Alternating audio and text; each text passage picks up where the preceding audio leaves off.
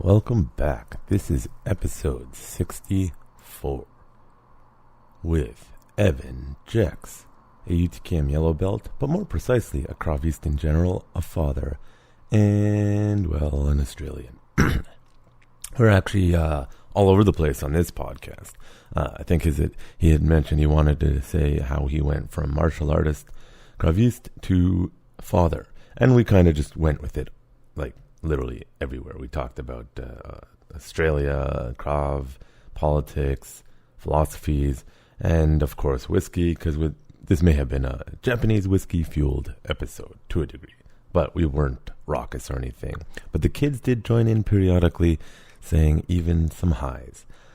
But first, this podcast is brought to you by Urban Tactics Krav Maga, turning lambs into lions, since 2013. You can, of course, visit our main website, urbantacticskm.com, if you're ever in Metro Vancouver, and we're allowed to ever open up again normally. Shame on governments for continuing to act in such unscientific fashions just to cover their own asses. Anyways, you can also check out the blog, UTKMblog.com. Now, this website is important because if you want to find the older, less sophisticated episodes of this podcast, you have to go to UTKMblog.com, and you can click on the podcast and you can just scroll down and get all the episodes, because I think we only put 10 episodes at a time on general platforms. And of course, if you enjoy the content of this blog, you can support us. If you enjoy this podcast, you can support us. If you enjoy the ranting ravings of this lunatic, no, I'm kidding. Or am I? You can support us. Now, I've come up with a newer way to do this. Now, you have three options. You can go to utkmblog.com/support us, and you can simply donate whatever money you want so that I can keep giving you awesome content. Of course, I completely understand most people do not do this because you want something. You don't want to give something and get, quote, nothing. So option number 2 is you can go to utkmu.com. That's utkmu.com. And you can sign up for our curriculum. So you have no beginner's curriculum from $15 a month and novice curriculum from $25 a month. And you'll get access to the curriculum as we teach it at UTKM. And you can practice in collaboration with your Krav Maga instructor, or simply on the side. No, I do not offer rankings online, so don't ask. That's stupid. You're not stupid, but ranking online is stupid without practical experience in person. So that's option number 2. You go to utkmu.com and you can sign up for a paid membership there. And the third option is you go back to utkmblog.com/support us, and you can click on affiliate links for Amazon, where I have posted products and books that I use or recommend.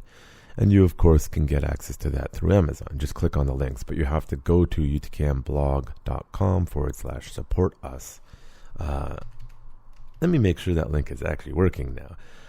www.utkmblog.com/support us. And let's see what happens. Good, there it goes. Does it go where it's supposed to go? Yes, it should. I don't know why I did that. So, or you could just click on support us at the top of utkmblog.com. Anyway, so option 1 is simply donate.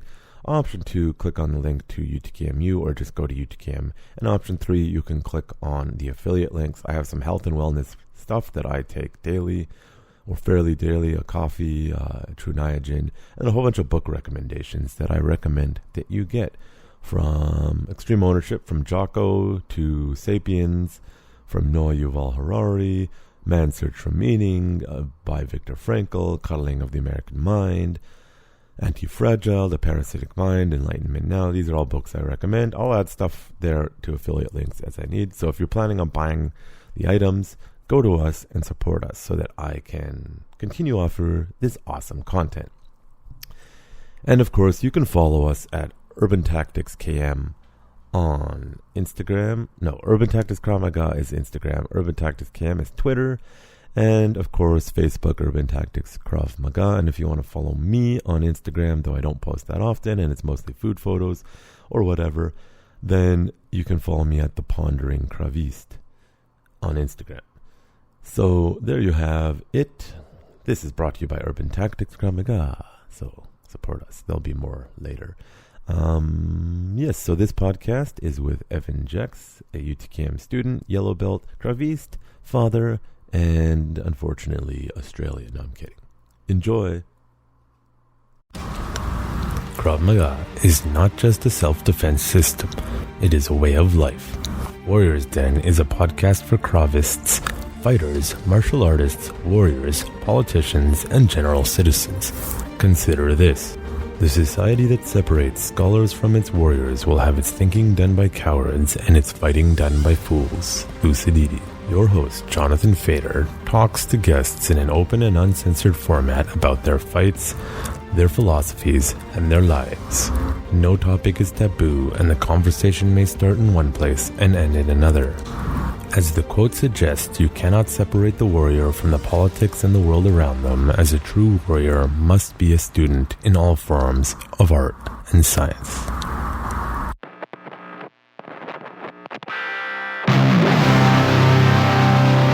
You're listening to The Warriors Day, brought to you by Urban Tactics Krav Maga, turning lambs into lions.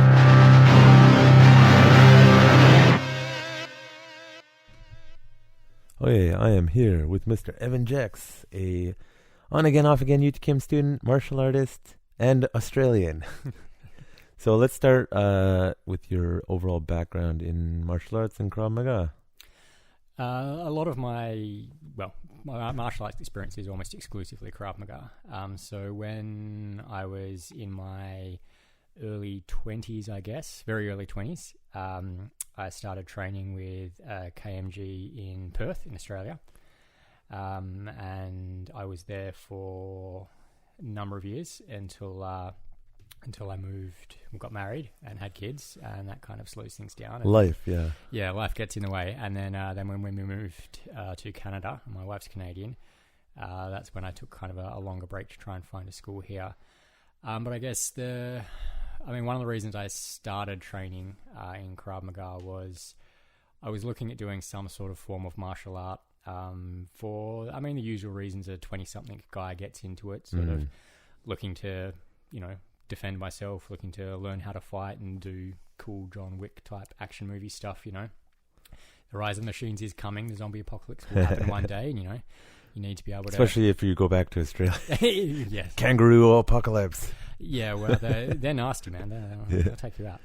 And I looked at a couple of different gyms and styles and whatnot, and I gravitated towards Krav Maga mostly because it seemed to me to be more updated and more relevant than a lot of the other martial arts, at least in Perth.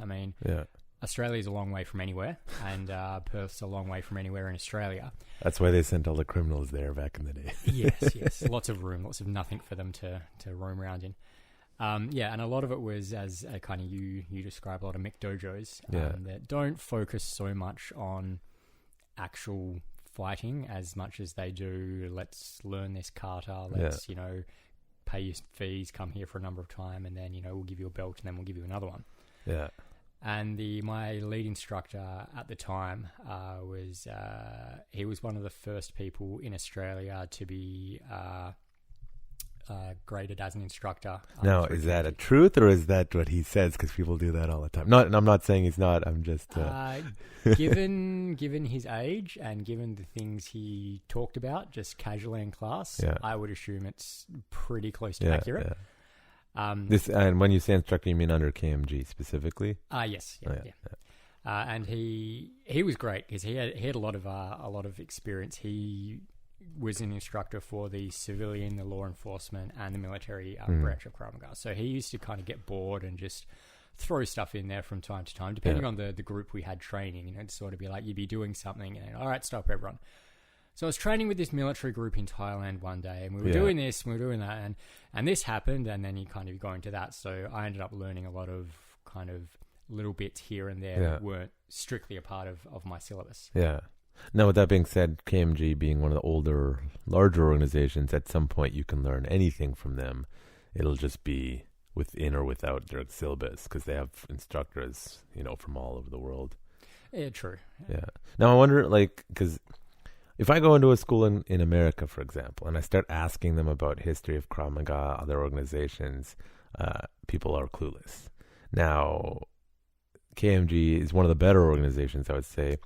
Did they, when you were there in Australia, did he talk about other organizations, or was it one of those KMG only? No, it was actually, I think it was IKMF when we started. Yeah. And then they became KMG. So I guess that was when the split happened. 2010 KMG formed, yeah. Yeah, so it would have been about then. Yeah. Then the split then happened. Yeah. And our school, well, I guess my instructor decided to go the KMG route. Yeah. As opposed to the IKMF As did route. most of the, I would say most of the popular and, quote, better instructors left to go to KMG. Now, the politics, so for those who don't know, in 96... Imi Lichtenfeld basically authorized the younger generation to go create IKMF because there's a bit of politics. It's very gray what actually happened. A lot of he said, she said. And the IKMA, or a variation of it at the time, was appointed to Chaim Gideon. There was a lot of issues with that. People said Ayel Yanalov should have been the one to take over because he was the unofficial protege. So a lot of the younger people were pissed off by that. I've never met Chaim Gideon, but a lot of people don't like him because of his attitude. So they split, and I've heard that from a lot of a lot of people. So it split, and then Ayel Yanalov was the head of IKMF, and then in 2008 or give or take, there was a coup per se where Avi Moel took over. A lot of people were very upset about that. Ayel kind of left and did his own thing, and then formed KMG in 2010, at which point a lot of people left IKMF because they felt Ayel was the one to follow. And there's a lot of politics in Krav Maga, but short history lesson there. So, I brought it up because, again, not all Krav Maga organizations are the same, and if they don't open your eyes to the greater world of Krav Maga, sometimes students get very tunnel vision. KMG not being as bad as IKMF for that, but I don't know if that was sort of the thing. Yeah, we didn't. I mean, during your lessons, you talk a lot more about things like that. And this could have just been exclusively my instructor was more focused on, you're here to fight, let's learn how to fight. Yeah. And he was the kind of guy that he didn't care what you wore to class. You could wear uniform, you could wear not, you could, as long as you turned up and you did the work. And even within gradings, it sort of became, you got put in a headlock. Did you get out of the headlock? Yeah. Congratulations, you passed. As opposed to, did you technically, execute that maneuver in the 6 steps you were taught, sort of thing. So it sounds like he's a bit more realistic than a traditional KMG instructor. He also had a karate background. He had a black belt, can't remember how many dan karate. He did have some military experience within the Australian Army. And I believe he had either some kickboxing or other training. He didn't talk about himself an awful lot, in a sense that he didn't turn up and say, hey, my name's Graham and this is all my experience and yada, yada, yada, and this is what I can teach you. It was just, you had to turn up to class very regularly, and you'd get little snippets here and there. Like I said, if he was feeling generous one day, he'd show you this, or he'd teach that. So we didn't get into as much of the history and all the politics and whatnot as you did, but we did. We were aware of the other organisations, and it was more focused around what was available within Australia. So there was always other gyms and classes that Commando Krav Maga, Krav Maga this, Krav Maga that. Commando Krav Maga is not Krav Maga. No. Just saying, that's the one that for sure has been widely shut down by everyone else. Yeah, and we had a guy that either used to go there or just went to one of their gyms for a couple of lessons, and he said the same thing. He was like, oh, they'll probably kill you in a second, but what they're doing is not Krav Maga. Yes, I mean, we were aware of the different organizations, and we were obviously kind of told that KMG was one of the bigger ones, or one of the better ones. And from what I saw, kind of all of the back of house, they had a lot of like sort of online content even back then, and it seemed very, very well sort of run to me at least. But there wasn't, beyond talking about like Imi Lickfield and then EL being his kind of protege. Yeah. You'd see little bits and bobs of people turning up, mainly kind of YouTube stuff of other instructors around the place.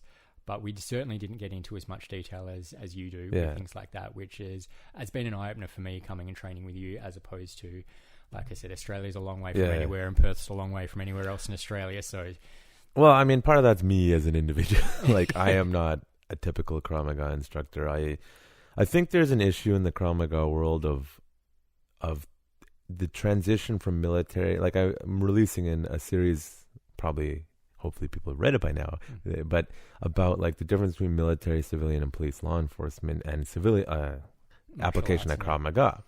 And, you know, if you ask the Israelis, or a lot of the, like, even in Australia, it's a very different mentality than here. It's like, go hard, go fast, and we're here to learn this stuff. And I find that works in some countries really well, because of the mentality that people. So Australia, you can kind of kick the crap out of each other. Generally, people are okay with that. Eastern Europe, generally, Israel, it's actually starting to wane for the average individual. Okay. And I was like, there's not, in my opinion, very good balance in the general Krav Maga world between civilian application and military application. And so us being in Vancouver, if I go balls to the walls, which we did earlier on in UTKM days, it doesn't work. It just people they give up and they quit, and it's too hard. I already get that, and I certainly haven't watered it down, as you know, but it's more, I'm teaching civilians, most of whom have never got off their ass to push themselves for anything hard. And so you have to balance. Some days or weeks you go really hard, and some days you go not. And then, you know me, I'm big on critical thinking. Yeah. Not just for Krav Maga, but for life, general, which people are not being taught anymore. So I want to throw in the history of Krav Maga and other stuff. I do throw in the politics. And I understand people get mad at me for that. Like, it's not a secret that a lot of people hate the fact they're not just kicking the crap out of each other. But it's like, we have laws, we have context, we have stuff, and you actually need to know so much more than just kick the shit out of each other nowadays. One of my, I have many instructors I train under whenever I can. Meet Himmelstein. That guy can throw you across the room pretty easy. He's probably my height, way stronger than me. He's been training his whole life, martial arts and Krav Maga. His style is very simple, and I would say it's one of the better organizations for police and security application of Krav Maga. Okay. But he acknowledges openly, like, hey man, we all have cell phones everywhere.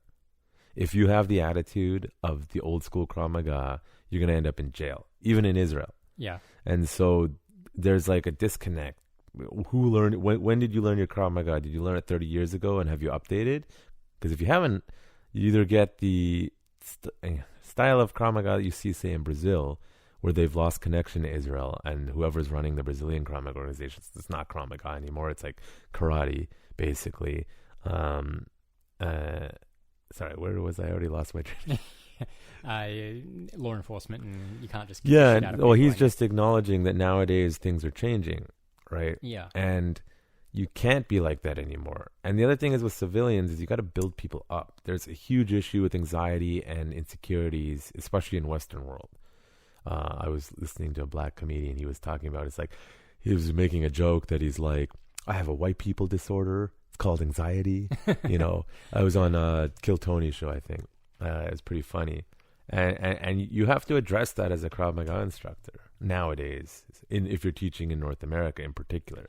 I think that's kind of like not just North America, but a Western type thing. You find it's, in general, people are being encouraged to be, which I don't think is overall a bad thing, but in general, people are being encouraged to be, I don't want to say less confrontational, but kind of less violent. Yeah. It's always more about, talking things out and whatnot, as opposed to, I mean, back in this is kind of before my day, but almost, but, back in the day, there was a school bully, and, if the school bully got caught by someone, he'd get the shit kicked out of him, and then maybe he'd stop, maybe he wouldn't. Yeah. Whereas these days, there's not, like, that doesn't happen. It's a matter of, we have intervention meetings, and we have... To the end, like, insane amount. Exactly. And it comes to the point where, in my very limited experience, because I was out of kind of school by the time this was all just coming in, but it becomes very counterproductive because nothing happens quickly. And in that case, like, especially with young kids and teenagers in school, if you're being bullied at school, if you've got someone that's, either physically picking on you, pushing you around, hitting you, or, these days, obviously a lot of kind of online stuff and just, even kind of vicious name calling and, exclusion and shunning and things like that.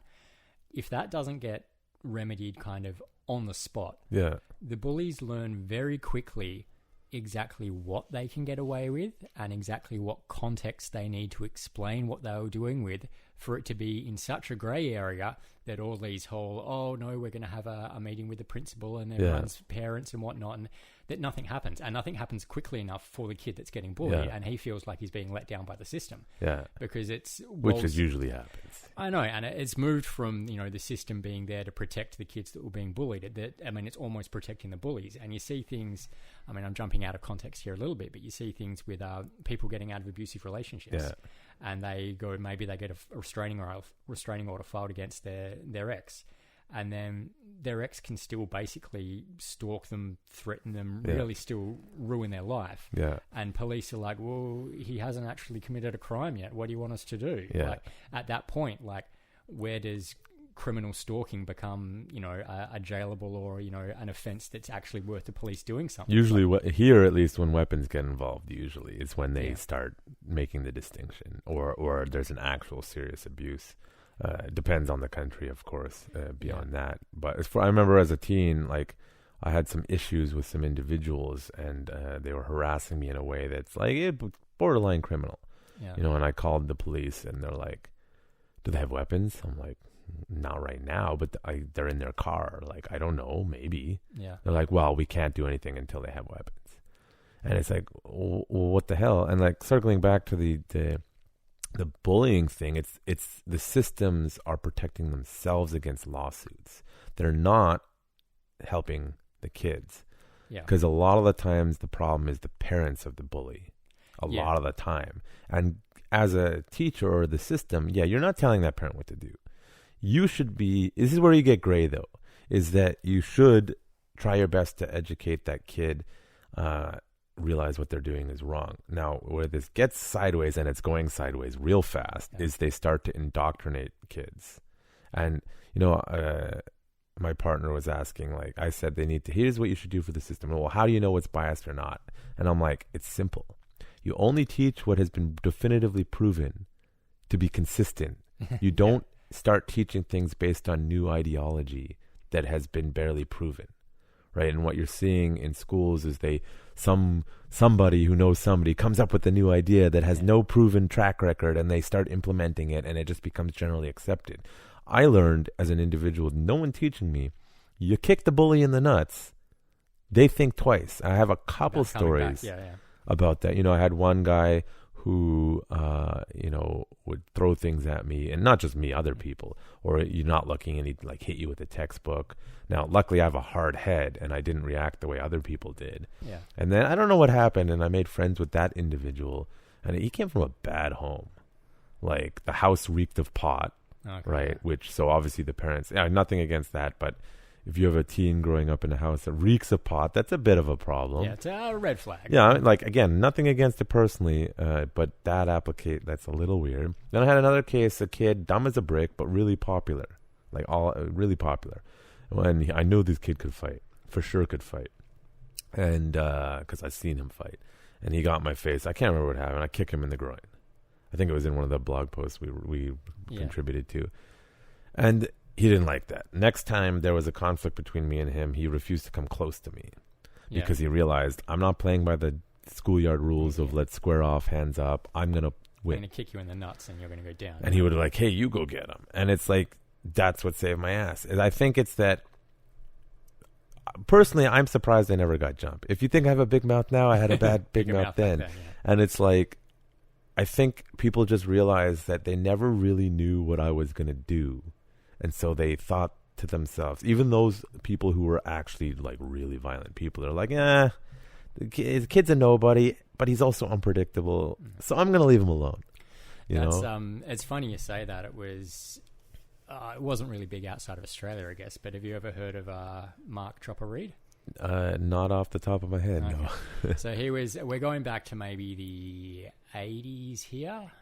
He was a criminal in Melbourne, and he was a standover man basically. And he's been kind of mainly by himself, but described as like Australia's toughest street fighter, yada yada. And he got involved in kind of the drug syndicates and whatnot, and had spent most of his adult What's life. the equivalent in England?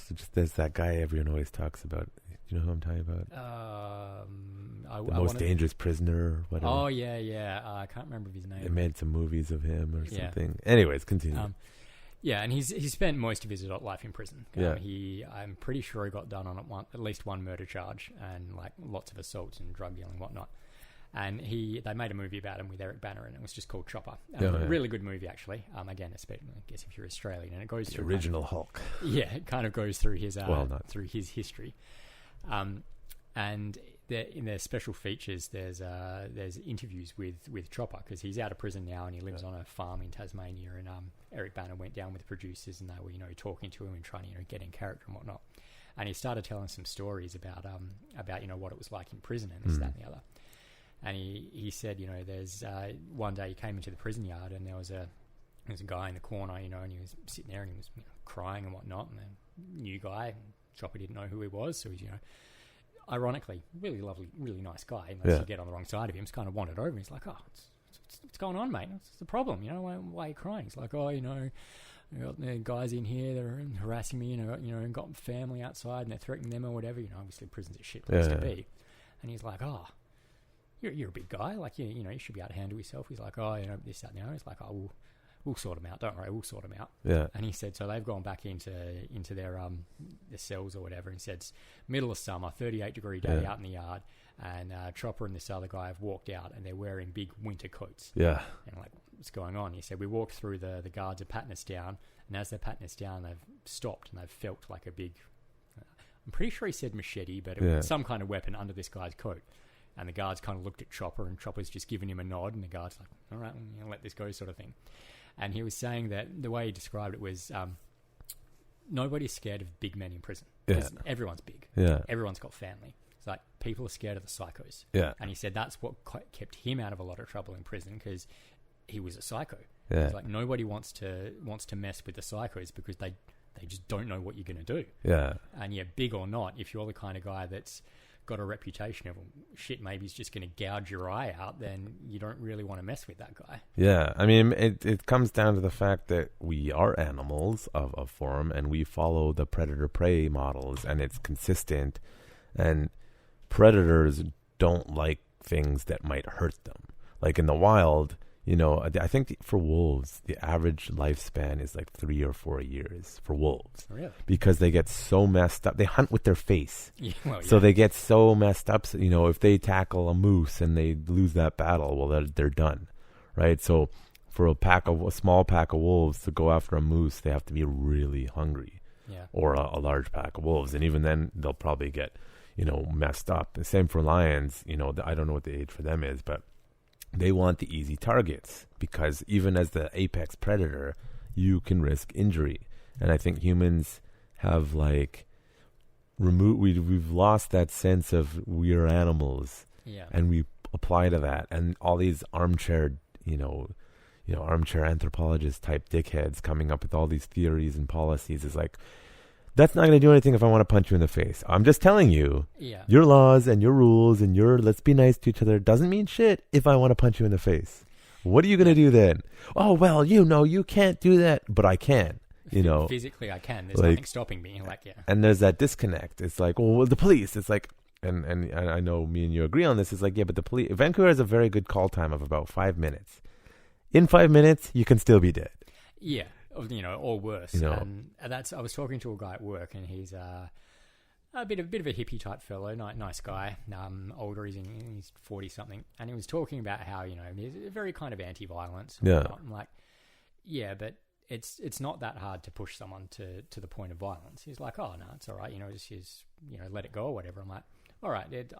We're sitting in like the trailer for lunch. I'm like, all right, I'm going to stand in the trailer door. Yeah. I'm not going to let you out. Yeah. You can't go back out. And he's like, how long before you're going to physically push me out of the way? Yeah. He's like, oh, just sit down and take a longer lunch break. I'm like, oh, yeah, that's fine. And then at the end of the day, you want to go home and I'm still standing there, or you want to go pick your kids up. Yeah. And it's not that hard before. We were talking about protests, the pipeline protests. This was a couple of years ago now. And with the whole, police violence and whatnot. And I was like, when people just refuse to kind of move, and whoever's, the authority, police come and say, we've got a warrant to remove you, you're on this land, or, please disperse, or we're going to tear gas you, or this happened. And they just sit there and say, no, and then complain when they get tear gassed. Yeah. Like, well, they tried nicely to move you on, you'd made your point, whatever. They came back and they said, all right, they've slowly escalated their approach. Yeah. If you just do not comply and do not comply then and do we not go comply, violence, they're going to keep getting more and more violent until the point that, they can remove you, whether that be water cannons or tear gas or batons or... Yeah. Like I said, and that's just a natural progression for anybody in any situation. Yeah. Well, it's like you go to rural whenever I'm teaching a firearms course for the Canadian licensing thing, I always remind people half of Canada is rural. And rural is different, because I was giving an example of what happened. Legally, a non-restricted rifle you can have in your car unloaded in the back seat, so long as you're sitting in it. You have to be in the car, and it can be visible, and it has to be unloaded. If you're not in the car, it can't be visible. If I leave a non-restricted rifle in my back seat unloaded, and I'm in the front seat, and a city cop pulls me over, it's a bad day for me. Yeah. If I do that it's totally legal. It's not a good idea in the cities. Don't do that. You will have a bad day. If I do that in rural Canada, they're going to just be like, stop being an idiot. And the difference is because there's less police officers in rural Canada. There may be, 6 cops on duty at any given time, maybe less, maybe more. And they have huge areas to cover. And rural Canadians are more willing to be violent with the police than they are in the cities. In cities, yeah. And so often you'll find rural police, and this is probably global, rural police are, unless you have an authoritarian government, etc., are less likely to confront people and let things go, because it's the one cop and 2 drunk guys with guns. And they'll just be like, hey, don't make me have to come back here, buddy, because I'll come back with 10 guys and guns, okay? But if that's the city cops, we got to call the RT, oh my God. And I think a lot of what you're talking about there as well is what the cities are lacking a lot of, but with larger populations, I know it gets harder, but community policing. Yeah.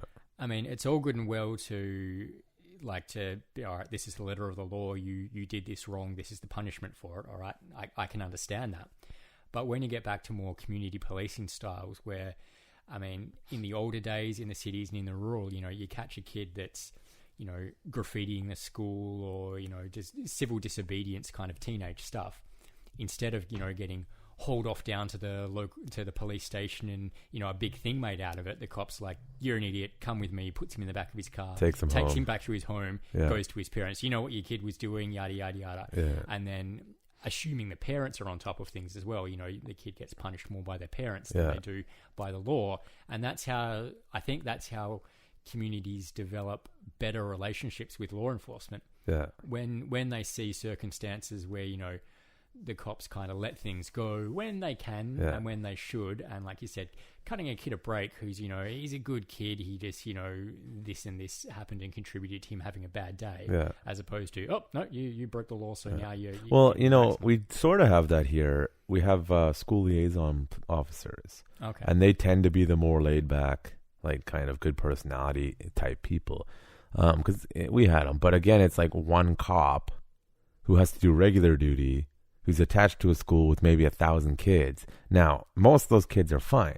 But let's say you have, 50 kids in that 1,000-person school that have issues. So that one cop who has to do regular duty can't really do too much. Yeah. No, I had incidents where had to get them involved, but I had no problem with him. But I had issues with other cops because they'd show up, like, "Are you in a gang?" I'm like, "No, teenagers are idiots. Like, what's your problem?" Like, I got very mad. So I can see why people get mad at police because they'll come in thinking everybody is the enemy, which is an issue in its own. And if you're the victim and you get that kind of cop, it turns people off.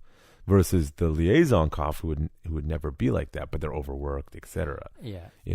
But overworked, undertrained. Yeah. And, Now in Canada we have the RCMP, and they don't really have beat cops, and that's part of the problem. They're overworked, arguably underpaid, but they make pretty good damn money compared to, say, American cops.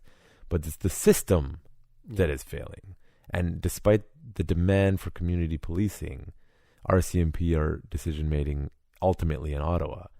And they don't give a shit about community policing. They say they do. They don't. They pull the funding every time people try. That's why, in Metro Vancouver, people want local police forces.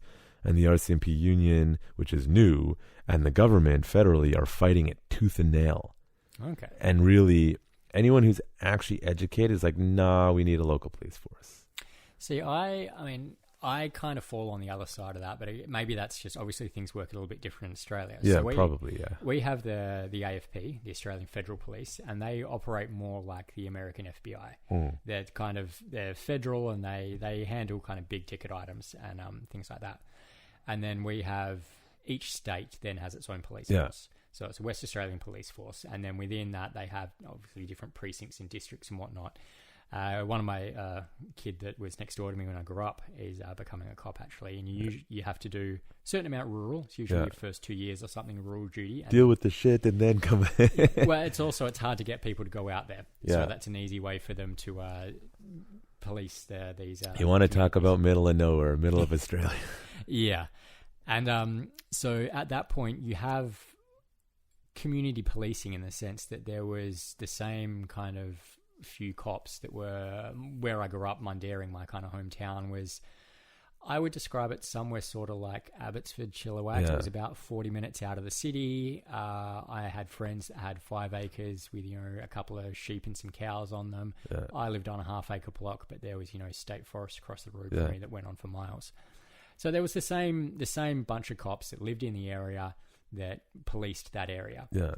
And they were good at the whole community policing thing. But it wasn't a matter of, they were still WA state police. So they still got the same training, the same funding, they had access to all the same things as the cops in the city and everything else did. Yeah. But it was just, once you I guess it's kind of like teachers in schools. Once you get to a certain point in your career, you can get a posting at a particular, police precinct or police department, and that's like, all right, I'm here for life now, and that's where the kind of the community policing comes in. But it was still very much a state government, almost federally overseen kind of situation. Yeah, it makes sense. Like, the thing is with the RCMP is they're our FBI and our general police force. So they're doing double, triple duty with no beat cops. Everyone's a detective. They work insane hours. They're exhausted. They make stupid decisions. And ultimately, it doesn't matter what province you're in, it's the federal government that dictates your budgeting and everything, which is a problem. Yeah, that can definitely be a problem. So, RCMP operating more like an FBI outright and then allowing local police to manage locally is a better model, but it's not going on. It's a lot of corruption and a lot of battle of power. Yeah. Right. One of the issues locally, to my understanding, is there's a resistance to a Metro Vancouver police force because the city of Vancouver wants to be in charge and all the other cities don't want them to be in charge because they don't like how they do things. So that's why there's been a heavy resistance locally from the mayorship against the Metro, even though that is the best option for the citizens, because Vancouver ultimately will want to take charge. And Vancouver's politics, the city, there's 13 or 14 surrounding cities, is very independent. Basically, Vancouver does what Vancouver wants and says fuck you to the rest of the cities. And so it's a very issue politically that's the major roadblock for a general Metro Vancouver, which financially is the better solution. So then, we have, like, I live in Surrey right now. It's the largest municipality in the area. They've currently got the... and they're trying to transition over. And the RCMP union is trying to fight it, and the RCMP in general. And yes, you get the federal training and et cetera, but you don't get the community policing properly out of the RCMP. They say they give it, they don't. They're not really doing it. And so you get more dedicated, better structured local police forcing. Yes, it'll cost more money because you have to bring in the training facilities. Most of them just train out of the Justice Institute anyway, the local police forces. Yeah. I mean, that's paying more money for a better product shouldn't be a problem anyway. I'm curious. Do you know how it works though? Like because we have like in Delta, there's Delta Police. Yeah. How does it go? Like, are they like a registered police force that then has like access to the RCMP database or whatever? Like, sort of. Again, I'm gonna probably get something wrong. I'm not an expert on this, but like, it's not like the states, as a general rule, where they like, no, this is our jurisdiction. They will share information in Canada. They're not such. That's probably why overall our law enforcement in Canada is more effective. Because they're not playing the who's got the bigger dick most of the time, beyond the politics of the funding and the ideology politics. When it comes down to actually getting criminals, like they gang bust really fast in Canada because they all coordinate with each other. Yeah, and like I said, that's the kind of the thing that I like about the Australian police was WA State Police. They all have the same computer system, prison records, all that kind of stuff. It's all exactly the same. And then I don't know a lot about other states, but they all operate the same way. And I imagine it's a very easy option for them to go, let's search this name locally. All right, let's search this name Australia-wide. Yeah. I mean, if you're a flagged criminal, it'll show up. Yeah. And I don't think they have outright access. They have to ask permission, but it's not like, no, you're not in the jurisdiction. They're not pulling the FBI, CAI... local police bullshit. I didn't think was going to be the issue, but I was just like, it's more to do with like goes, the political level. That's a problem, and the funding. That's the problem, and ideologically is the problem. Some dickhead in Ottawa who thinks things should be like this, has never stepped foot in BC, is telling them how to do stuff. Well, it's like you were saying, those armchair anthropologists that sit there and say, "Oh, this is how we're going to handle bullying from now on." Like that's not going to work. Yeah. And you're the same thing. Some guy in Ottawa is saying, all right, well, this is the approach we're going to take to gangs. I'm like, well, a gang in Toronto is different from a gang in Vancouver, which is different to a gang in, Alberta. Yeah. Like they're all going to have different issues. They're all going to have different resources. They're all going to have different goals. And that brings up a valid point. Vancouver has the drug issue and it has the crime issue and the homelessness issue, which is a very different homelessness issue than, say, LA. Yeah, it's a very different homeless issue than in mid-America, and they do these. The politicians will do these investigations. Well, how did LA handle it? Yeah. It's like they have a different problem, man. Yes, we can say that it's the same because the homeless and crime. It's the same. No, it's not. Right? Vancouver's homeless issue is hugely integrated with mental health. Yeah, you go to LA now; it's hugely due to a shitty government, and now everyone's homeless. Yeah, and lack of support. The American way is not always the nicest for some people. If you're not the most capable person, you're going to have trouble in America versus Canada. But they try to implement policies that don't work here because they spend $100 million I'm just throwing a number out there. Investigating it, doing a committee and another committee. And then it's like, have you talked to the local people locally and then made a decision? There's a thing called like the broken glass phenomenon. Are you familiar with it? I haven't heard of it by that name. It's an interesting phenomenon is that if you gentrify a place, people start treating it better. Yeah. So from a human psychological perspective, you want to make places nicer. And then even homeless people will start treating it nicer. Not all of them, but a lot of them. And so you have these ideas, these things work. It works. Now, of course, it's complicated. If a big developer comes in, kicks everyone out, jacks up the price, this is where it gets a little dicey. Yeah. But the concept of making a place nicer is totally valid. And it works. It makes people behave better. But then that whole complicated issue of, you can't make this place nicer. What are the homeless people going to do? Because the developers obviously want money, and no one's willing to come up with a middle ground operating on, hey, broken glass thing. If we make the place nicer, everyone has better living overall. Yeah, I think the other issue you find there is, like you say, developers come in and they want to do things quickly and efficiently. And I think a true gentrification, like you're saying, where that works, happens slowly. Yeah. And that way you find a similar thing happened in Perth, where we had a lot of our natives there, where Midland was... what are they called again in Australia? I would say Aboriginals. Aboriginal. I've heard people say Aborigines. I'm not sure what the current politically correct word is. I mean, wouldn't it, because it's so diverse tribally there, wouldn't it matter based on the tribe? I don't think when it comes down to that particular nomenclature, or probably said that word wrong, but I don't think they care about that so much. Yeah. Within, there are lots of, again, like the Canadian First Nations, there's lots of tribes within that, which they all have their own names and whatnot for it. Yeah, like my last podcast with CJ. Yeah. So there was they were hanging out in a place called Midland, and it was a bit of a down and out kind of ghetto, and they came in and they started to fix the place up and redevelop the parks where they would be, hanging out in, drinking until, sleeping into kind of art centers and things like that.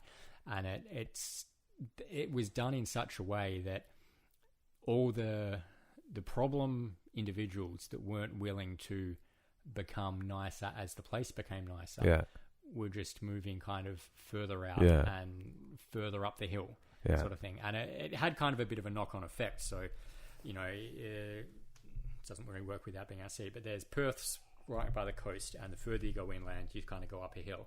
So you go through Perth, and you go through Midland, and then I lived in Mundaring, which is further east and further up the hill. Mm-hmm. And everything kind of the problems slowly moved up the hill. Yeah. And to suburbs, that's normal. Sprawl. Exactly. Yeah. And to suburbs that used to be far enough out that they didn't get a lot of that because they weren't on public transport. Yeah. Where I grew up, there was one bus an hour taking you down to the city sort of thing. So the problem individuals didn't want to hang out there because they didn't have access to a lot of the stuff that they wanted. Yeah. But when the gentrification of kind of the Midland and the Subiaco area happened, they were forced, not physically, but they closer to the mic. They kind of slowly moved out and moved up into these areas. So, and then those areas became to kind of gentrified on as well. Yeah, so. Yeah. No, that's the issue. It's like just like a bully or criminals. Yeah. And I'm not saying that a homeless person is automatically any of those things, so don't freak out. There will always be people who don't give a fuck and don't want to be part of society. Yeah. And it's like, what do you do with this group of people that just, for whatever reason, okay, like I understand there's trauma, and that's the main focus of a lot of people. Oh, they have trauma. They're not. You have to decide, are they responsible for their actions or are they not responsible for their actions? Because if they are responsible for the actions, then they need to be, and you need to hold them accountable. If they're not, then I'm sorry, they don't necessarily get to make their own decisions as far as that. And so you're just going to have to accept a lot of people just don't fit into society. And you don't have to treat them like animals, which is the main thing a lot of people on the left are like, they're humans. No, I didn't say they're not. But you have to acknowledge that they don't want to, for whatever reason, integrate into society. Whether it's because they had a traumatic childhood, they just don't want to, they have a mental health issue, all sorts of reasons. But it's not fair to greater society to let them just run amok. Yeah. For a situation like that, I'll be like, I have no problem paying with a place where they can just live, but they got to stay there, with toilets and internet and all that. Yeah. And the issue is they're always going to wreck it a lot of the time because they don't care. Yeah. Right. Same would be to criminals. They don't care. So what do you do with people who don't care? Right. And it's kind of circling back to the self-defense thing. What do you do with people who don't care? With the bullying thing, what do you do with people who don't care? You got to make them realize you can't act like that. Yeah. This is not a saying go punch people just because. That's not what I just said. It's just understanding human nature. Is some people don't want to play by the game. Yeah, and that's, again, like almost the way you were talking about the guy that you kicked in the nuts. Like, you're going to play by the normal rules of we're going to square up, stand off, and punch each other in the head until one of us goes down. Or, crap, this guy's going to kick me in the nuts, or he's going to kick me in the knee, and that's not the normal rules. And then even talking about, like, my dad talking to him about his generation, it used to be... Back in the day. Back in the day. I'm starting to do that now. Yeah. Back in my day. You know, you'd hit someone, they'd fall down, you wait for them to get up and hit them again, or if they didn't get up, you kept on moving. Whereas, you know, now you hit someone, they fall down, then they start kicking you. Yeah. Well, I mean, so yeah, that's an interest. I talk about a lot. People think it's not appropriate, and I think you don't know what the fuck you're talking about, is that for most of human history, there was not that much integration culturally. And when you have less integration culturally, as far as you basically, there's only Australians around, or we're just Canadians, although Canadians pretty much always been a mixed bag. Yeah. Or like you're just growing up in England for 500 years with little integration. Maybe the French a little bit, the Normans and stuff, but you generally have a better sense. Everybody has a better sense of the rules socially and what's acceptable or not. And everyone roughly plays by the same social rules. Yeah. Nowadays, with all the intercultural mixing and the globalization, our human brains are not sophisticated enough to understand all the rules of every culture and every group of people out there. Exactly. And a lot of that can even just come down to stupid things like misunderstandings and words that have similar meanings but not quite the same meaning. And you end up in a situation where you've really offended somebody's honor. Yeah. And you have no idea what you did wrong because either in your culture that's not a thing, or in their culture it really is a thing, or the words are just a little bit different. Yeah. And I think that can cause issues as well. And that sort of thing, there needs to be give and take on both sides. Yeah. People need to understand that you may offend someone without meaning to. Yeah. But the other person needs to understand as well that, okay, this guy wasn't trying to be offensive, so I'm going to politely correct him and then, you know, move on from there. Well, I have an example. How do I do this without throwing someone under the bus? So I was discussing cultural differences in wedding practices. Okay. And, you know, Vancouver is full of a lot of Asians, so discussing Asian wedding practices. And they were saying Asian weddings are cheap, Chinese in particular. And I'm like, what do you mean? And it's like, well, because everyone comes with a red envelope with money. And basically the wedding is paid for itself from all the guests that show up. So you can, the more people you invite, the more money you get and the cheaper it is. Yeah. And they said, but you have to be careful about inviting too many white people to it because they're too cheap. And it's just like, wait. You're saying that white people are cheap without getting too racial. It's like, okay. Is it perhaps that you did not explain to the non-Chinese people this is a culturally Chinese wedding and here's how they operate? Right. Yeah. You were being ethnocentric by assuming the white people know that they should be doing that's that, the and expectation. Not to, yeah. And then I said, you know what? While a lot of white people who are cheap are usually broke, first of all, not always, but sometimes. And at least in the Jewish world, while you do get the socialite type people, it's like a lot of them will give you money quietly, privately. Yeah. In like large check amounts. Not always. Of course, it depends on your family and all that. And I'm like, because it's not about how good you look socially. I'm like, to me as a white person, what that is you show up to the wedding, you make sure everyone sees that you have your red envelope and you give it. How fat it is. And it's all about the overall social appearance. And I'm like, and again, it'll vary widely between what a Western culture is. But I was like, that not every culture is about the like open, overt, like, look at me, I'm giving money. Because I know people in my community that will give insane amount of money to people, but quietly, and they don't want to talk about it. Yeah. You know, and it's like, so to say outright Jews are cheap or white people, well, it's like, depends. I find broke people are cheap. Yeah. Like, regardless of culture, for a reason. The flip side to that coin, obviously, I was in hospitality for years, so I've worked God knows how many weddings.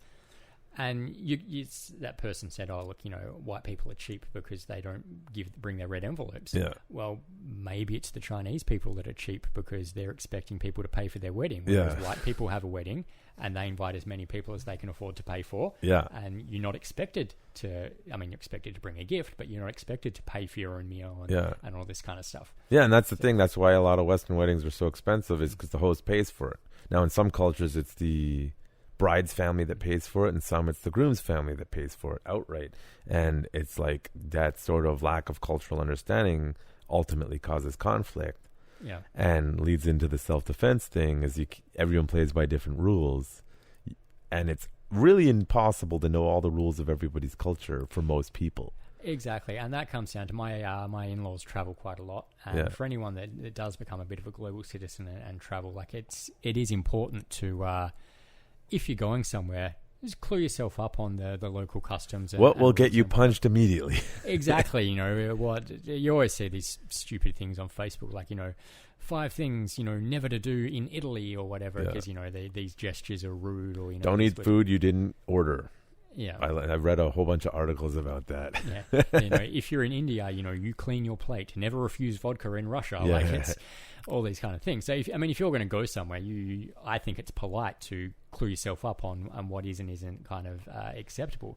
But as a tourist, you might be focusing on things like, how do I act in a restaurant? How do I ask to go to the toilet? Which Americans are notoriously bad at figuring out. Oh God. This was here in Vancouver. I was working at Frankie's Italian right in the city, and a group of Americans came in. It was a couple of years ago, and I shit you not, have called me over. I was the beverage manager at the time, and they picked up the menu like, "Oh hi, these prices are these in Canadian or American dollars?" And I've kind of looked at them dumbfounded for a second, and I was like, "Canadian? Like, do you have any in American dollars?" I'm like, "No, we're in Canada. Everything's in Canadian money." Yeah. And they're like, "Oh, well, can you tell me what this would be in American dollars?" Cheaper than listed. Yeah, I'm like, it would depend on the exchange rate of the day. Like, well, what's that? And I'm like, it got to the point where I kind of pulled out my phone and got, the current exchange rate. I'm like, you're going to be paying about 70 cents on the dollar sort of thing. Yeah. But it was just kind of that arrogance to me of, well, I'm American. Do you have a menu in American dollars, or why isn't this menu in American dollars? Now, to be fair, in my global experiences, people have issues with Americans, British, and Australians because of the drinking culture. Yes. Nobody has a problem with Canadians. Even though we drink a lot, we tend not to get drunk and smash shit, as a general rule. Yeah, Australians get drunk and we're loud. Yeah. And that's a very cultural thing, and that's something that I think Australians kind of at large sort of have a bit of a problem with, I think. And it's not really spoken about within Australia, within the community, because we don't really kind of think it's a problem, because everybody's sort of like that. Yeah. And one of the guys at work the other day brought something up, and it was, I saw the same article, and it was like, Australians are the third drunkest nation in the world. I think it was behind the British and the Germans or something. Germans are, but they tend not to cause trouble because they're rule followers. Yes. But they are known as drinking. Yeah. And I haven't done a lot of traveling myself, but I've working in hospitality. I've worked with a ton of travelers from all over the place. And the same sort of thing. You always know the Australians and the British that are out there, because they're always the drunk ones. They're always the loud kind of. The Americans are the ones who puke. Yeah, Australians just keep fucking drinking. Yeah.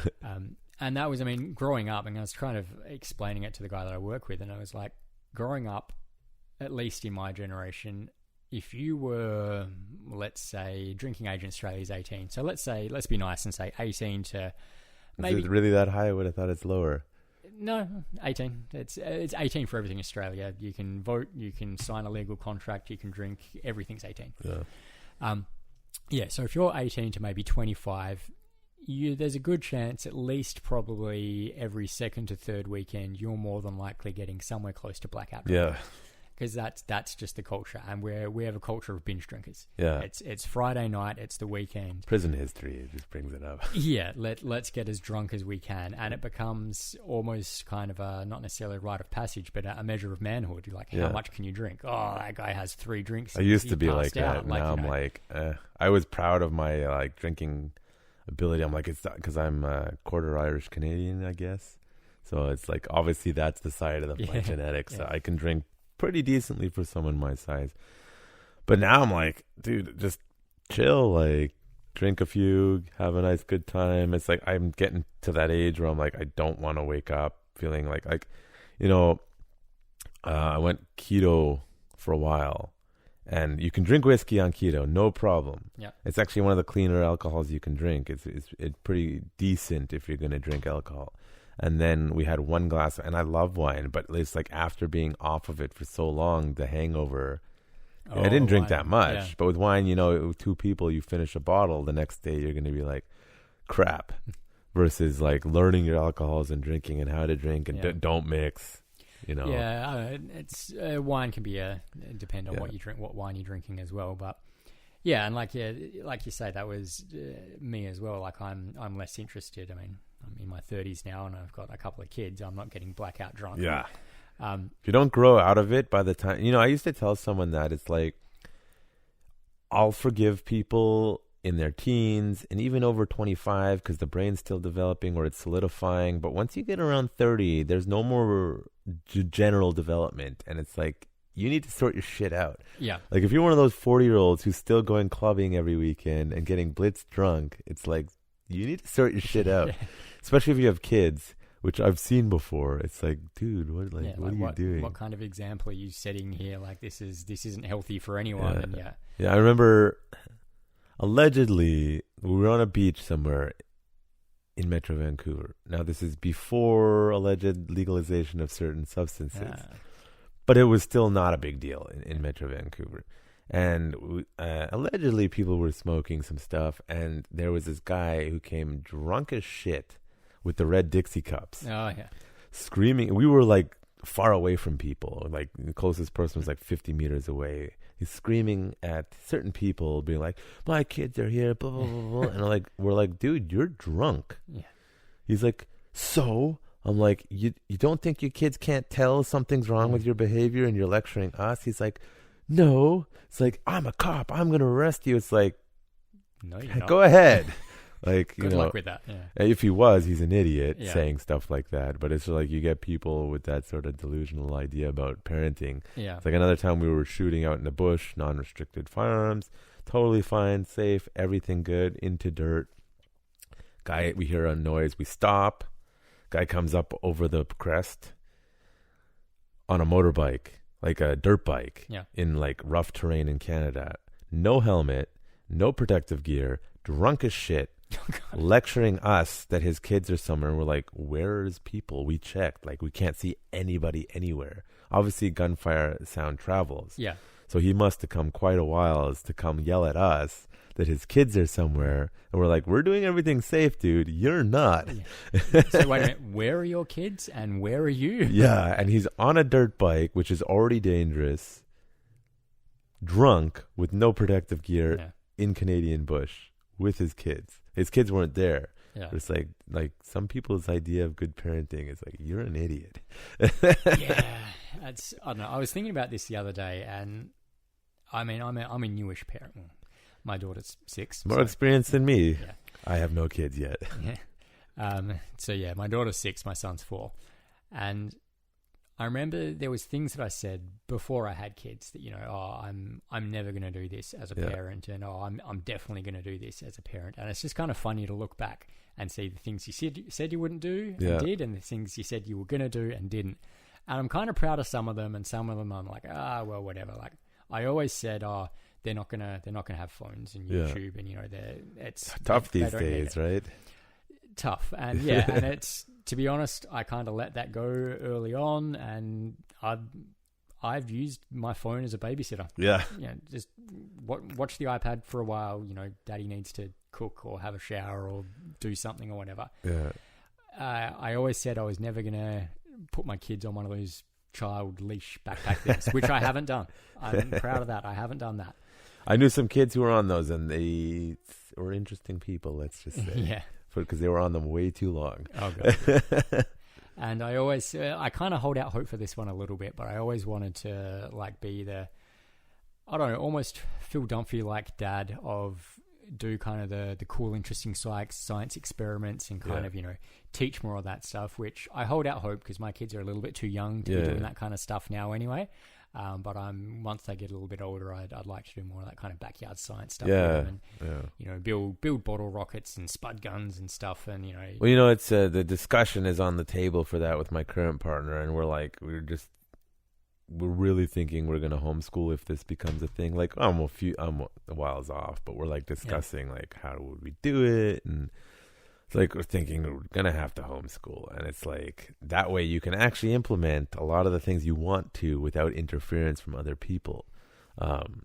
And it seems to be a common trend nowadays for a variety of reasons. You know, obviously religious people naturally do it, and I'm not religious. It's more to do, I don't want my kids indoctrinated, which I have discussions with friends who have younger kids, you know, age 3 to like 7, and they're like, man, I don't like what's being taught to my child. Yeah, the kind of flip side to that is it becomes hard to build the social skills. Yeah, and definitely because I've met homeschool kids that weren't socialized and they're messed up, and that's the key. Yeah, you gotta whether it be martial arts when they're a kid or gymnastics, you gotta put them in. Yeah, get them into team sports and things like that. Whereas at a young age, or you do play dates or whatever with people to interact. Because if you just homeschool and they never see anyone else, it's like, have you ever seen the movie Captain Fantastic or Captain Wonderful with Viggo Mortensen? No. You might like it. It's like this guy whose wife and him raised their kids in the middle of the woods, and it's like to the point where he teaches them how to jump on a deer and slit the deer's throat, and his wife dies, and he has to go to the funeral and meet the wife's parents, who are very wealthy and affluent, and they're like, oh, you're all crazy. And there's this scene where he's like, his 5-year-old, so he's got like 5 and like whatever, and the 5-year-old, I guess sister-in-law was like, you can't raise your kids, like how are they going to do this now? And he's like, to the youngest, the 5-year-old, he's like, tell me about the Constitution. And she starts going off on this like crazy in-depth articulate thing about the American Constitution. He's like, okay, hold on, good. No. First he asked the other kids, his sister-in-law's kids, like, what do you know about the Constitution? He's like, I don't know, something some dude wrote. And then he asked his 5-year-old, and she's like, okay, you made your point. But they had no social skills. Yeah. And one of his eldest sons was going off to university. He's like, why'd you make me such a freak? Like, because they have they don't understand the rules of society. Yeah. Brilliant. But without that socialization, it's meaningless, you know? You need that balance, I think. Which can be hard to get, if especially, I mean, you're saying it's a growing trend, but again, there's that kind of, that mentality of why are you homeschooling your kid? Are they weird? And even amongst the parents, there's going to be a little bit of that pushback of, what's wrong that you're not sending them to school, and why should I, let my kid hang around with your kid that's a bit weird? Yeah. Sort of thing. Well, that's where the parenting comes in. I need to articulate as an adult why you should socialize with my kid. I would say the biggest issue is that the school system was designed for a specific thing in mind, which was the line worker. And that's no longer really a thing, considering they're really trying hard to phase out blue collar work. Yeah. So I would say, as a temporary solution for a lot of people, it might be the best option until the system can get its head out of its ass and catch up to and realize we do not need these insane structured 8-hour days for children. Like, I'm for gap years at like age 16. You can take a year off from high school, or you can take it, or in university where it's totally normal to do a year or two and then take a year off. Yeah. Just as a standard part of the programs to let people think and get experience. I was reading something today about apprenticeship programs somewhere where it's like, you can get skilled trades people at age 20 and be ticketed, or age 18 or 20, and they're already ready to go as a plumber or an electrician, because the school system has moved away from that.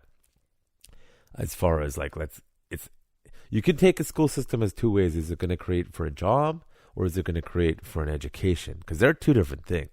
Yeah, you know? And I had my sister-in-law, she sent her kid, she's got a couple of kids. One of them went to public school, and then went to private school for a year, and then back to public school in high school.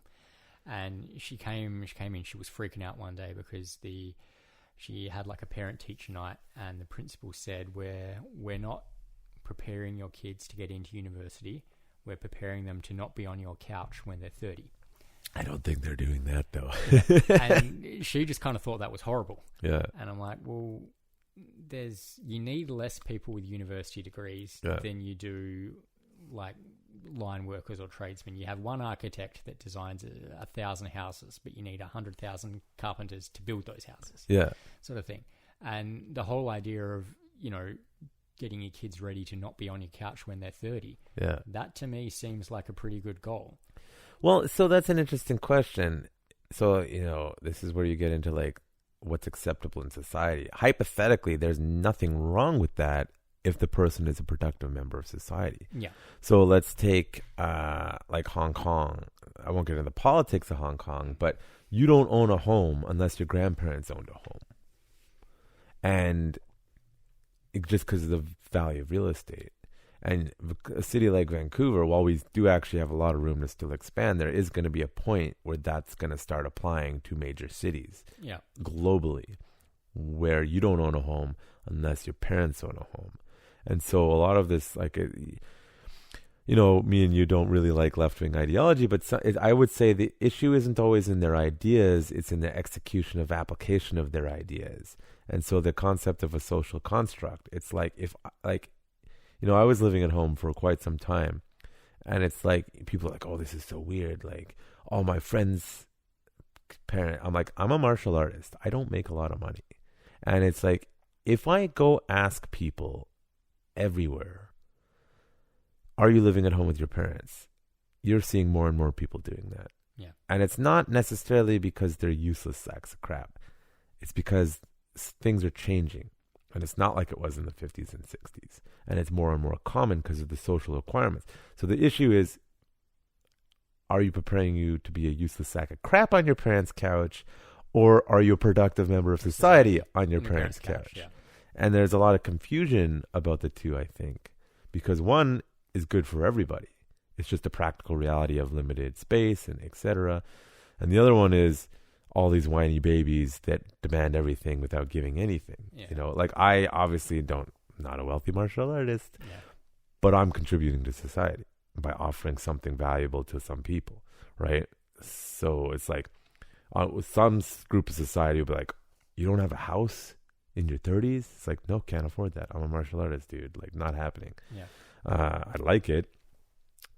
And then people will look down on you, be like, oh, you're a loser. And it's like, but am I? I'm contributing to society. I'm building people's mentalities. I'm helping them be better people. That's a worthwhile skill. You can call me that all you want. I don't think I am that. Versus some kid who works a minimum wage job, does nothing for society, goes home, gets drunk, and smokes weed every day. Again, nothing against the activity on itself. It's like, are they really contributing to society in a meaningful way? What is that definitional things? And I think humans have a hard time adapting to the changing world around us. And there's that weird balance of what's being forced versus what's a natural evolution of things. Yeah. And I think at the moment we're in kind of the world and society at large is at a point where things are starting to change. Technology is developing at a faster rate than society than ever, and that a society can really catch up with. And like you say, the schools were designed for factory and line workers and whatnot, which isn't really that relevant anymore. But it takes longer to change the school system than they don't want to change. Yeah, than how quickly everything is developing. And then the flip side to that coin is, well, Steve Jobs went through the same school system, 30 years ago, and look what he did. So obviously it must be working. Like, well, just because he's an exception to the rule. Yeah, but also just because it worked once doesn't mean there's not a better way of doing things. Yeah, well, I think that's because we all look up to our heroes, although I'm not sure he's someone to look up to. But that's the thing, is we're looking at the exceptions to the rule as examples of guidelines of how we should operate. Let's take Elon Musk, for example, because I think he's a much better person to look up to than Steve Jobs. But you're not going to be Elon Musk. No. You talk to people who know that guy, who are also smart. The co-founder of PayPal, who's also a billionaire. I'm blanking on his name right now. And he will be like, oh, Peter Thiel. And he's like, if Elon's in the room, he's the smartest person there. And Peter Thiel is a really smart guy. Yeah. And we look up to people like Elon, or people like, some people, Bill Gates or Steve Jobs, and these are exceptional people. You're not like them. You will never be them. It's not about positive attitude. It's not about working hard. It's they're special. Yeah, you can be a great footballer. You are not going to be Tom Brady. No. Is he up for the Super Bowl again this weekend, I think? I believe so. Is he on Kansas? I can't remember. I was trying to... I saw something on Facebook, and I don't follow Yeah, sport at large, let alone American football. And it was a meme, something about... I don't know if he... I know he changed teams. I know he left the Patriots. For some reason. But it was almost like he was playing in a different league or a different division or something. No, he just went to a really shitty team for reasons, and they're in the Super Bowl now, which just shows you excellence can make the difference.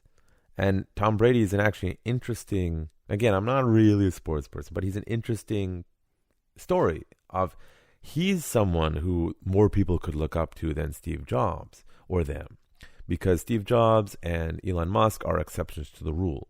Tom Brady just worked his ass off. He got passed over like 2, 3, 4 times, worked his ass off to get the skills to be better. And he's a more example of the everyman success. And he would be a better example.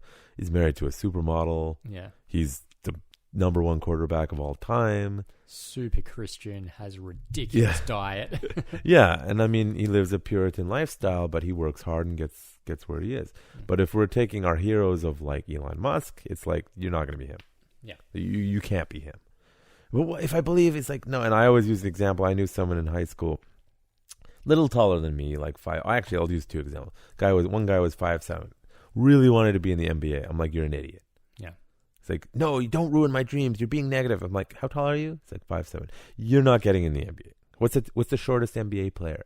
And they'll usually quote someone who was there 50 years ago. Yeah, Muggsy Bogues. Yeah, and it's like, no. And then I had another friend, one of the best hockey players I knew, 130 pounds. 170 is considered small for NHL. Yeah, he couldn't even get to the lower, like, little AAA leagues because he's too small. Skill was absolute there. Yeah. He was amazing. Not getting I am not friends with any of my high school friends anymore because, quite frankly, I don't think they were very good friends. They probably say the same about me, but whatever. It's like when he finally had the adult realization, I'm never going to be in the NHL, he just sort of sat there on the couch and did nothing because he lived a delusional lie that he was somehow going to be in the NHL. If you try hard enough, you will get there. And it's like, sometimes that applies, but you're 130 pounds and you're not big enough and not tall enough. And that's just the rules of the game of the NHL. Or you're not smart enough, kid. Sorry. Everyone wants to be special, but you're not unless you prove to the world you are special. And it's a hard thing for people to realize. Yeah, it can be. And that's, I think there's a quiet luxury in being very happy with your station in life. And that's something that I'm not saying people shouldn't strive to improve themselves or be better or make more money or be smarter or get a promotion. Like that's not what I'm trying to say here. But as you say, you're never going to be Elon Musk. Yeah. I'm never going to be a billionaire. Yeah. I can get promoted, I can make more money, I can live a comfortable lifestyle, but I'm never going to be a billionaire unless I win lotto. That one is never to say never, but it's very hard to get. Point being, I'm happy with the fact that I live I don't know, average income, average lifestyle. Yeah. You know, I don't get brand new cars every year. I don't own a house. Yeah. You know, I have to save up for things that I want, and that I'm happy with my station in life. I'm not constantly stressing about the fact that I'm not good enough or I'm not getting better. Yeah. And I try to be where I am, and like I said, I can try to be better and, you know, make a little bit more or do a little bit better in life, but I'm not going to freak out about the fact that, you know, I'm have 10 Ferraris. Yeah, exactly. And that gives me somewhat of a stress-free life, or a less stressful life, in the fact that I'm not constantly worrying about where I'm at and where I should be. And, you know, is my kid smarter than your kid or whatever? I'm like, the other day, Logan covered his whole face in nail polish. Right? Sounds like a good idea. He's 4. He's going to do that. Like, it's, you know, and that's one thing I find really funny. Speaking about. Yes. Here are the kids. Here comes Ava and Logan. Hi. What are you talking about? Adult stuff. Stuff. Fighting stuff. Yeah, it's one thing I find funny about people get really competitive. You know, it's funny, as soon as you started talking about it, boom, they knew and they came down. Their ears were burning. Yeah, people get really competitive about their kind of, their kids in, this grade or this sport level of sports team or whatever. Yeah. Like, especially at the young age, like, they're kids, man, let them be kids. Like, Yeah. I don't care if, my kid sits there and eats paste in kindergarten. Like, I'm sure by the time he graduates high school, he'll be fine. Like, Yeah. Well, it's funny you bring that up. It's particular in the COVID era. It's the more research they do, they look into the fact that being overly hygienic is he's showing me a giraffe. That's a nice giraffe with some kind of what inside him? What's inside him? Oh, it plays music. It's got a twist thing there. Okay, Logan, no touching anything, please. Yeah, don't touch the wires. What's that microphone for? I'm talking into the microphone and we're recording. Oh, Okay, upstairs, please. Daddy will come and say hi in a minute. Okay. and everyone will hear your awesome voice. Where were we? Kids in COVID era and over. Oh, yeah, and it's like, I'm a 90s kid, and it's like, I remember my parents weren't too bad about, this is when, like, antibacterial soap and it just is like the peanut allergy thing, and it's like, now we know the more you keep yourself clean, the less your body can adapt to problems. Let's build an immune system when they're young kids. And the overly anxious and overly clean people are the ones with the most health problems. Yeah. And I played in the mud, and and I'm still not the cleanest person, and overall I have a pretty decent immune system. Yeah. You need to obviously clean your hands after you go to the washroom, but beyond that, it's like you don't need to be as clean as we've been told you have to, and you'll be okay. Exactly. I mean, I'm a carpenter at the moment, and I work on a construction site, and I've currently got 4 cuts on my hands, 5, and it's a matter of I was working outdoors all today, all yesterday, all Monday, and I was picking up wood and mud and things off the ground and power tools, and then you eat. And and then I stop for lunch and I go and I eat, and it's like, if I was constantly worried about, washing my hands and sanitizing and antibacterial and whatnot, like the amount of, this is going to sound really bad, but the amount of times I bleed at work, and it's just a matter of nobody makes me bleed my own blood. Nobody. Just wiping my hands on my pants that have been covered in God knows what from outdoors that we're working in, like. And I don't think twice about doing it because I'm not worried about getting an infection because I've been doing that my entire life. And no, I had that realization. Like I don't know. I think I might have been a bit more anxious as a child about cleanliness, even though I wasn't the cleanest person. But I was more like, we need to clean in this. And then I went to the army, where you don't shower for 5-6 days in our training, and you have sand in your food, and you eat it anyway. And you don't have antibacterial soap. And I slept in shit one time. I slept in, pretty sure it was human shit. Oh. And unintentional, completely unintentional.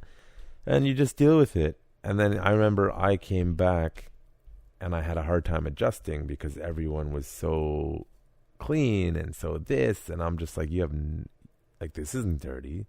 Like, this is fine. I will show you dirty. I will show. And they're just, and I honestly believe, not for everybody, like PTSD for soldiers. Well, some of them for sure it's due to a specific traumatic event. A lot of them, it's the reintegration that gets them. Yeah. So I just want to cycle back for a second. The Capitol riots and everything, and the photos of the National Guard sleeping in the car park, and all these politicians and these bleeding hearts. Oh, it's they shouldn't have to be sleeping in car parks, and and you told them to sleep there, idiots. So and so gave up their office, and then just the outpouring of like military vets on Facebook, like, do you know where the hell I've slept in my career? What I would have given for a nice covered car park. Well, that's fine. Well, they were told to go there.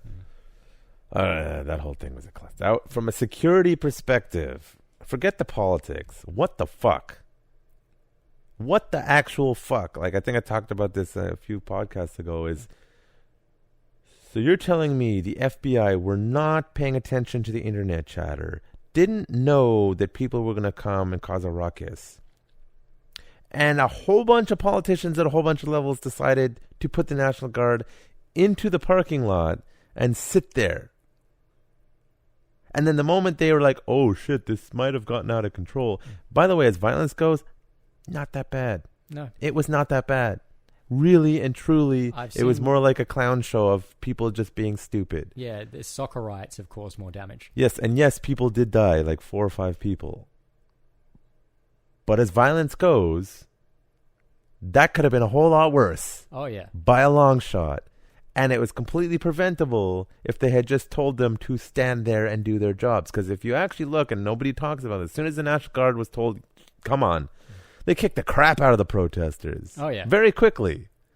And it's like, this is all politics. It's smoke and mirror bullshit. Because it's like, where was the security? And how did they storm the Capitol building, given that you clearly knew this was going to happen? And people are like, oh, we couldn't have known that was going to happen. It's like, are you an idiot? Either you're an idiot or you purposely let it happen so that it makes people look bad. Yeah.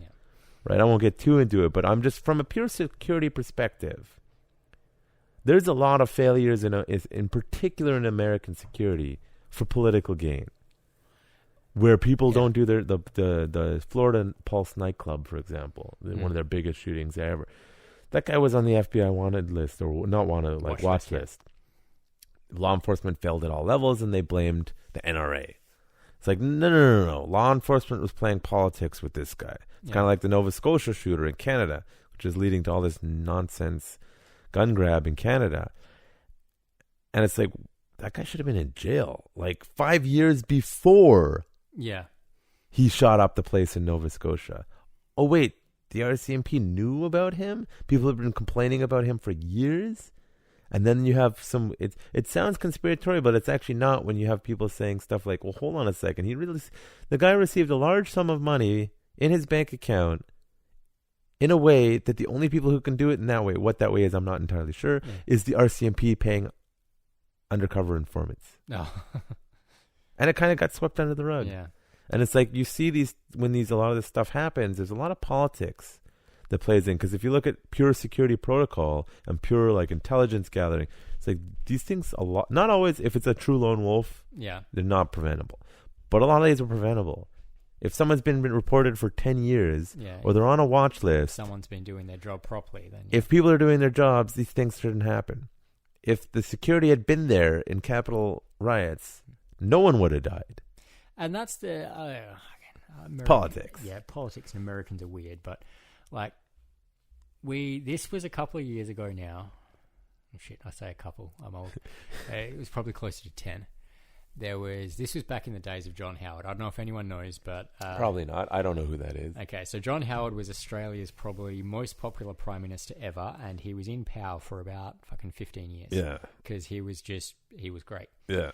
And he was very famous for walking. He used to do his power walks every morning. He had like one of those 80s style like Australian Olympic team matching kind of sweatsuit things. Anywhere in the world, he'd be in the US meeting, whatever, and he'd be out for his power walk in the morning, sort of thing. And at least he kept his shirt on, not like our. Oh God. Well, we've got Tony Abbott he was our prime minister not long ago, and he was avid swimmer, like beach swimmer, and I don't know how or why, but he used to give press conferences on the beach in his budgie smugglers. Isn't that like, I assume that means tidy whities or something? Speedo, yeah. And it was like, he was known for that, was his thing. He was fit. He used to go down, do his surf life saving, swimming and whatnot. Wasn't he like super conservative, Tony Abbott? By Australian or by our standard? I don't even know. No, he was conservative, and he was religious, and he was also just a bit of an idiot. Yeah. Not quite to Bush standards, but he wasn't a bad prime minister. The decisions he made and the policies he did wasn't bad. Yeah. But he did things like he was out on a farm tour, and there was some old crusty farmer that was there, and he was this many years old, and he was, what's his secret? And yada yada. He's like, oh, you know, I eat raw onion like every day. It's great. This, that, and the other. So Tony Abbott picks up a brown onion, raw off the, you know, the cart where they're bringing it in, and just takes a bite out of it like an apple. Yeah. Now, I'm sure this guy was talking about like he puts raw white onion in his salads or his sandwiches or something, but no, Tony Abbott on camera just decides to take a big bite out of it. I think I was watching a cartoon onion. where they did that. Yeah. Anyways. Besides the point. Anyway, so John Howard's out doing his power walk, and there was some kids there that were high school students. They were doing like a little science thing. And this kid, big fan of John Howard, and a little bit weird if you ask me, but tried to run up and give John Howard a hug, our Prime Minister. Yeah. Happened to have a screwdriver in his hand because he was in the middle of doing this science thing. And then John Howard's private security, ex-SAS, whatever, you know, kind of intervened and whatnot. Okay, this is an Australian news story for there was an attempt on John Howard's life. You know, no, there wasn't. It's like the shoe in Bush. Yeah, pretty much. And that, like I just say, the difference between Americans are weird with their security and whatnot.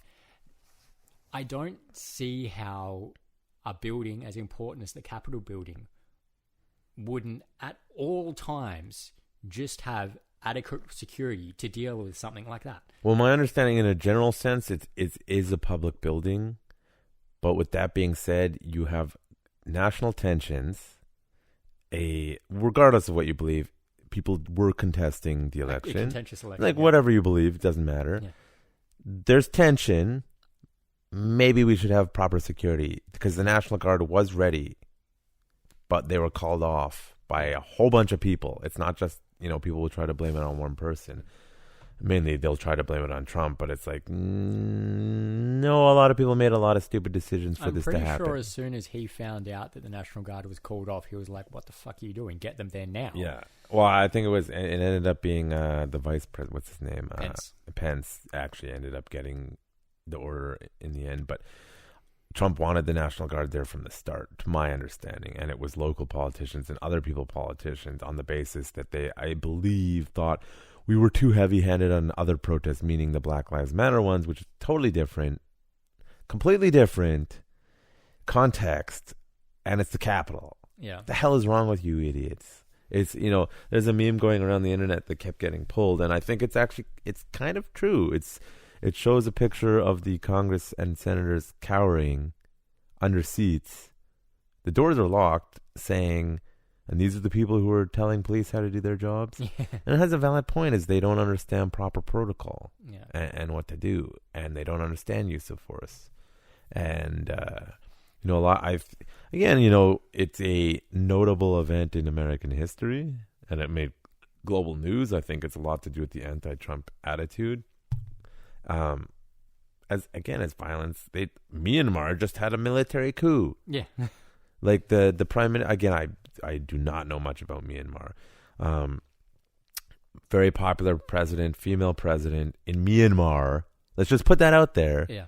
So, you know, we can talk about sex. If Myanmar can have a female president, it's called pick a good candidate, you morons. You know what's funny? I want to cut you in there one day. I was watching, this is a YouTube video, and it was two CNN anchors, and they were clearly trying to make this world political advisor look like an idiot. Yeah. And it just completely backfired on them. And the funniest thing was they didn't seem to understand that it backfired on them. Yeah. And they were talking about Muslims and Muslim countries and treatment of women and whatnot. And they're saying, oh, we find in Muslim countries this, and we find in Muslim countries that. And this guy repeatedly keeps saying, stop saying Muslim countries. These aren't Muslim countries. And he's like, yes, treatment of women in Saudi Arabia is horrible. That is a Saudi Arabian problem. Treatment of women in this country is horrible. That is a problem for that country.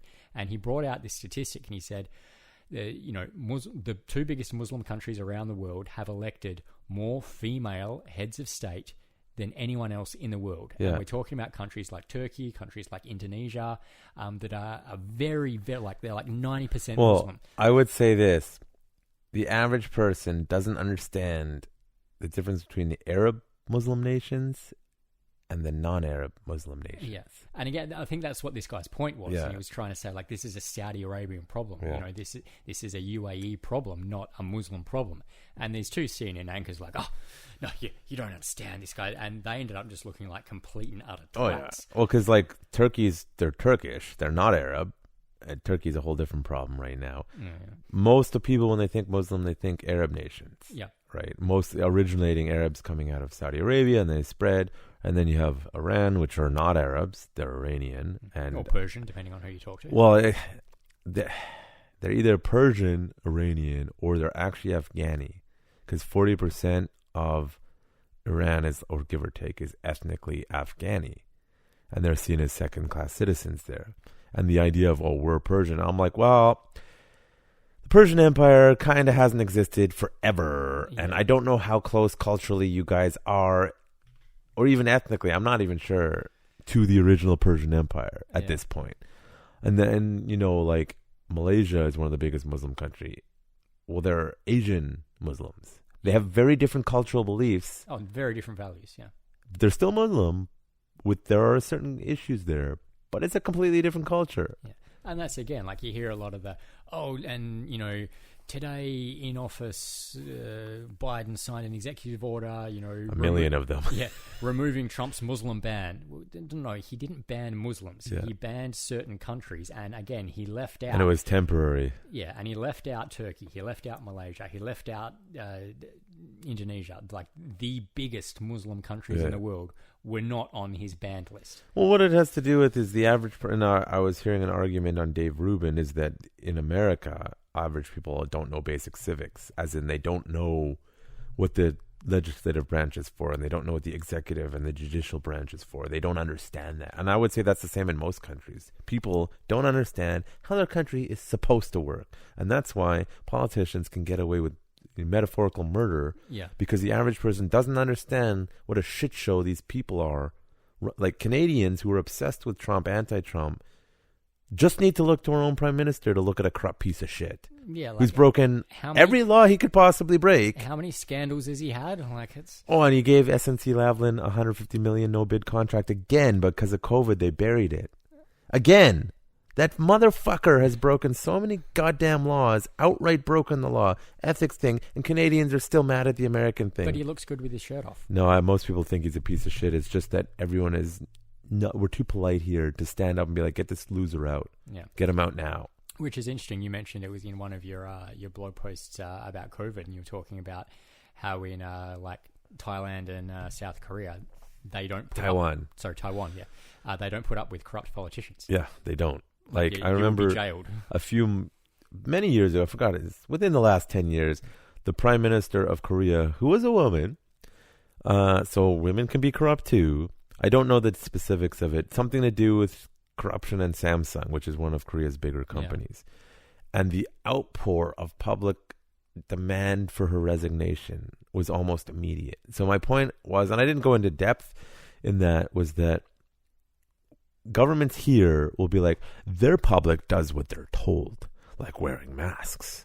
And it's like, their public also kicks out corrupt politicians immediately. Their politicians do what they're told. Yes. And it's like, you're playing on the fact that the most Canadians or Americans, I'm sorry, are ignorant and know nothing about anything, despite the claims that they do. But to be fair, you could say that about any country in the world. Yeah. Like when I was in Israel, I was disappointed. It's such an educated nation, but I was disappointed with how little they actually really understood of other cultures. Yeah. Because it is kind of a monoculture, even though they'll be like, we have Russians and we have French and we have Spanish. Like they're either Jewish or Arab. That's kind of and Russian. Yeah. These are prevailing cultures. Beyond that, it actually is not very diverse. And it is and it isn't. And it's very strange, right? Yeah. I've actually been meaning to ask you about that because it's crossed my mind the other day. I was like, you're Jewish. Yeah.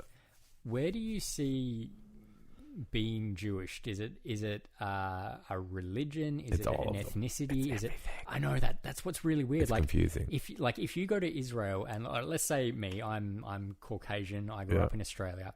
If I then say, all right, I'm going to convert to Judaism, and I go down to my local temple, and You have to nip the tip, first of all. well, I grew up in the era where that happened anyway, so So you're fine. I That's was the fine. hardest thing for a lot of guys. So anyway, so I go that, and I religiously I become Jewish. Yeah. Am I looked down as like, am I not a real Jew because I'm not genealogically Jewish? If you do Or, the like- proper conversion, you'll be looked on as a Jew. okay, Here's the deal: you can't just convert to Judaism. Other than you need to have nip the tip, the rabbis have to believe that you want to be Okay. Jewish. You can't just be like, I'm Jewish. okay, It's not like Christianity's various forms. You can't be like, I'm converting. Yay, good. Right?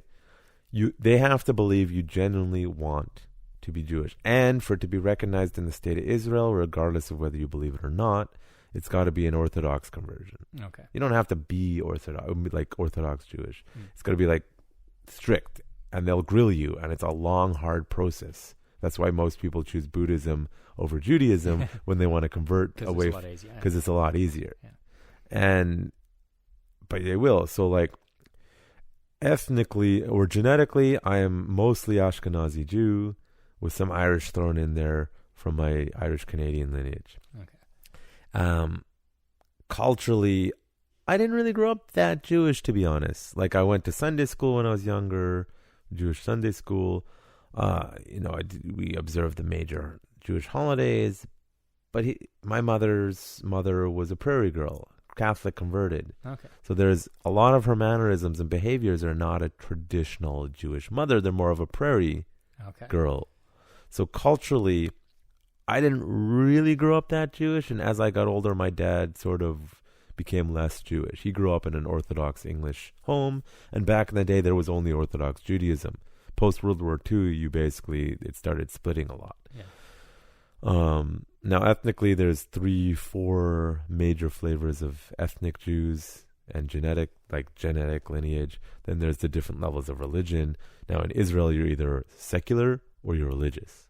Okay. Globally, Jewry, as they will say, is like you're a Reconstructionist, you're a Reformist, you're conservative, you're Orthodox, you're ultra-Orthodox, you're Chabad, like the different sects and levels. 80% of Israel is secular, but they're still way more culturally Jewish than the average secular Jew in North America or Canada. Okay, yeah. Well, that makes sense, I guess. Right. And then you have culturally and ethnically and culturally, you have Mizrahi, Sephardic, and Ashkenazi Jews, and then you have the Ethiopians. And then you can throw the Russians in there.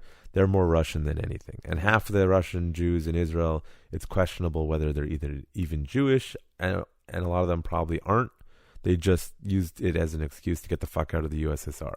Well, because Israel was like bringing Jews in. So yeah. Ashkenazi Jews are Jews who were in Eastern Europe predominantly, Poland, Germany, etc. I think that's my foot on the table. Sephardic Jews were Jews who were in Spain and had a very culturally different attitude to Judaism, and some of the mannerisms are different, and left Spain during the Spanish Inquisition and went to North Africa. So the Sephardic. Mizrahi Jews are Jews that stayed in the Middle East the whole time. And it's actually interesting, genetically, you can trace back Ashkenazi and Sephardic Jews to when the Romans sacked the temple in 70 AD, and they took all the slaves to Rome, and a lot of Ashkenazi and Sephardics can actually trace a Roman lineage due to rape and pillaging, etc. And a lot of Mizrahi Jews can trace their lineage back to the sacking of the first temple in 300 BC, where the Babylonians took prisoners or whatever Babylon. back to, was it Babylon? Whoever the hell sacked it the first time. So it's interesting, you get the genetic lineage. So culturally, Ashkenazi Jews are their kind of own religious practices versus Sephardic and Mizrahi, which have a much more similar... It's really funny listening to you say these Jewish Mizrahi, words. It's not even so much the accent, but it's just the way these words come out. Yeah, and it is confusing because, say, I want to be a Christian, my ethnic background is irrelevant. I'm Christian. What kind of Christian? Okay. That's it. Because you can be whatever ethnic background, you're Christian. I'm a Lutheran. I'm a Catholic. Catholics, you're Christians. Shut the fuck up. Is Christ part of your religion? You're Christian. Yeah. Get over it. See, that's interesting. I was raised Catholic. Yeah. I did my confirmation, my Holy Communion, reconciliation, all that jazz. I'm probably more atheist than anything else these days. Yeah. That being said, I was married in the Catholic Church, and my children have all been baptized. Yeah. And my daughter currently goes to a Catholic primary school, which probably has better education overall than the general public schools. But yes, but she came home the other day talking something about the body of Christ compels you. I don't know. No, it was something about, did you know God made all of this or something or other? Yeah. And I was like, and I'm sort of biting my tongue hard. Yeah, because she's too young for me to really talk to her about not necessarily options, but let's be skeptical. Yeah, skeptical hippo eyes. To be honest, if you're looking at the basic Catholic ideals, let's be nice to people, let's forgive people. That's generally most religions tend to have that as a basis until it goes sideways. At her age, it's, I'm going to kind of let it go a little bit. Yeah. And I totally lost my train of thought. Saying something. Oh, I'm getting old. It's funny though. It's like you were saying that most North Americans or most people, at large, don't know what their government does or don't know anything and whatnot. You've just sat there and given me quite what I would consider semi-detailed history of the Jewish faith. Very loose history. Very loose history throughout the world. But could most Catholics give you the same kind of history of Catholicism that you just gave me? Yeah, and it's just kind of interesting, like you say, that you're talking about how the general public is, I don't want to say uneducated, but maybe undereducated as to what they could know about. Yeah. And obviously yours comes from your heritage and your faith and whatnot, and then onto politics and other things. Yeah. But I've had religious theological discussions with people. My mum is still quite Catholic, and it's just interesting to see, like, especially people these days, are they more interested in what the latest TikTok is, or are they more interested in learning something that might actually cultivate an interesting conversation? Yeah. Well, I remember what I was going to say. Remember that point? Yes. I'll come back to it. I'll ask you, come back to it. I often thought, so I went through the period when I was younger where it's like, I'm atheist and I'm anti-religious.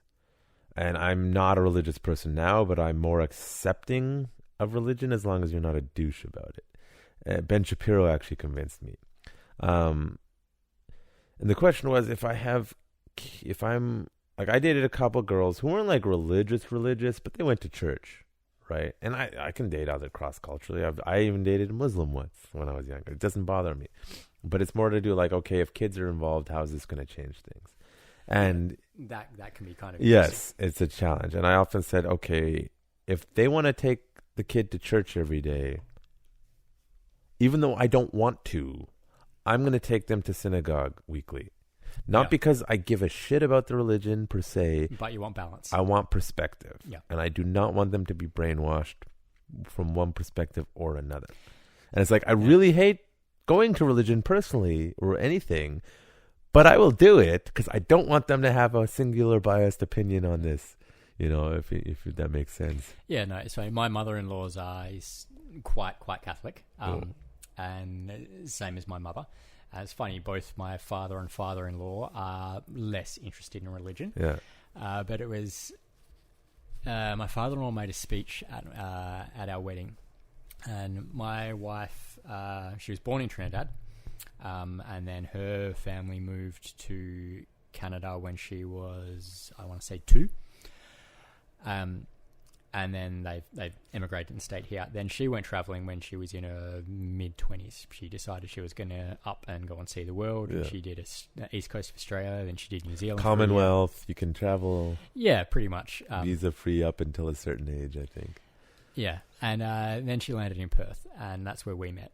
And her mum said to her, the story I was told was, when she was leaving on that first day, didn't know she wasn't going to be home for 5 years, her mum said to her, I just have a feeling you're going to meet someone. Yeah. And so the story was told. But apparently there were rules, unwritten, unspoken rules. Krista was a smoker when we first met, and her parents wanted, if she was going to meet someone from overseas and get married, they had to be a non-smoker, which I am. They had to be from Perth because...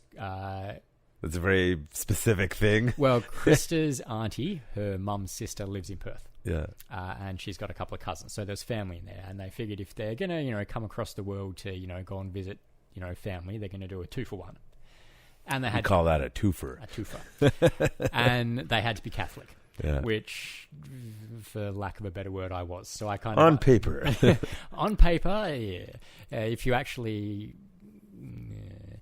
on paper I'm Catholic, and the priest that did our wedding ceremony was actually the local priest at my parents' church, or my mum's church, and very good friends, been over their house for dinner a couple of times.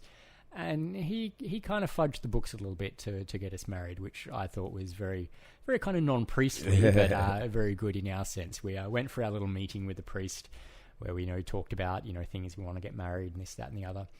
And he was asking us kind of how long we'd known each other and how long we'd been together. Yeah. And ours was a bit of a whirlwind romance, so to speak. So we met in about July. We were living together by, I think, October. That New Year's Eve, I'd proposed, and then we were married the next March. Yeah. Mine is the proposal. That's most of my relationships. Meet, live, and just go. Yeah. So he's kind of gone through everything. He's like, so you've only been together for this long?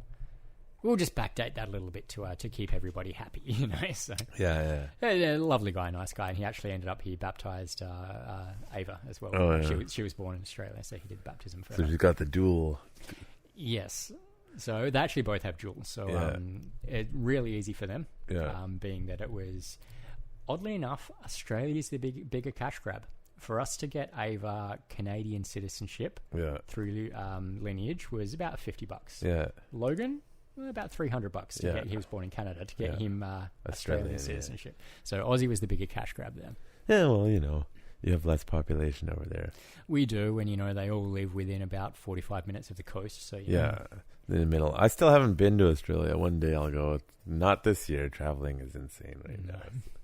No, it's ruined everything. If you're gonna go, you're gonna need to be vaccinated. Is that what they're standing by these days? Well, Qantas recently released a mandate saying if you want to get on a Qantas plane, you need proof of vaccination.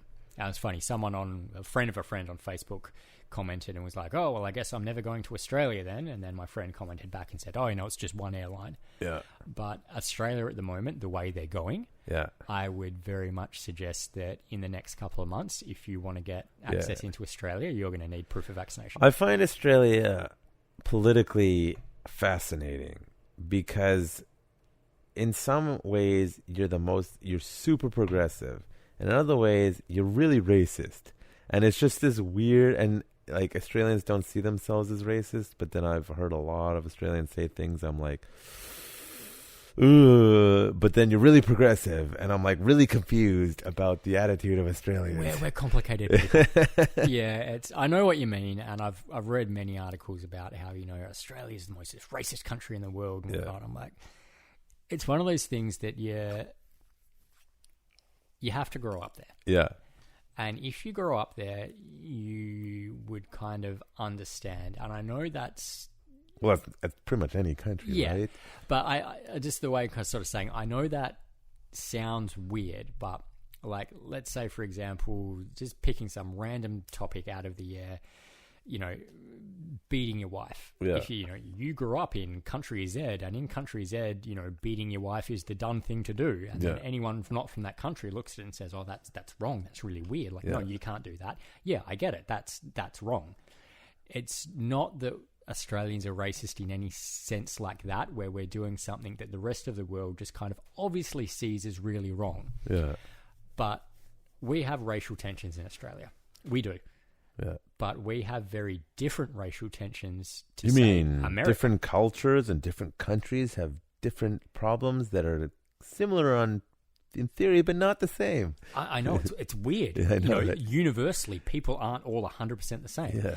But we have very different racial tensions to, say, America.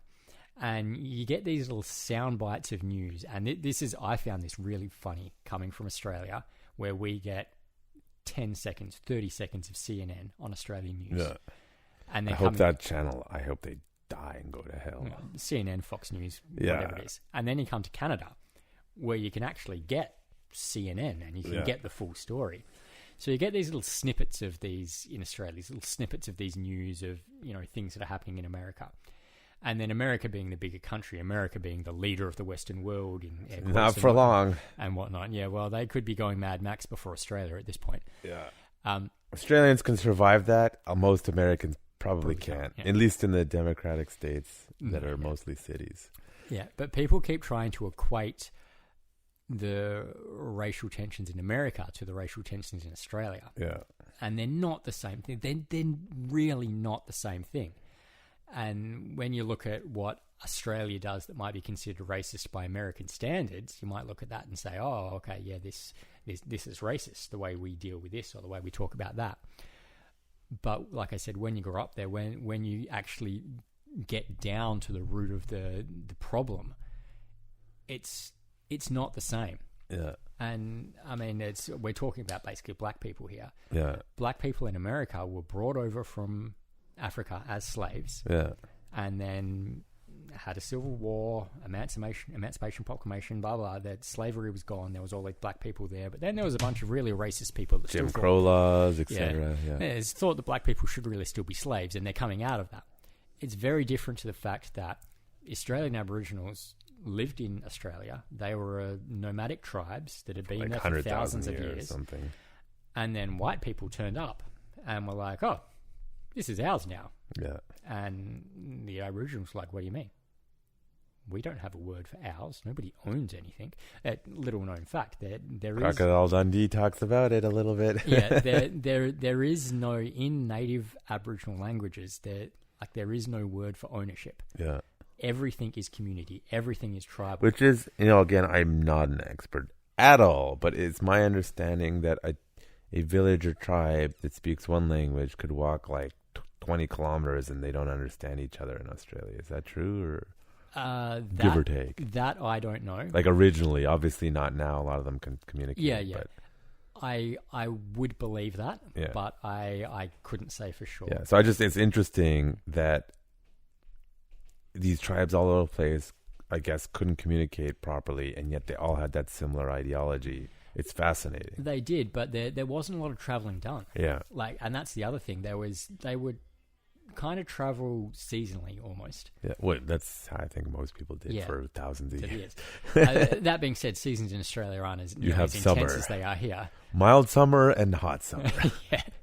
And it was more about, availability of food and water and whatnot. Yeah. Which, again, most people probably did back in those days. So there wasn't a lot of, there would have been no, Aboriginals from the west coast of Australia ever traveling to the east coast of Australia. Yeah. That would have... by foot, you'd kill yourself probably back in the day. There was no way to do it because there wasn't water sources all the way through. So they just couldn't. So, but yeah, it's interesting the fact that they all kind of grew up with their very similar ideologies, kind of histories almost, and sort of cultures. Yeah.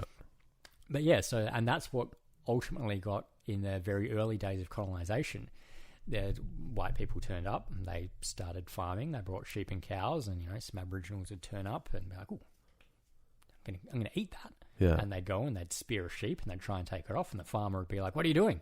This sheep's mine." And they're like, what do you mean mine? I didn't know. It's a sheep. I saw it. I'm hungry. I want to eat it. Yeah. And that's where they, way back in the colonial days, where they would be getting, charged for poaching and things like this. And I'm not saying what went on was right. Yeah. I'm not trying to defend the colonists there, but that's the way it was.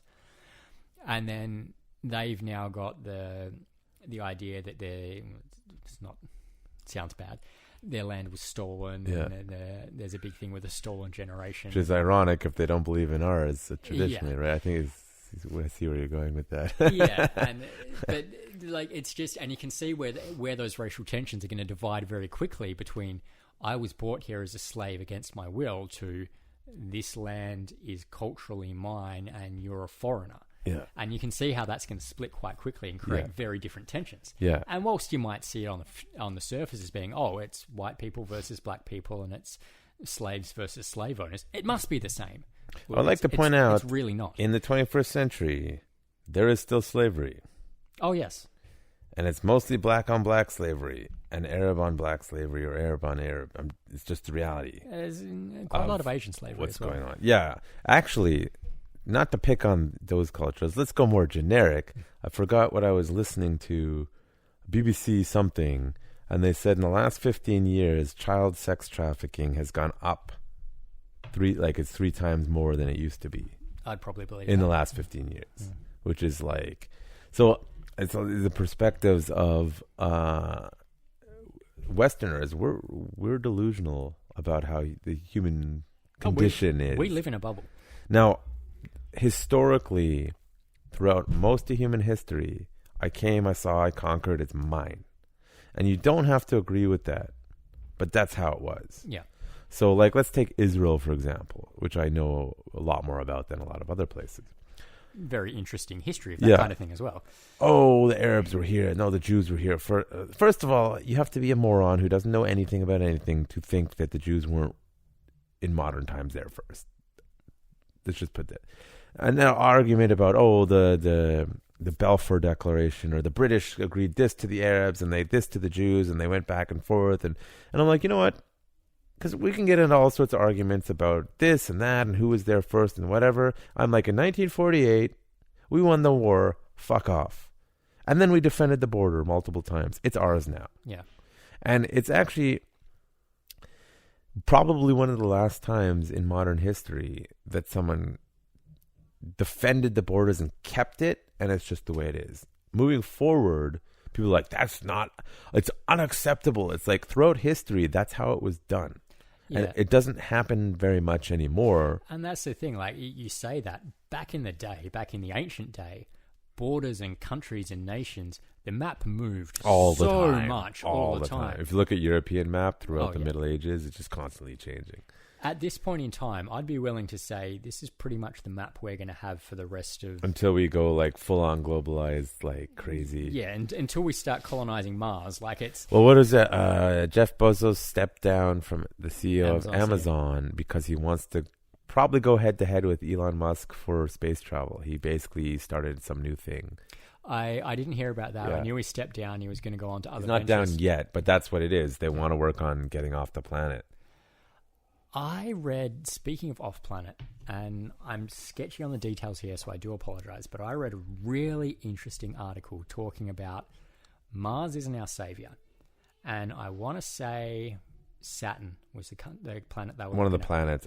Moons of Jupiter or Saturn, I believe. No, it was Saturn, I think they were talking about. But it's one of the moons. It wouldn't be Saturn or Jupiter. We could not survive there. No, this is what they were saying. Yeah. The like atmosphere of Saturn's made of whatever gas. Yeah.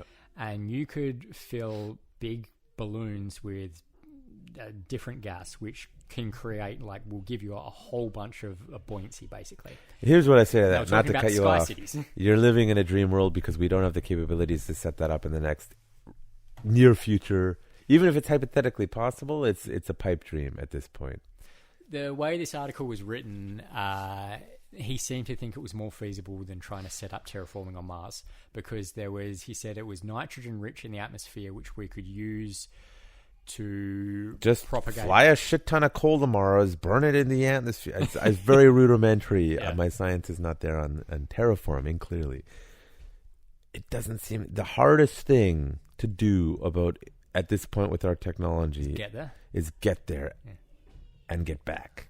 Back's the issue. So it's about the fuel... Again, I'm not an expert on this stuff, but it's about the fuel and payload ratio, just the cost. It's not about the technology, it's the cost. Yeah, we hypothetically have the technology to live on Mars. We actually have sufficient technology. It's just the money to do it is in the trillions and trillions and trillions of dollars. And at this point, there's no will per se. There is, but not really. It's not urgent. Yeah, and I don't think there's anything wrong as a species to try to colonize and move on. And speaking of both from a scientific perspective, my understanding, and just a general good story, The Expanse, the TV show, is so good as far as what a probable future solar system looks like. It's pretty realistic.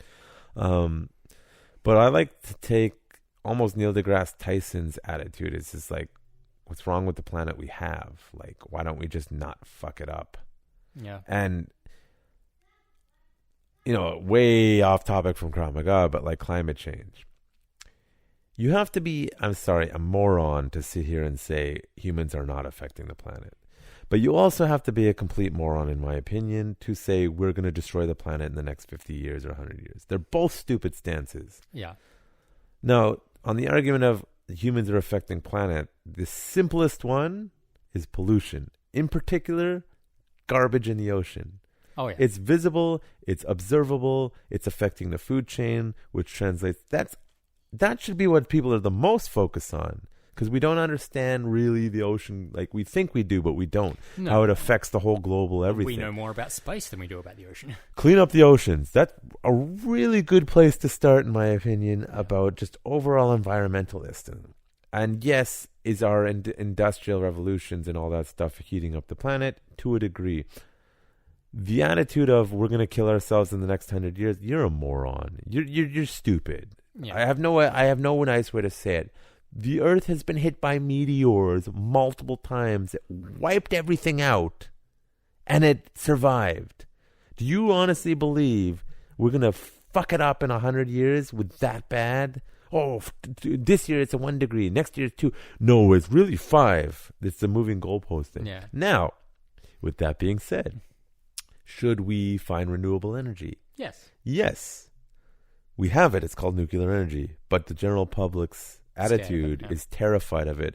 And scientists are cowards. They don't want to educate on the new technology we have that is basically impossible to have nuclear meltdowns. Right? Let me ask you a question. How many nuclear reactors have publicly melted down in the history of man? I want to say it's something around 3. Yeah, 3. One of them we don't ever talk about because they contained it really fast. That one was in America, which followed the safety protocol.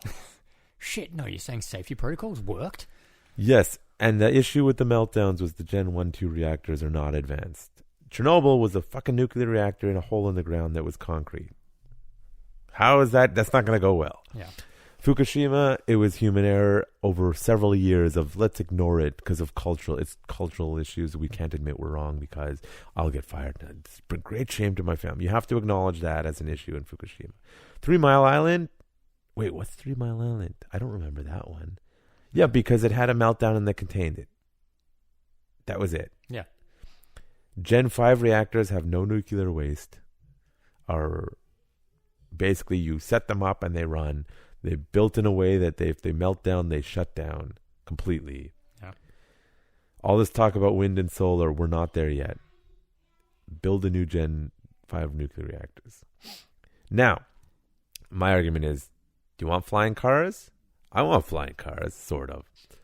We need compact nuclear reactors or something comparable to that. Because current battery technology, it's not there yet. The weight's just, It's just too heavy and it's not there yet. And I think just everyone's making the stupid arguments to do with politics and money. They're not making logical arguments. It's like, are we going to catastrophically destroy this planet in the next 100 years because of climate change? No, we are not. You know what's interesting about that? I would really love, and if anybody that hears this knows or has data, please by all means try and get it to me. I would love to know a point in the Earth's history, any point, where the climate has actually been stable, where it actually hasn't been changing to some degree. Yeah, so that's a good question. And again, without looking at the data, it's like for sure we were warming up more than normal. Yeah. I'm not saying we're not affecting it. Yeah, in the last 100 years. Here's the thing. When did we start measuring climate meaningfully? I'm going to say probably in the last 10 to 15 years, maybe. No, I think it's longer than that, like 150 years, give or take. They've been kind of paying attention ever since we learned to measure like air and stuff. They can go back mid 1800s, right? Oh, really? Okay. Yeah, pretty accurately. And one of the methods they use, to my knowledge, is the ice sheet in Antarctica. Oh, yes. And so they can actually go back pretty far historically based on the ice sheet. But as far as measuring and keeping track meaningfully with reasonably accurate data, it's like the last 150 years. Yeah. I mean, that's what I mean. I sound like an idiot saying 15 or 10, but I'm talking about more kind of like really measuring Yeah. it? Yeah, probably with satellites and stuff. yeah. So my point about that is we're being egotistical as a species to assume that we can draw accurate conclusions based on such limited accurate data of the entire history of the planet. A lot of our historical data is speculative, period. And while they can do things like carbon dating and if we still don't understand the entirety of our planet now and we're living on it and how everything interconnects with everything, we still don't understand it fully. How in the hell can you say definitively this or that about something That you have limited evidence of. that you have limited evidence of? From a scientific perspective, you're creating policy based on theory that's not 100% proven yet, right? You go hypothesis, theory, fact. And while you can make reasonable assertions that we're affecting the planet because you can watch it happening, the idea that it's somehow catastrophic is a stretch. Like, it's a stretch. And people are like, oh, these animals are dying off. It's like, do you think the planet gives a fuck if a species dies off because it does it all the time on their own? And you know what? You hear things about, we discovered a new species of this. We just didn't know it existed yet. Yeah. And how do we know that wasn't just a new evolution? One species of grasshopper died, another species of grasshopper was born. Yeah. That's evolution. That's Charles Darwin. That's, Which actually that's interesting. Charles Darwin was, when was he? 1700s, 18, I can't even remember. it was more recent than that, I thought. Maybe 1800s. Yeah. His theories still stand up to this day. He was so far ahead of his time scientifically. He held back releasing his stuff. Again, I'm not an expert on this. For quite a while because he was worried about being ostracized. And there are people periodically who release stuff that's so far ahead of the scientific community. Since Charles Darwin released his stuff, he was a weird human being, but his theories and his stuff I has think pretty consistently been true. I think that's, like I said, he was a weird human being. Yeah. He was an exception to the rule. And I think if you got to know he was Elon a weird Musk, human he was probably a human, weird human being as well. Stuff like epigenetics. He basically speculated about epigenetics, and they didn't understand genetics for a long time, and they said, no, it's bullshit. So you go through periods in scientific periods since he created his theories where we agree with him, we don't agree with him, we agree with him, we don't agree with him, we agree with him, and the more and more we go, it's like actually he was pretty damn spot on. So it's kind of like the stock market. It goes up and down with agreeing and not, but as a general trend, it's going to he was right. And this is where I come to modern times. Trust the expert. I've been doing this my whole life. Yeah, Charles Darwin was doing this his whole life. You all thought he was nuts, but he was the one who was right. Einstein, you all thought he was nuts, but he was the one who was mostly right. He's mostly right about stuff. I saw a meme of that recently, and it was like when Einstein was interviewed about 100 different papers that proved that he could possibly be wrong, and his comment was, "Why would you need 100? If I was wrong, you'd only need one." Yeah, it's a valid point. Is if you're either right or you're wrong, this is spinning around on the COVID topic is the arrogance of scientists right now. And I'm not sure it's a recent thing. I think it's always been that, is that the status quo of humans is we don't want to rock the boat. And every once in a while someone comes along and is like, I'm going to rock the boat. And they historically try to fuck that person over. Was it Galileo in the Greek? Plato. Plato? One of them. Aristotle. One of them was killed for their beliefs. That was Aristotle. Aristotle, yeah. Trying to get my Greek philosophy is not good. He was right about a lot of stuff. To this day, people still follow, Aristotle or Plato ideology in legal scholarship. They still kind of follow loosely what they were teaching back then. And it's like back then, this person was what's the word? Religious, where they kill him. Zealot? Oh no, blasphemous. They're blasphemous, and you must die for your sins, all because he was against the status quo ideology. So, for anyone who's made it through this part of the podcast, I'll just say, one, we are drinking whiskey, which I haven't done in a while, but also my main point in teaching physical self-defense is the approach, and we talked about my style is very different than a lot of Krav Maga guys, that I want to start with critical thinking and build out. Physical, mental, as a traditional warrior would be scholars in all areas. Well, the ideology of it, at least. Yeah, that's kind of a nice way to come back to it, I guess. Like, so talking about that. And that's one thing that, and you mentioned this about me at some point during class. You were like, oh, you know, this was when COVID first started. Yeah. And I was not happy. Restrictions came in, and I didn't want to get on board. I was really hoping it was going to blow over quickly. Yeah. Aren't we all? Yeah. And you said, oh, you know, I'm one of those kind of people that wants to turn up, fight hard, spar every time, and yes, that is kind of me. That I think a lot of people. Yeah, not just you. That came a lot from the way I was taught or I trained in Australia as well. And yeah, I was interested. I wanted to go to Krav because I wanted to get a damn good workout in. I wanted to get some, you know, aggression and stress out. I wanted to fight hard. I wanted to go until I had absolutely nothing left and then keep going. Yeah. And then you bring in a lot of this kind of, you know, at the start of the class, there's a lot of the critical thinking and whatnot.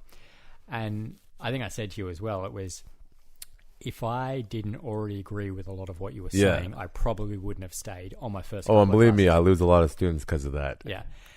And I appreciate it. Yeah. And I think again, this may be my personal arrogance here, but I don't think I need it, but I do understand that it's a part of it. And maybe this is me just being a little bit older. Maybe this is just me with my experience. I've seen a lot of confrontation happen. Like I said, I worked in hospitality for years. I've worked in high-end restaurants. I've worked in, you know, dive bars. I've worked in destination venues. I've worked in, you know, wineries. And I've seen almost every level or every socioeconomic group of humans get to the point where they're aggressive and violent. It happens. Wait, we're human? What? Yeah. And it's funny because they all do it, but they all do it in different ways. Yeah. And that's something that I personally think I'm pretty good at. Yeah. So again, could be my arrogance, but I don't think I really need a lot of that critical thinking stuff. But I appreciate the fact that you bring it in, because the flip side to that is you get younger people coming in. And I wouldn't say just younger people. It's not just younger people. And inexperienced, people, I would say.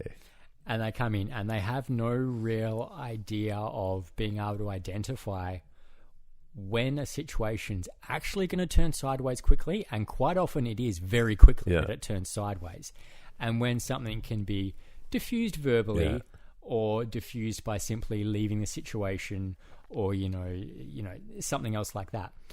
Whereas, like I said, I've got a lot of experience with watching this from behind 3 feet of bar, watching those two guys and being like, they're going to fight in a minute. He's about to throw a punch. Fuck it, I have to get in there and stop it.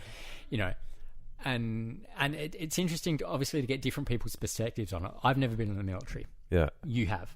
Yeah. And did you serve anywhere outside of Israel or any? No, Israel's in Israel and only in Israel. Okay, unless they go to war with Iran.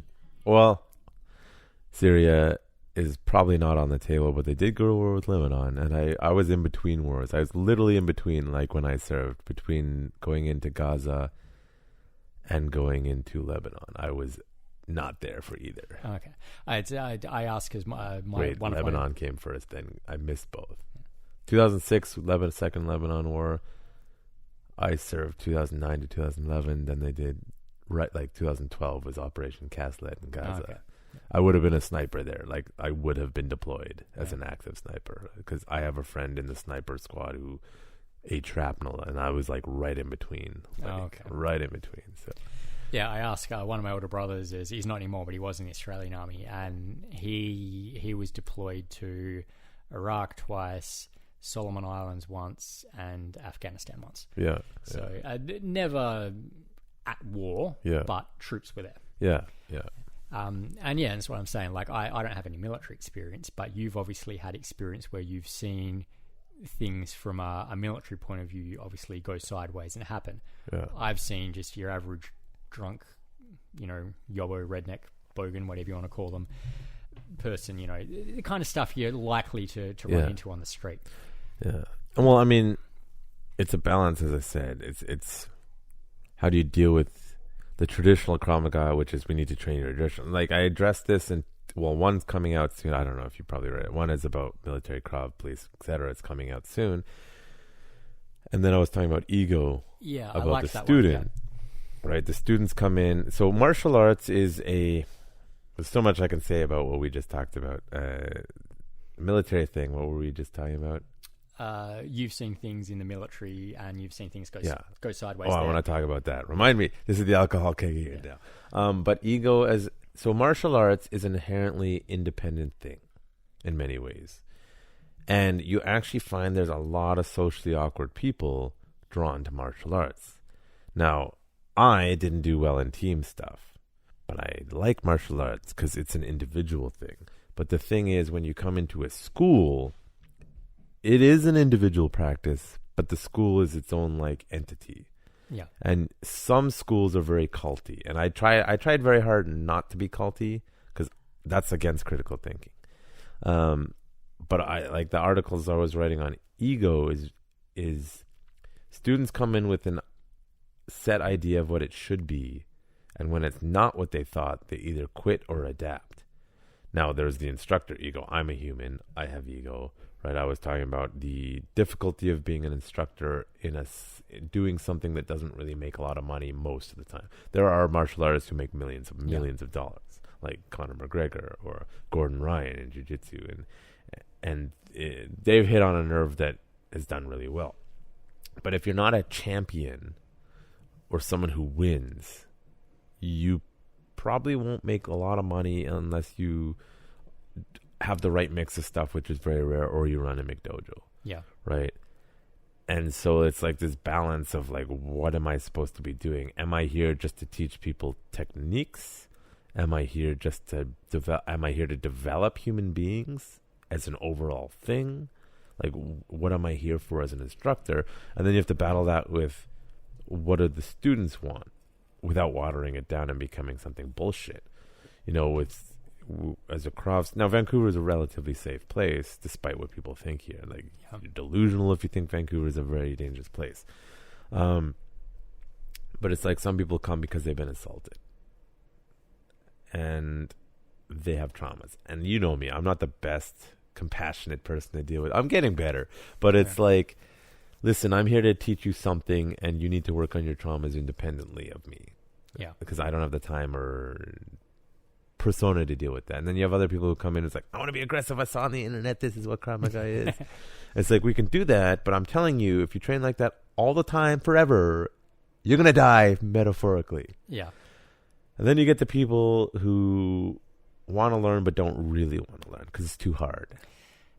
Have you watched Cobra Kai? Yeah, I wrote. Did I not release the blog post on that? I may not have read It's in the Ego series. Okay, yeah. No, it was interesting with the one kid that turns up and he's like, I want to learn karate. Oh, I don't want to get punched. Can't I learn karate without getting punched? And then he goes to the other school. Yeah, those are some of the most challenging students. Yeah. Although it's easier to fix one of those than it is someone with serious anger problems. Yes. Because one is, they're not going to usually hurt someone on the way up, and the other one is. Yeah. And it's like the anger problems may need medication.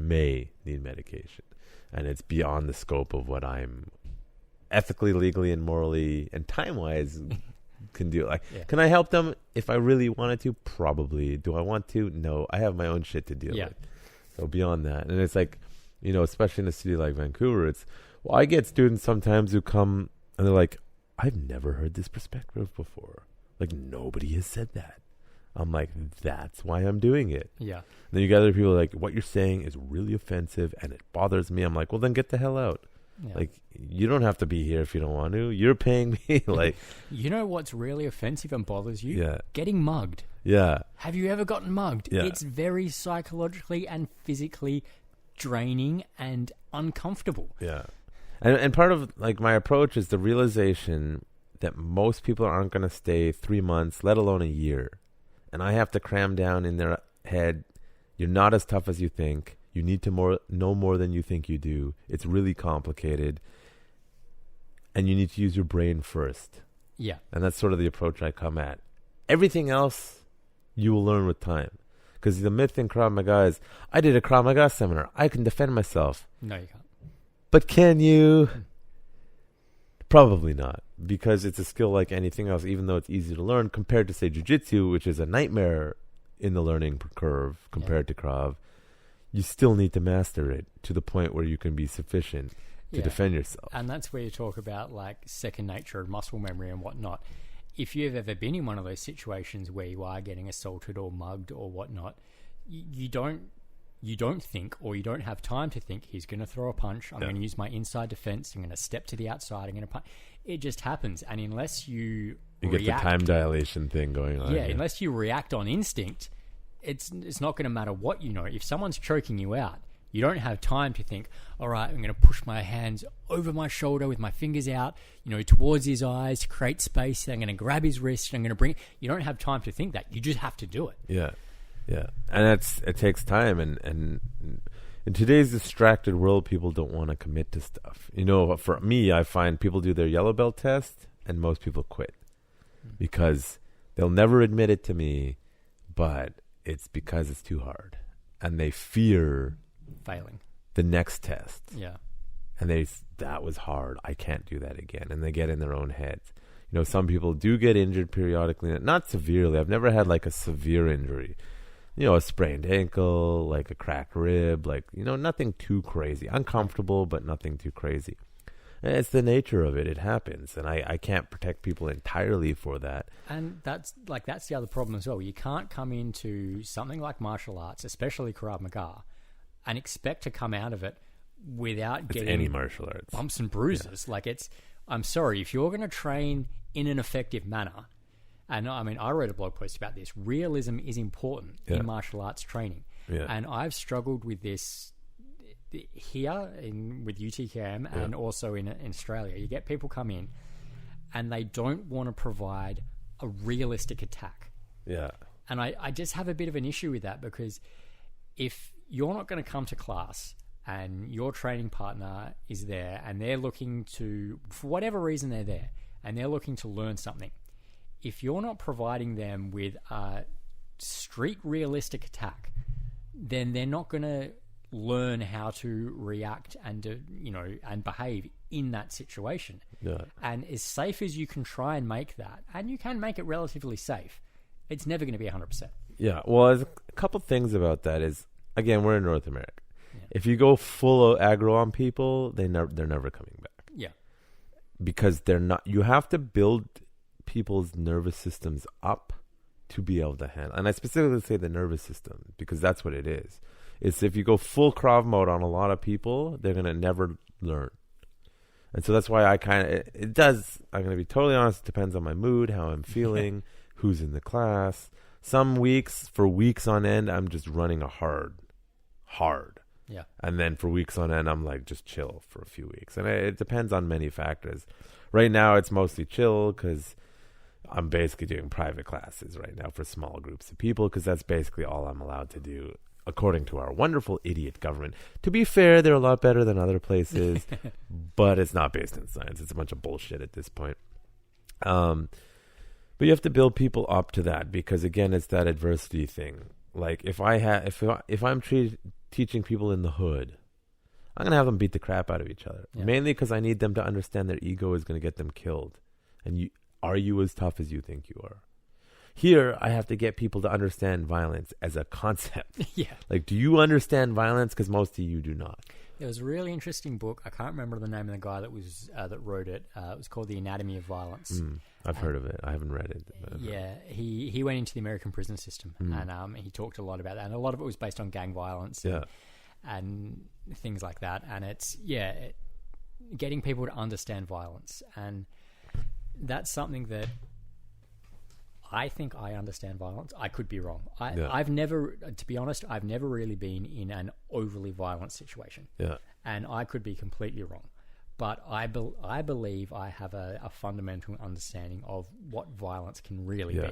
And it's I don't know if I talked about the movie The Tax Collector on Netflix. It's not that great a movie. It's okay. The ending is French or something, isn't it? No, it's a like Netflix movie, English movie. Like it's about cartels, and some new cartel comes in, and this new guy comes in and disrupts it with violence, like real violence, like the established cartel It's like, oh, you don't know I've been away. And like, and I was saying to my partner, like, yeah, like, you want to see what violence is? You see what the cartels are doing. Oh, yeah. Or what's going on in the Congo. Like, that's violence. Like, and it sounds fucked up to say. It's like, I'm peaceful and I'm not a violent person. But part of it is to do with, I live in a society where that's not acceptable. Yeah. Deep down, I know what I could do if I had to. I don't want to. I'm not interested. But that's that switch. You go really quick. And a lot of people nowadays, it's been bred out of them to be violent. Yeah. And I'm not advocating for it. We should go away from it. Yeah. But in North America, well, Mexico with cartels. So Canada and America, even in the roughest places, you don't understand what violence is compared to what it could be. And if we went back in time, if you were able to go back in time, I can almost guarantee you're going to vomit instantly in a major battle zone or something, because what people can do to each other is so beyond even some people's imaginations. Like, I can't imagine my mother thinking about what cartels do, you know? Yeah, it was my brother once in the army was telling me a story, and pretty sure I'm allowed to say this. Yeah, I think we'll find out. Yeah. So he wasn't involved in this, but he was talking about Africa. Yeah, which is interesting. And one of the purpose of this story was stuff happens in Africa all the time, and it never gets reported on because it's been happening for the last 100 years, and that is business as usual. So it's not sensational. And the story was there was a group of, I think it was six SAS soldiers. Yeah. And they were there, I don't know the country, and they were there observing. They were sent there on a mission to check stuff out. And they were on a hill, and they were looking over a refugee camp. It had, I think, maybe a couple of thousand, maybe maxed out at 10,000 people in it. Yeah. Mostly women and children, as refugee camps tend to be. And they saw a group of about 100 guys, rival, tribe, faction, whatever you want to call it, approaching, and they had machetes, axes, crowbars. Yeah. And they radioed in, and they were like, hey, something's about to go down. Can we jump in here? Yeah.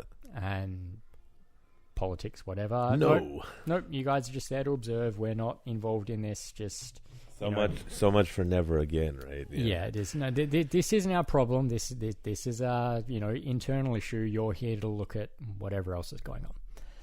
And then these guys got to the camp and they started killing people. Yep. And they were like, "Hey, can we stop this?"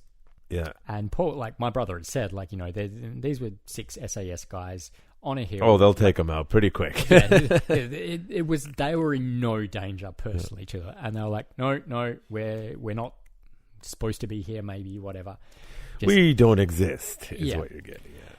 And he said, and a lot of these guys came back with like PTSD issues because they sat there and they watched a group of 100 guys with machetes and axes and farming equipment brutally take apart, a couple of thousand women and children for whatever reason you want to put it on. Well, it's Shake Hands with the Devil. Are you familiar? Yeah. The Romeo Dallaire book. He was the Canadian general in charge of the UN troops that could have stopped the Rwandan genocide, but didn't.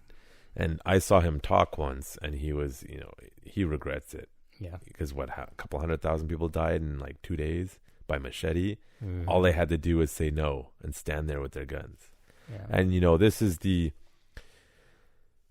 whole like race and all that. It's like when you actually understand it, it's about wealthy people. This is something, what's going on, the tensions in the world right now. It's really, the internet has done a wonderful thing and a terrible thing. It's woken people up to how elitism is controlling everything. Oh yeah. Now, that has always been the case. It's not just because of the internet, the kings and queens. It's for a period of time. Elitism didn't rule all. Let's say post-World War II through, I don't know, the 80s. And then it made a resurgence. Yeah, I'd argue maybe the 70s, but... Yeah, you can... Not exactly. Your military-industrial complex. But it's basically the people who have and the people who can do whatever they want. Yeah. And they don't care about anything if it doesn't affect their bottom line. Like, you can see what's going on with the GameStop stuff, Yeah. which is like, these people did nothing illegal but screw over Wall Street people, and now all of a sudden the regulators are going to come in. And from a purely moral perspective, what they did is no different than what a lot of Wall Street people do. Yeah. But it's against Wall Street, so we need the regulators to come in. Interesting tidbit. My father-in-law and brother-in-law, they're financial planners. They're Yeah. in that world. And I was talking to him about it, and he was saying the Robin Hood that stopped trading. Yeah. And everyone was like, how dare Robin Hood stop trading these They shares? got told they had to. That's not the case. No? They didn't have enough cash. The problem is if you're running one of these brokerages, one of these tradings, you have, I don't completely understand it, but basically it's like running a bank or running bets. You have to have enough cash, or a casino, that if everyone cashes out, you need to be able to pay them. Yeah. And they didn't have enough cash to pay everybody if they chose to cash out effectively. Yeah. So they had to go and get additional loans, and they got about $1 billion worth of extra money of loans to cover what was currently being traded. And that's the reason they suspended trading. It wasn't because of any nefarious Wall Street person saying, oh, we have to stop the little man. It was these guys saying, shit, if everyone cashes out right now, we can't cover these checks. Well, again, it's something like that from what I understood. It's probably you said some things that I hadn't heard before, but basically, I think Elon Musk did an interview, ironically, with the guy who did Robinhood. He basically said the SEC said if you don't have $3 billion in cash now, you got to stop it. Yeah. Now, I actually am okay now because the way you framed it was they need the money to cover the losses. Yeah. Now, I think that's how insurance companies should run. Don't insure things you don't have the money to cover, you motherfuckers. Yeah. But they're like, well, then we can't cover anything. Then we don't need giant global insurance companies. Then you just have a lot of smaller ones. You have $1 billion cash, you can cover $1 billion assets. End of story, fuck off. Yeah. That way you don't have the situations with them. Well, that's where insurance brokers come in and they split up those assets between multiple insurers. So my dad was insurance. I actually understand insurance. Yeah, but they don't end up doing that. They never have enough to cover it. So in that perspective, I suppose it makes sense. What the issue now is after the fact, they're like, we need to stop this from happening again. What do you mean? Why? And then I didn't know this. There's after hours trading. And I'm like, what do you mean there's after hours trading? Like, only because of this incident, I learned. It's like, why is there after hours trading? The markets are open from 6 a.m. to 9 to 5 Eastern. Why is there after hours trading? And it's because the elites can trade after hours. The brokerage firms can trade after hours to fix anything that the peons did. During the, And the more you look into it, you're like, Jesus Christ, these corrupt motherfuckers don't care. They don't you can frame it however you want. End of the day, it's they want to win, and that's the end of story. And they don't care about us. Yeah. The little guy. And the funny thing about caring about the little guy, because I said the same thing I was talking to my brother-in-law, and he was like, you really have to look at, because there was the one mutual fund, it started with an M, I can't remember the name, that went broke. Yeah, one of the companies just went bankrupt. Yeah, went bankrupt. And he said, what you need to do is you need to look at that company. Were they investing billionaires' money? If they were, fuck it, who cares? Yeah. If they were a brokerage that invested in the CCP, your average grandma looking for a pension, that's when you need to pay attention. Yeah. And that's what I think that's what happened with the mortgage, partially with the mortgage crisis. Yeah. And that's what I think a lot of people don't necessarily understand. Yeah, we stuck it to Wall Street and we sent some, mutual fund out of business. Everyone's retirements are tied in. That's great. But if your grandma's retirement was tied into that, she's now got no retirement. Yeah. So you need to pay a little bit more attention as to who you're sending broke. Yeah. Well, let's just say a person very close to me may or may not be a financial planner. So I have access to better advice than I used to do. Because as someone with not a lot of money, when I went to the banks, I couldn't get good advice because the people I talk to are morons. Yeah.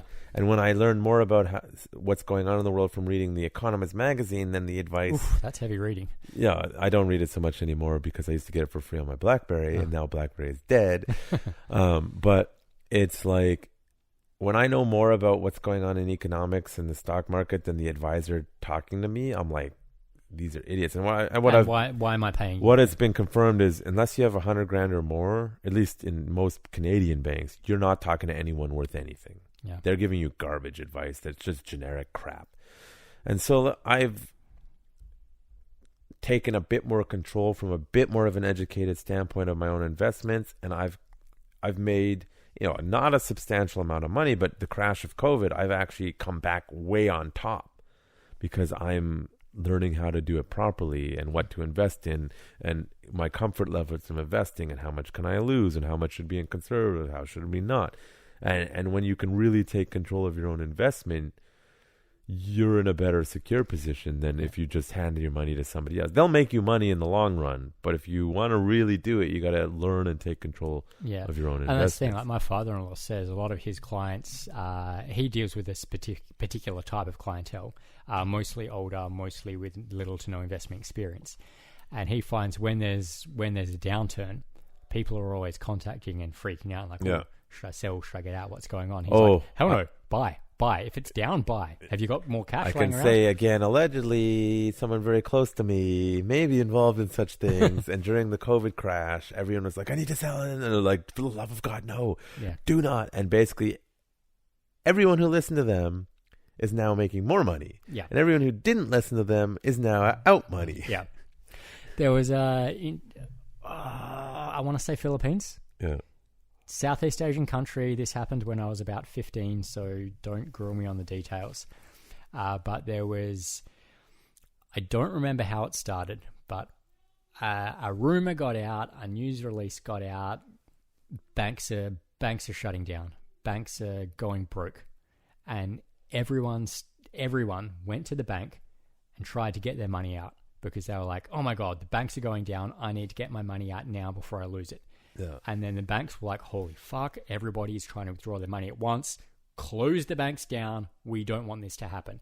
And that of course, fueled everybody's, paranoia that, oh my God, they're shutting the banks down and I can't get my money out and they're not letting me get my money out and I heard they're going to crash. And it was all, again, don't go on the details, but it was all like this rumor had started basically falsely that it was that the banks were in trouble. But the banks started to actually get in trouble when everybody started to try and pull their money out all at once. Yeah. Because if everybody takes their money out of the bank at the same time, screwed, the bank's screwed. Yeah. So the bank was trying to protect everybody by saying, hey, let's leave your money in here, and if everybody leaves their money in, we'll be fine. Yeah. But the general population was like, they're not letting me get my money. Oh, my money's going to disappear. And that's why you have crypto just in case nowadays. Yeah, but it went for about 3 weeks, and then everything blew over. Yeah. Well, yeah, it's the panic response. Like, a lot of people don't realize that a large percentage of the 90% of the market is owned by 10% of the people, and it's run by robots, like algorithms that do the trading. And then the big fluctuations are due to public trading that's all over the place. And, what I find it's just arrogant is like, you don't understand the market. Let us tell you. You're stupid.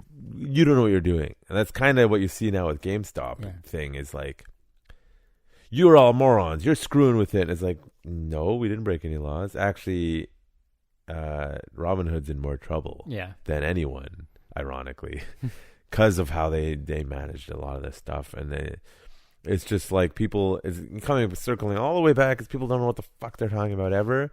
People at the top are arrogant dickheads, being condescending and rude. Yeah. Just teach people.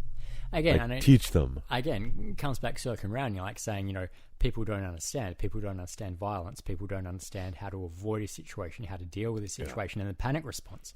You've got your mental color codes, and it's the same sort of thing. Which I didn't develop. Jeff Cooper and the Marines did. Yeah. But you get into that situation, and the panic response. Basically, what we're talking about here is fight or flight. You get to that point where your adrenaline and your nervous system takes over and you're not really thinking.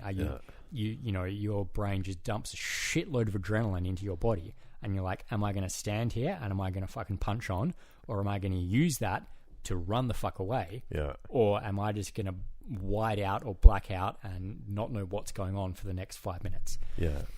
And it's interesting to the way you say, like I said, you teach a lot of critical thinking and whatnot, and you look at more of you've done several articles on, like, you did one on financial self-defense and cyber self-defense. Yeah, I was going to talk about that. It's all relative to me. Yeah, and cyber self-defense, like, it's the same thing. Like, and the self-defense, theories as well as the panic theories.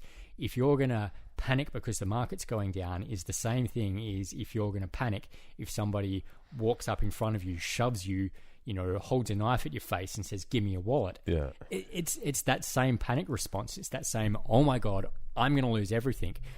Do you have the skills to deal with that situation, and do you have the training to work through that immediate dump of chemicals in your brain and stop for a second and think and say, "Wait a minute, the market will bounce back. I don't need to pull everything out right now." Or, at the same time, as someone's holding a knife in your face, like, holy crap, what am I going to do? I've got $5 in my wallet. I'm going to pull it out slowly and throw it to my right and run to my left. Yeah. It's people don't think about that, and people don't think how that all kind of ties in. Well, it's general survival skills in the modern world. And I think history in the making. Urban Tactics, the reason why we picked that name originally is, at least for me, it was I want to give you the skills to survive in the modern world, urban world that we're increasingly go, which is not just the physical. And I had a vision that is not manifested because I don't have the money and the I need the help that I need, where I'm going to give you the physical skills, the mental skills, and the financial skills to survive the urban market. And to me, that's all collectively self-defense. So, like, I think my approach as an instructor is more like I'm an educator overall rather than I'm just teaching you Krav Maga. Yeah. And for people, they come in, they're like, "I wanted to just punch the shit out of each other." And I'm like, well, that's not my school. Yeah. But to my knowledge, I'm the most structured program for self-defense in the city that's specifically from a Krav Maga origin that I know of. Because there are other legitimate people, but they're not, from what I've seen, running any serious programming that was developmental in nature.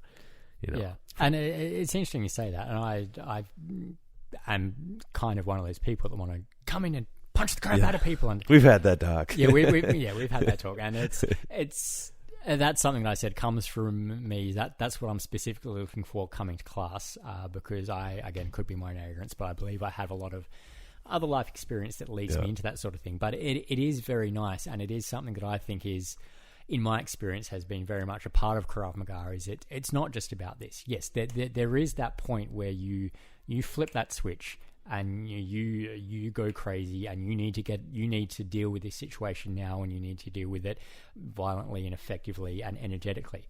But there is the whole side of, and this was stuff that I learned with KMG as well, is things like, avoiding a confrontation to start with. We did drills where we had, two people walking through a room that were obviously working together, trying to get on either side of you and try to surround you, and picking up on that early and then adjusting your trajectory so that you had them lined up, or so that they couldn't get behind you, and things like that, which I think is very important, and I think can relate to a lot of other things in life. That reminds me, so the idea of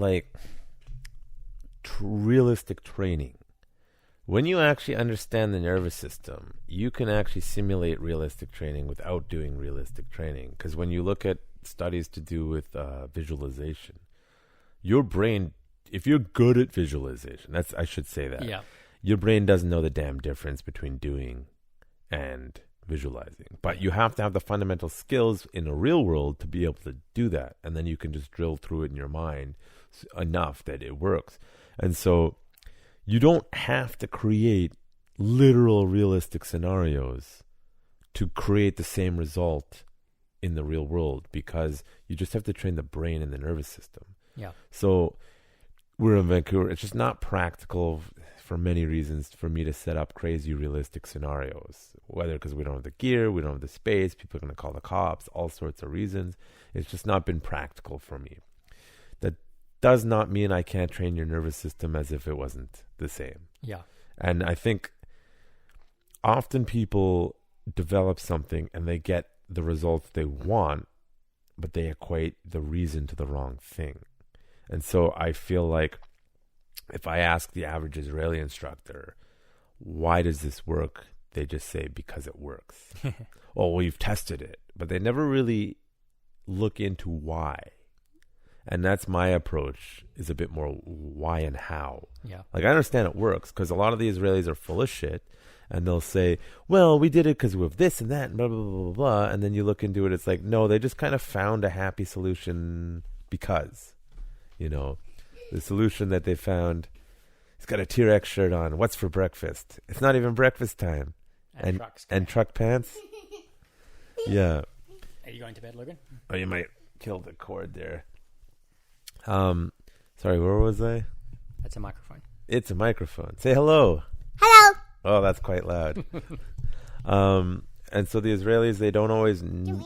They equate the wrong reason to why they found the right solution, if that makes sense. And so when you start to look out... there's Tony Blauer, who has an amazing self-defense system that's not Krav Maga based. The what? Tony's at his school. Oh, Tony's at his school. Different Tony. We're talking about different Tonys. And he developed his high gear suit, which is fairly realistic suit that allows proper mobility, and they can go pretty hard. Yeah. Right. So they can train fairly realistic, but it's like that suit is $1,500. Not everyone can afford $5. It's not a practical reality. So how do we train people? And the drill we do where we pin people against the wall. That's probably one of the most drills where I can create the most panic in a person's nervous system to simulate the fear that they're going to experience, because it's really difficult. No, don't touch those. Put those down. It's really difficult to simulate real fear in the dojo. You can to a degree. Yeah. Don't touch anything in there. Logan, no touching. I was actually doing a first aid course, and the person that was teaching that said that being without oxygen is the most stressful thing a human can go through. Oh yeah, drowning sensation. Yeah, so drowning, choking, not being. And I've actually been in a mosh pit where I've been crushed to the point. Oh, I don't do mosh pit. I'm just get the fuck off of me. I love a good mosh pit. I'm a big heavy metal fan. I've been to multiple. He likes giraffes, I guess. He likes that toy. More of a dinosaur guy, but that particular toy, which is now broken. I've actually been in a mosh pit where I got crushed to the point that I basically blacked out almost and had security pull me out from the front because I couldn't, Australian. I couldn't breathe. Yeah. And as you said, pinning someone against a wall in that situation, that will create a lot of stress. And this is something that I find is very useful, and I don't know how you personally feel about it, but I think you've said before, be vocal, talk. Yeah. I've been training with people, and I've put people noticeably off guard by simply yelling at them. Oh yeah. And hey, they weren't expecting it. It's a disrupt when you break the social norms. Yeah. And I've put them noticeably off guard by that. And I like that part of training, and I do like to talk. I do like to kind of act and get into character, and I always have to be really careful because I ramp up to it a little bit, especially if I'm with new people. Yeah. Because I don't want to come across like I'm some weird fucking psycho straight away. You're not the worst I've had. Yeah. But I actually had an actual psycho once that I had to talk to the local IHIT, which is the investigative murder squad, because I had a student very briefly who was probably one of the only people I gave written hey, I'm letting you know you can't keep this or you're gone. Yeah. And I think he ended up stabbing. Okay. So as psycho goes, you're fine. Yeah. But yeah, again, again, that realism and that kind of, like you said, training your brain with perception and whatnot. I know you talk about treat the knife like it's a real knife, treat the gun like it's a real gun sort of thing.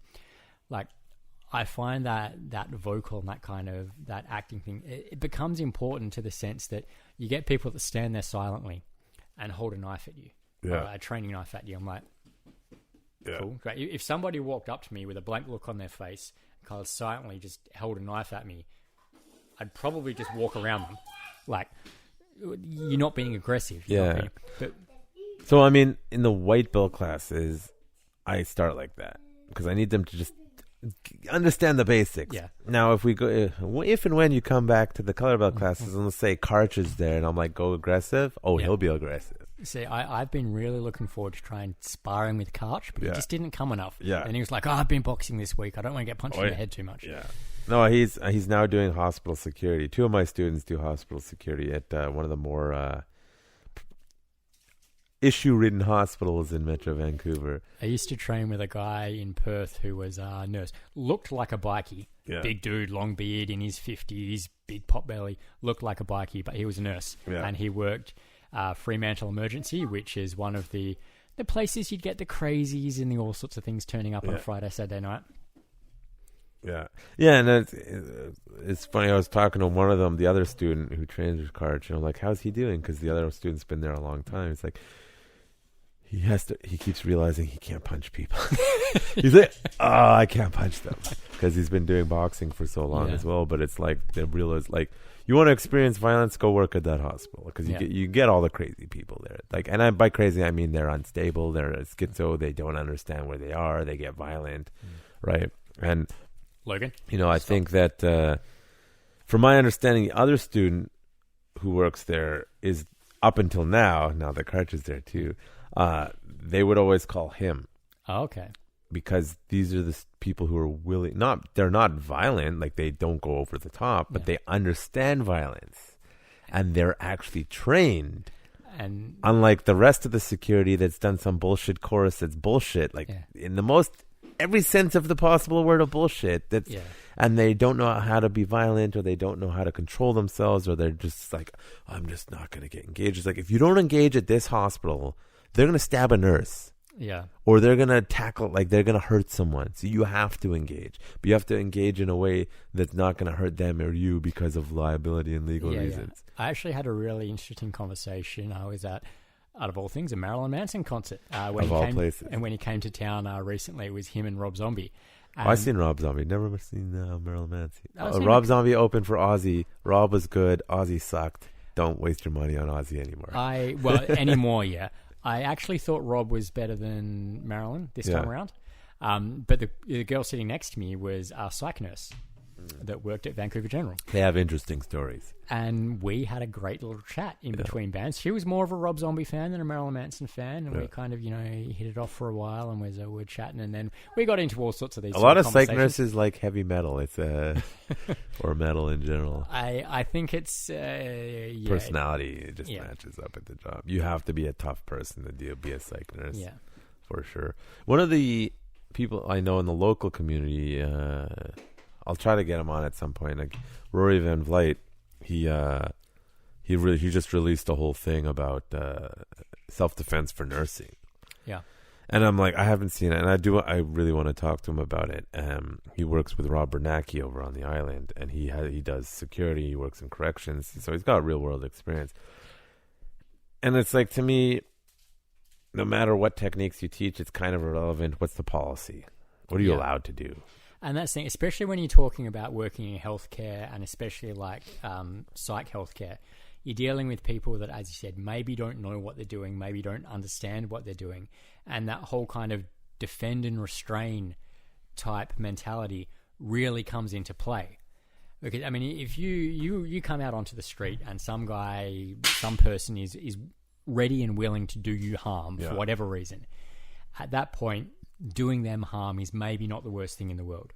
When you come against someone and it's having a psychotic break, having a breakdown, situational awareness, and they don't understand what's going on, as Logan's hitting him with the foam thing, and at that point, it's about restraining them so that they don't hurt you, they don't hurt themselves, they don't hurt anyone else, and at that point, it becomes it's less about being violent to match their violence, and it's more about this situation is we have an out of control person that isn't aware of the consequences of what they're doing.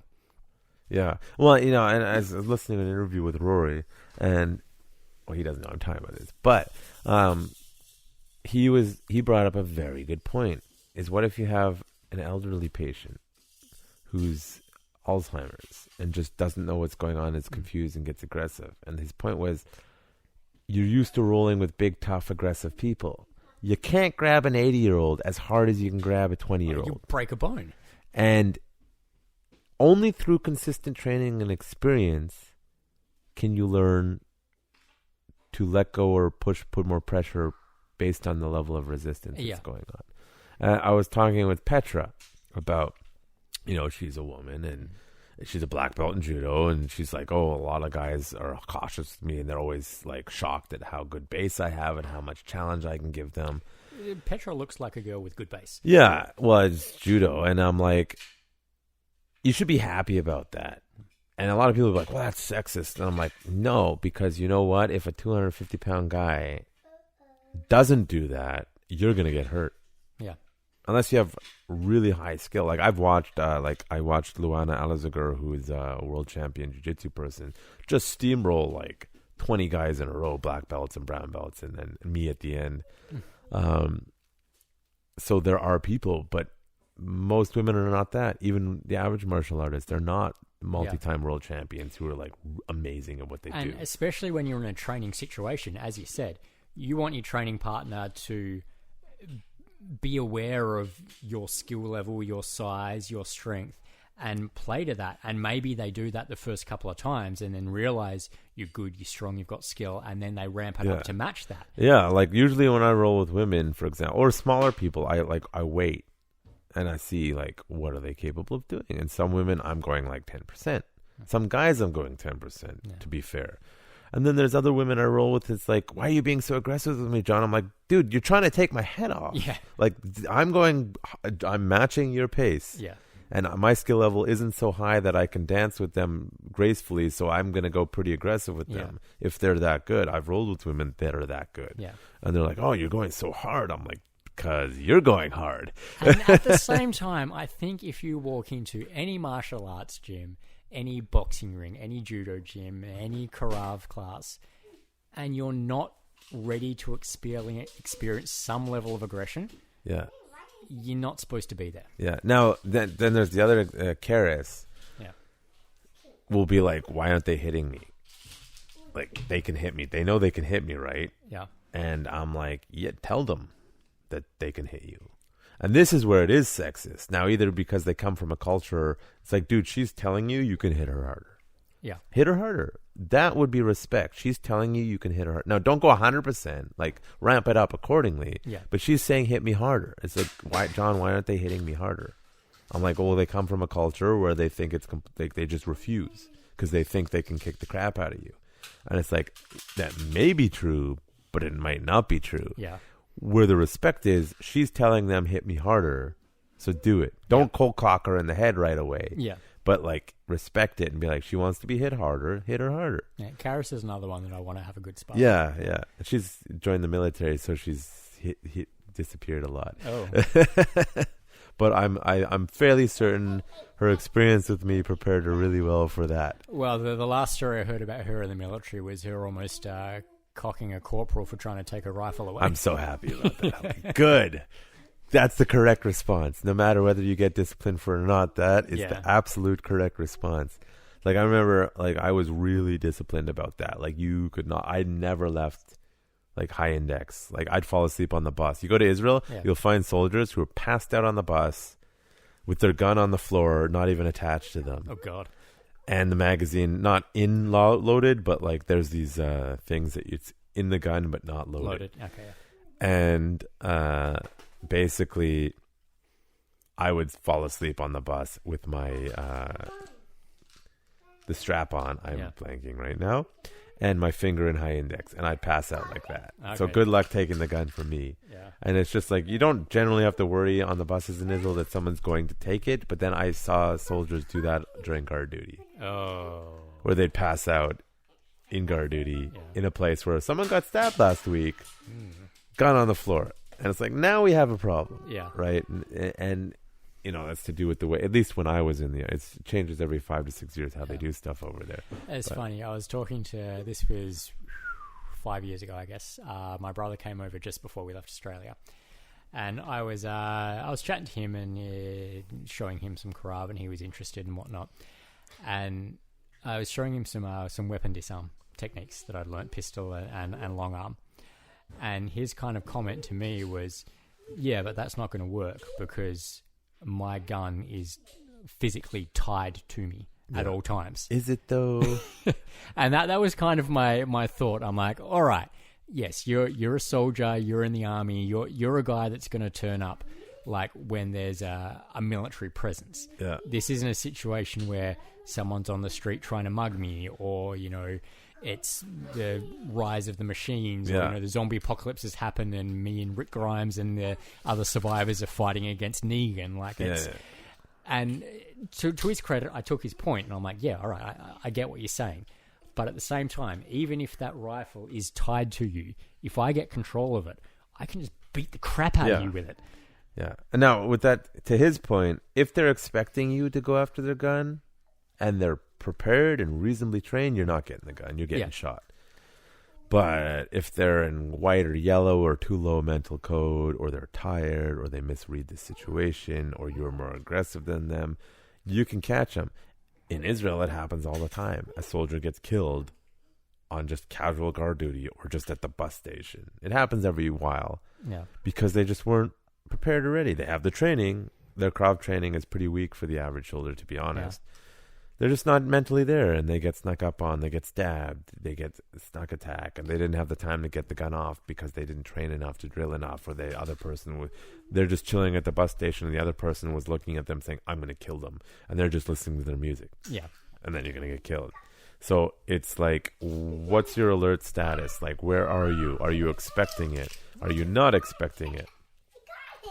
If you're expecting it, then it'll be pretty hard to take attached if they have their sling on. There's the word. Yeah, that's also kind of a hard way to live, to be constantly expecting something like that to happen. And again, you're talking about in Israel, that's more than likely going to be the case for a lot of time. Not anymore. It's pretty peaceful there now most of the time. Yeah. Well, compared to somewhere like Vancouver, for instance, and that was one of the, probably shouldn't say this, one of the comments my brother made was. He knows how the holsters work that the Australian police carry, and he was like, in a crowd, he was reasonably confident he could take a pistol out of a police officer's holster not without them knowing, but before they could get to it. Yeah, well, it's like there's people who can take watches off of people without them noticing. It's probably easier to take a pistol out of the average cop if they're distracted than it would be to take someone's watch off their wrist. As a general rule. And it depends on what kind of holster they have, what kind of training they have. Yeah, and again, like you said, it's someone's distracting in front of them, someone walks up behind them, the good old, bump and grab and that sort of thing. Like, it's... Now, your first response, if you have proper training, is your trigger hand should be on the pistol. Not like just on the holster, blocking it. That should be your immediate... Anytime you feel anything weird, if you are carrying a pistol, your immediate response should be pistol hand on pistol. Ironically, I do the same thing with my wallet. Yeah. Constantly bump. No, it's still there. It's still there. Yeah. If something feels off, and it's not paranoia, it's just being aware. Like situational awareness. If you go to some countries and a bunch of kids surround you, you probably just got robbed. Yeah. They're not cute kids. They just robbed you. Yeah. And Westerners don't think of stuff like that. It's funny. One of my dad's friends, he was a barrister or a lawyer in Australia.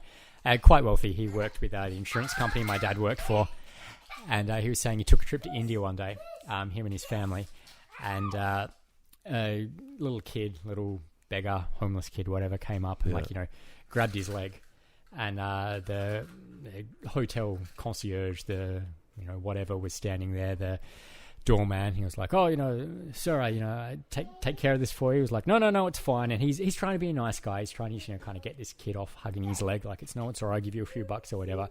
And he kind of couldn't get this kid off his leg. And then the concierge just walked up and just backhanded this kid in the face.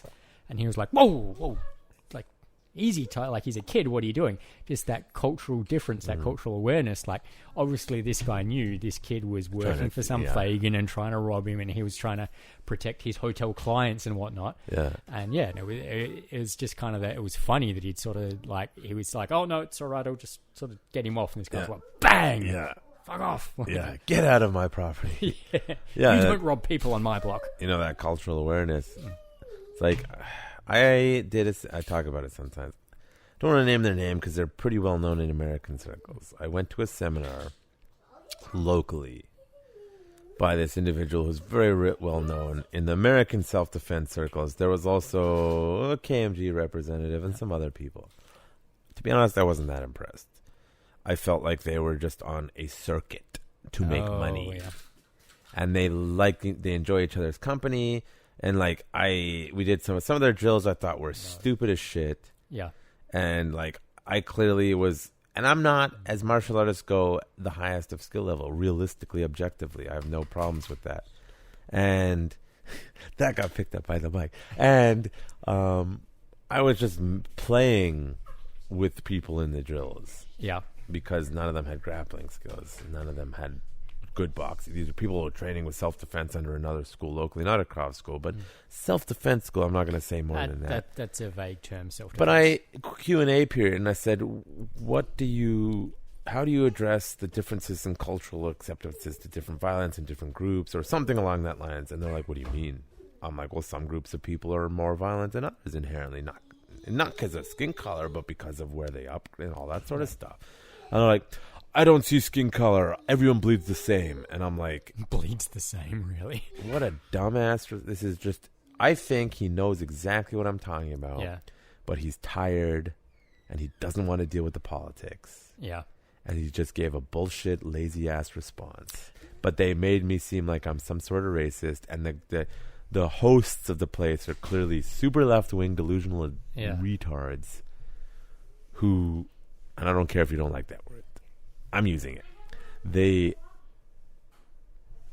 got angry and started making accusations about me. And I'm like, you're not culturally aware, are you? Like, you don't understand violence. Yeah. You don't understand the difference. You're applying Western political ideology to this. And he's giving a cop-out, lack of a better word, bullshit answer so he doesn't get in trouble. Have you ever heard two South Africans have a conversation? Not in South Africa. There's a lot of South Africans in Australia. Yeah. It sounds fucking violent. Yeah. It sounds like they're about to kill each other. Yeah. They're very good friends. Yeah. And as a security guard, as a bartender, as a hostess, a cop, someone standing there, it can seem like these two are very, very angry at each other. Yeah. Culturally, no, that's just how they talk. Yeah. And again, cultural awareness, you need to be aware of that sort of thing. Yeah, and telling the difference between a South African and Australian accent can be quite challenging for some people. Well, only if you grew up in the Northern Hemisphere. Yeah. I get them mixed up sometimes, but usually there'll be like a key phrase. I'm like, oh, no, they're South African. Yeah. Oh, no, they're Australian. Sure. It's funny, you say that with the cultural differences and whatnot. Now, I'm telling someone else's story here, but not my lead instructor, but the person that took over the school, the KMG school that I went to in Perth. He went to a seminar with, can't remember the name, but it was an Israeli from KMG that came over to Australia. And they were doing a knife seminar.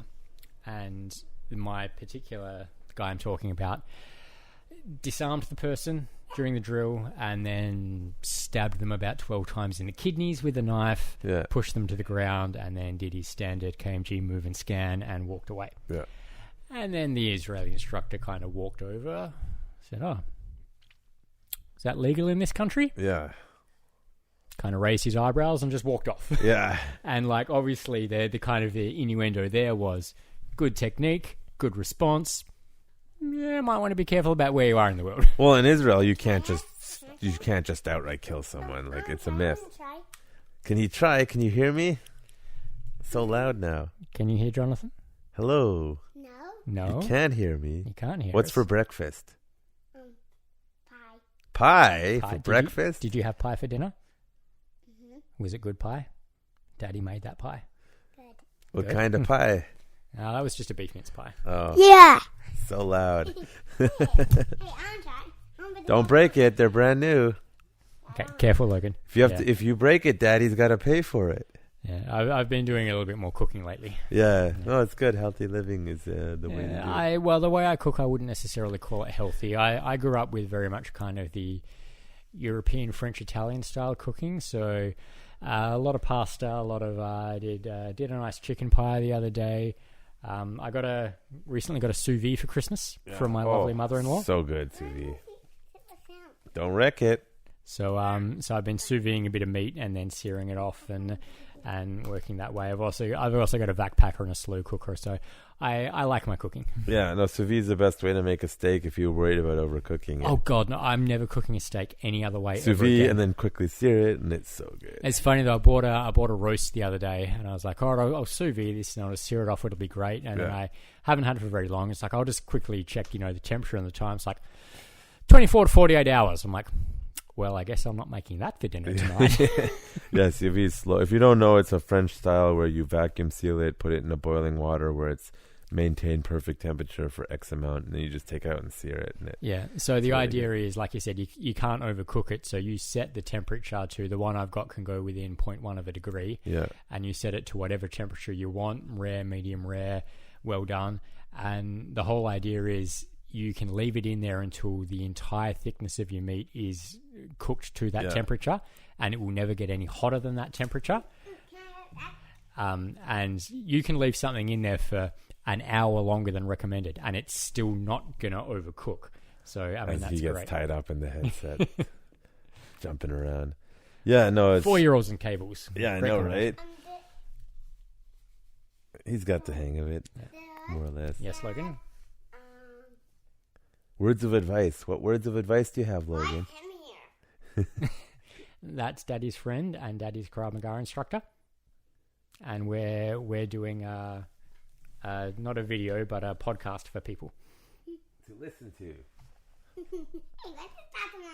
Okay, He's can tied Daddy up can in Daddy the- have it back in now? the headphone now. Okay, Logan, Daddy's turn. Okay, you can have it for a long time. You Loud have to sit there, though. noises. Yeah, if you move around, you'll get hurt because it'll tie you up and choke you out. And you don't want that. No, exactly. It's funny. The whole point of this podcast was originally going to be kind of my martial arts journey, and then through into fatherhood, and obviously we're straight away from that. But getting back to that, it's kind of funny. We were talking about homeschooling before, and schooling and indoctrination and whatnot. Yeah, and it's something me and my wife have talked about, and she's very happy in the idea that I will teach our kids to defend themselves. Yeah. And she wants our kids to know how to defend themselves. Yeah. I've got a couple of younger nieces and nephews, and working in hospitality for years, I've worked with lots of younger people and younger girls, especially, that finishing late at night, it might be walking back to their cars, catching buses or trains, and I've been in many a situation where I've been sort of either walking people to their modes of transport. Yes, Logan, leave it alone. Or don't pull it off. Brand new. Kind of, don't wreck it. Okay, gentle, Logan.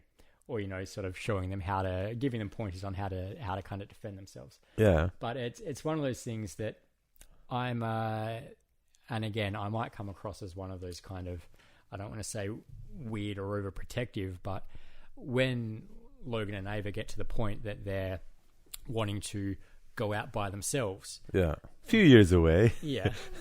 Being that they're younger now. Okay, thank you. Okay, when you come back. But like before they get to, go out on those trips by themselves, they're going to have to know how to break a wrist grab, how to break a bear hug, how to break a choke. And Ava came to one of the kids' classes that you were doing, and Logan has some hook hands and he likes to go around and punch things. So I'm kind of slowly getting them involved. Yeah. But beyond that, even like you're saying, how your urban tactics is how to survive, in the urban world in life.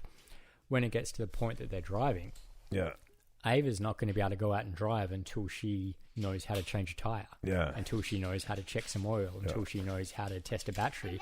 Yeah. And that's one of those things that I guess maybe just the kind of gentle generation that kind of I grew up in. Yeah. And the I used to work on my cars in Australia, and okay, Logan, over here. And I've always been very kind of, I'm a carpenter now. Yeah. I know how to change a washer. I know how to do basic plumbing, low voltage electrical, that sort of thing. And it's a situation where I want to pass that on to my kids, so they're not so dependent on, I don't want to say other people but like I said, if you can't change a tire, what are you doing driving a car? Well, we're going to have self-driving cars soon, so it won't matter. Well, the tires are still going to go flat, and someone's still going to need to change them. Yeah. And if you want to go out into the world, it would be fantastic if the world was perfect, but it's just not. It's just not. Yeah. So, you know, Well, I think that's a lot of people live in ideological worlds where the world is perfect, and you can't tell them it's not. or you can legislate people into being a good person. Yeah, You can make a does law not work. that this is illegal, so people won't do it anymore. Yeah, and that's the debate in Canada with the gun thing. Is it's gotten so political by our leadership at this point, and they don't even care what the average Canadian thinks. In their minds, it's the solution to solve all problems. Yeah, And it's like, even the RCMP are like, that's not the solution. Taking people's guns away, banning guns, or restricting it more is not the problem in Canada. Like, let's just stick to Canada, not other countries. yeah, Banning more guns won't solve the problem.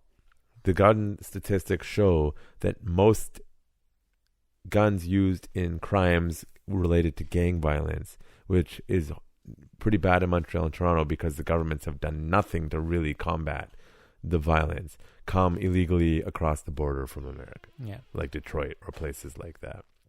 So, which is kind of the flip side to America, to Australia, where we had one mass shooting, the Port Arthur massacre, or in like New Zealand now.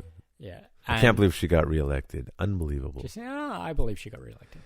But basically, John Howard was like, yeah, it's time to take away some guns. Yeah. And the vast majority of Australians were like, yeah, all right, I probably don't need this gun. Now they regret it. No, not really. No? I've heard people say they did. Might have been some small sections of the country that did, but I know farmers. I had a friend that was a farmer who had a pretty bad rabbit problem. Yeah. And he wanted a pump action shotgun. Yeah.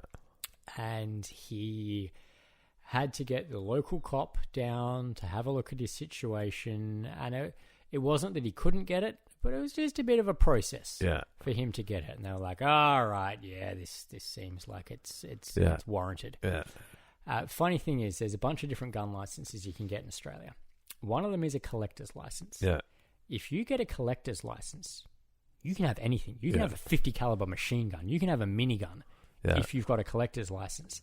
But a part of getting a collector's license is you need a gun safe that has a, whatever they call it, like it takes an hour to break into it. Yeah.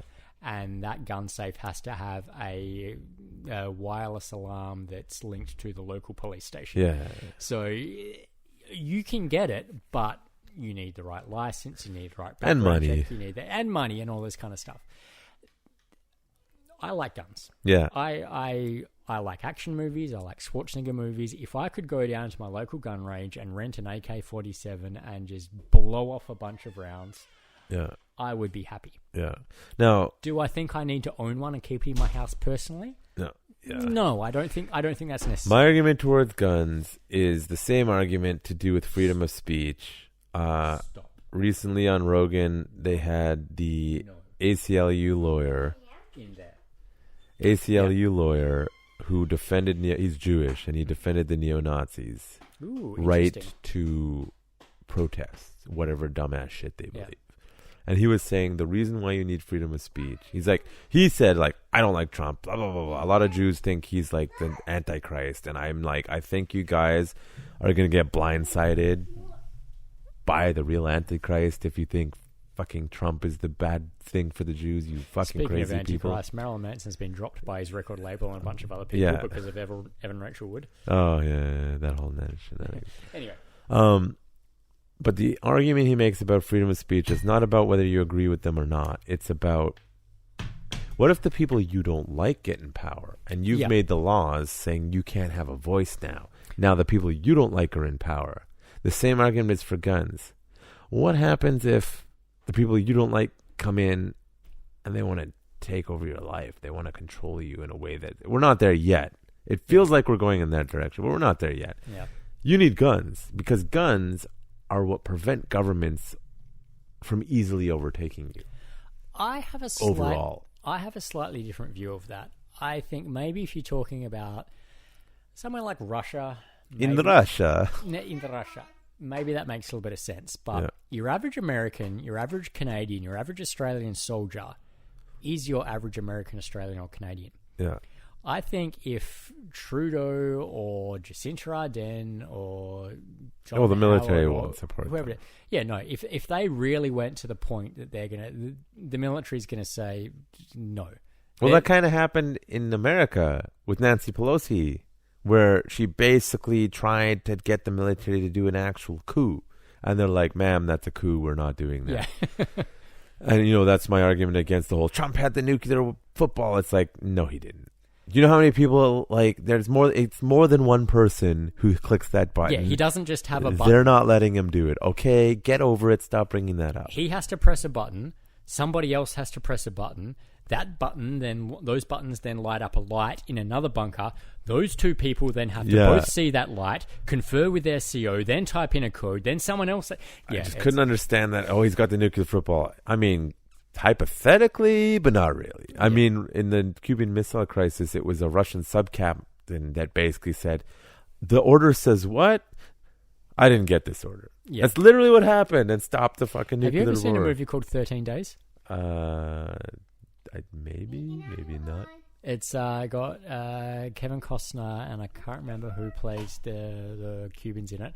All about the Cuban Missile Crisis, and they interlace it very well with actual archival footage of what went on. Yeah, it was released in the mid-90s. Really good movie. Yeah, when Kevin Costner was like the it guy, they also really hated him. Yeah, but yeah, no, it's people's perceptions of the world around them are often based in nothing, or based in disillusion, or based in non-reality or non-facts. And that's kind of the beauty and the issue with the internet. It's the truth, and it's a bunch of crazy people. Yeah, like the internet is fantastic in the sense that I live in Canada. I can video chat with my parents in Australia. We can get access to all sorts of information instantaneously, like actual scientists sharing knowledge, piggybacking on each other is fantastic. The downside is the 9 crazy people in the world that think the color purple is the Antichrist can all find each other and create a community and strengthen their ideas in the fact that the color purple is evil, and then create a voice, and then a bunch of other marginalized groups say, well, we're going to support you if you support us, and then all of a sudden there's a larger group of people saying the color purple needs to be outlawed. Yeah. And well, you see this with COVID is like the hardcore Karens versus the hardcore like anti-science people. Yeah. And it's like the mask. I have a few friends who are kind of conspiratorial, and it's like, mask is this, and I'm like, okay, first of all, masks, as a general rule, they can't hurt per se. Yeah, there's no downside to a mask. Am I a fan of mandatory? Not particularly, but I'm not gonna like throw a crazy shit fit over it. I don't see it as an invasion of my personal rights. Now, with that being said, there is actually no substantial evidence to say that these mask mandates are going to stop the spread of this thing in a significant way. Yeah. Does it? If I'm going to be interacting with someone for like 15 minutes, it's probably a good idea to wear a mask. But the moment you're around someone all day, it doesn't really matter. I find that really funny with daycare. Kids don't wear masks at daycare because you're not going to get a 4-year-old to wear a mask all day. Yeah. The teachers don't wear masks around the kids because that just doesn't really make sense. Yeah. I have to wear a mask to go and pick up my kids from daycare. Yeah. But as you just saw, my kids are all up in my grill 24/7. Yeah, you when have very, they're at home. very hyper kids for sure. So if I've got it, or normal, I guess. Yeah. If I've got it, chances are they've got it. Chances are they're getting their other kids at school. Yeah. And I know people have said, that COVID doesn't affect children as much, but I just find it kind of funny that like the teachers wear masks when they give the kids back to me at the end of the day. I have to wear a mask when I pick it up, but inside the daycare they don't wear masks, and inside at home we don't wear masks. Yeah. So if I've got it, my wife's got it, my kids have probably got it, so they're giving it to the other kids at daycare who are giving it to the teachers. And I get how the idea of masks and, safety bubbles and cohorts and whatnot can, and regionally can, I get the idea of how that can work. Yeah. But in reality, like I don't see how the 2 minutes or less I spend with the teachers at daycare when I say, hey, how you going? Was it good today? Awesome. All right, have a good night. We'll see you tomorrow. Yeah. From 4 to 6 feet away. Yeah. I mean, really from my understanding, again, on the mask issue, I have a bit more knowledge than average due to my background in occupational health and safety, where we spent a lot of time on the issue of masks. So I do have some basis from saying it. My understanding is, for short-term exposures, again, it's okay. But beyond that, it doesn't make a damn difference because they don't create an actual full seal around, which is the only way to really prevent true spread of it. Yeah. And people talk about the idea that he's over there. It's the moisture droplets and Trudeau's "don't speak moistly." Oh, that was hilarious to people. Global clown that he is. Yeah, and it's those droplets of moisture that they're trying to protect against. And I understand that yes, masks will stop that. The funny thing I find about the anti-mask, oh god, someone needs to go to bed. Someone's in trouble. The funny thing I find about the anti-maskers are like, this is against my constitutional rights. I'm like, you're wearing pants, aren't you? Yeah, they're a bit. I'm somewhat convinced. Like, again, there's no evidence that mask mandates are going to slow the spread of this thing. But as a general rule, they are pretty good. If I'm going to go around grandma, I'm going to wear a mask because they're vulnerable. Yeah, and like I said, but as a day-to-day basis, it's like, do I really need to? The example locally is that literally people have taken pictures of like 1,000 people in a shopping mall where you're shoulder to shoulder, and businesses can't run, and it's like the government is just like, we don't know what you're talking about. You're wrong. And that's the other thing. Like, what are you talking about, you crazy people? Dumbest ideas was, we're going to close down all these small businesses. We're only opening a Walmart. Well, if you had all of these small greengrocers open, surely wouldn't that mean there's less people in Walmart? Therefore, people per square foot that ratio would be bigger? No, so that actually, these people are morons. I'm sorry. They're just morons. Locally, first, early in the COVID thing, we got made fun of globally in our province because they said appropriate sexual activities is glory holes and stuff like that. God. And it made it international news because everyone thought it was insane. You're like crazy people. There was a lot of glory hole memes going around. And then in recent New Year's, they decided we're going to shut down alcohol sales early, 2 or 3 like hours. 9 o'clock, yeah. Thinking it's somehow a good idea because if we stop, and this has been mimicked globally, and it's just like, this is people who are nerds who don't understand human beings. Maybe they're autistic and think these rules will make sense. And it's like someone politely pointed out after the fact that alcohol sales went up in a condensed time period, which meant more people were lining up closer to each other than they would have if you just left it alone, thinking that, well, if we stop people buying alcohol earlier, they're not going to get as drunk and break the rules as much. No, they're going to buy more earlier, get closer to each other, and get even drunker now because they have more to start with. Have you never called last drinks at a bar? Yeah, everyone just goes panic There's mode. Always a line at the bar. You're basically getting most politicians in North America, I don't know about other countries, were lawyers or they're nerds. Our health expert seems like a nice person outside of this whole disaster. She doesn't belong in politics. She just is not. She was praised early on for reasons I don't think she deserves credit for. I think it was other factors that you can't measure. She was very reassuring. Yeah, she was nice. And as soon as they got a majority government in this province, they just went full on ham with their ridiculous policies that make no sense. I've had back and forth with some of my local political representatives, and they're bottom. When they don't know how to answer what you're saying, they're just like, they're following scientific method, blah, blah, blah. I'm like, no, they're not. Like, no, they're not. And they're not going to be so rude as to be like, are you an expert? Which is an appeal to authority, and it's a bad logic argument anyway. Darwin is right, for example, and everyone else who studied longer than him has been wrong. He's been consistently right because he's smarter than you, so go to hell. I don't care if you've been spending your whole life doing something. You can still be stupid, and you can still be wrong.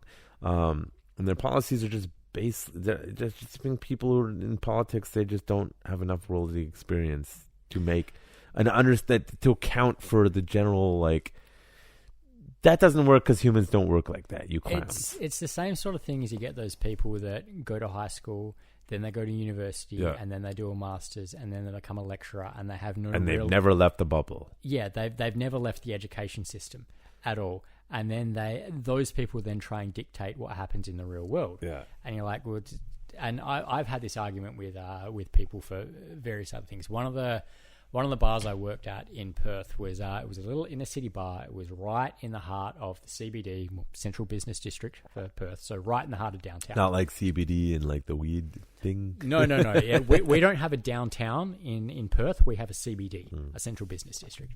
So this particular bar was across the road from and within like a 2-minute walking distance of probably 3 of the better cocktail bars in Perth.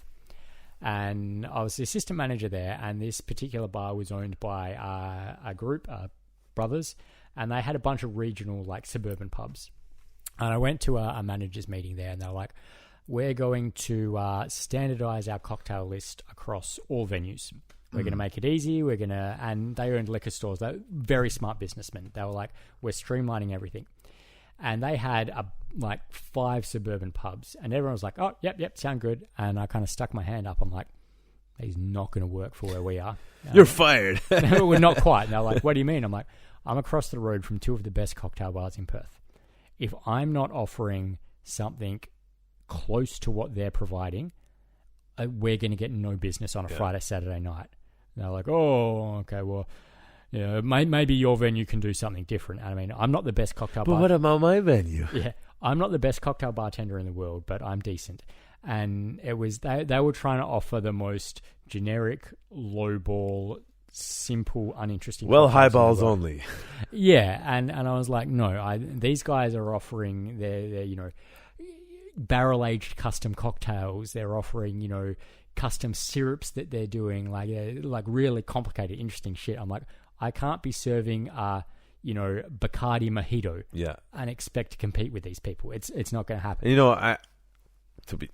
Let's talk locally on that topic. Well, I'm not going to go to New York anytime soon, but New York, a dirty, filthy city with lots of history. I can walk into any piece of shit dive bar. Their bartender can make anything you want. They know how to bartend. I walk into a bar here that's not a specialty bar, and you ask for anything off menu, they look at you like you're nuts. And it's like, dude, the bartending and restaurant standards in this city are such shit because the expectations are so low, and you just have to go somewhere like New York or I guess LA. I haven't been to LA as much. Funny thing, Japanese bartenders. Fucking amazing. Well, Japanese culture is about perfection, so yeah, no, they hence train your Japanese whiskey. Hayabiki Suntory. It's the Japanese Harmony. This is one of my favorite Japanese whiskeys. So smooth you could drink it on a warm summer's day and it would still be refreshing. Now, how much is it a bottle? That's the question. That one's not too bad. That's about 60 or 80 a bottle. See, I will take my proper 12 Connor whiskey every time because of the price. Yeah. It tastes. It's pretty similar to this, I think, honestly. This is a little smoother. I would argue that on a few points. I'm not a connoisseur. Yeah, by the way, from my whiskey nerd days. Yeah. I've also got a bottle of Nikka Coffee Malt, which is another Japanese whiskey. That's a 500 ml that goes for about $80 a bottle. Yeah. So we can crack into that in a minute. But back to my point. Yeah, Japanese bartenders, fucking amazing. They train them to be efficient. They train them to be clean.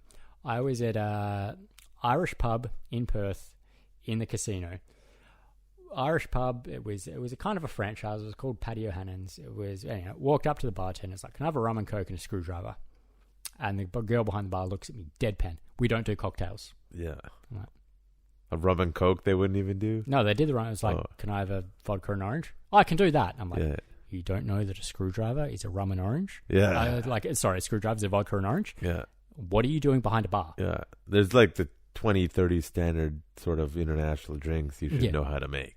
Exactly. Like, if you can't make I can't because I don't do it, but I know that you should. Yeah, if you're a bartender and you can't make a martini, a mojito, a screwdriver, a margarita, like a Capriosca, what are you doing behind a bar? Like, and again, there's a few bars here, like the Diamond, Rodanet. Yeah, where there's a few I've been to where you can. I've asked for custom. Like, what do you feel like? Make me something custom, and they can do it. But that's like the specialty bars here. See, I used to do that for customers at the restaurants and the bars I worked at. Like, and I'd get bored on a night where it wasn't too busy, and you get people come to the bar and like, can I have this? I'm like, what are you looking for? What are your favorite flavors? Give me 2 flavors and give me like a creamy, a sweet, a sour, a fizzy, and I'll make you something. So with that being said, you could probably be a better bartender than 99% of the ones here. I don't want to say that out loud, but... Yeah, no, it's certainly a skill. I once got told by somebody that my... fuck, I've had too much whiskey, I'm drunk. My Singapore sling was just as good as the one that they had in the Raffles Hotel in Singapore. In Singapore, yeah. My partner lived in Singapore for a bit. We want to go there one day and figure it out. But right now, no go. No, all travel's pretty much off for the next... I'm probably... Through 2022 at least, I think. Yeah, I think my parents, or my mum at least, is probably due to come here next, but I don't see that happening anytime soon. Yeah. Now, luckily, despite our authoritarian dickhead of a leader, they're not going to make vaccines mandatory in Canada. Yeah. But, which I like. I'm not anti-vax. Yeah. Not anti-vax. It's too long a conversation to have right now. But the mandatory aspect of it for this particular virus makes no sense to me. It's not polio, so stop comparing it to polio. It's not comparable to polio. It's not one of those other viruses or diseases. It's something completely different. The mortality rate is far too small. Well, it's not even that. You can't have 0 flu infections all of a sudden.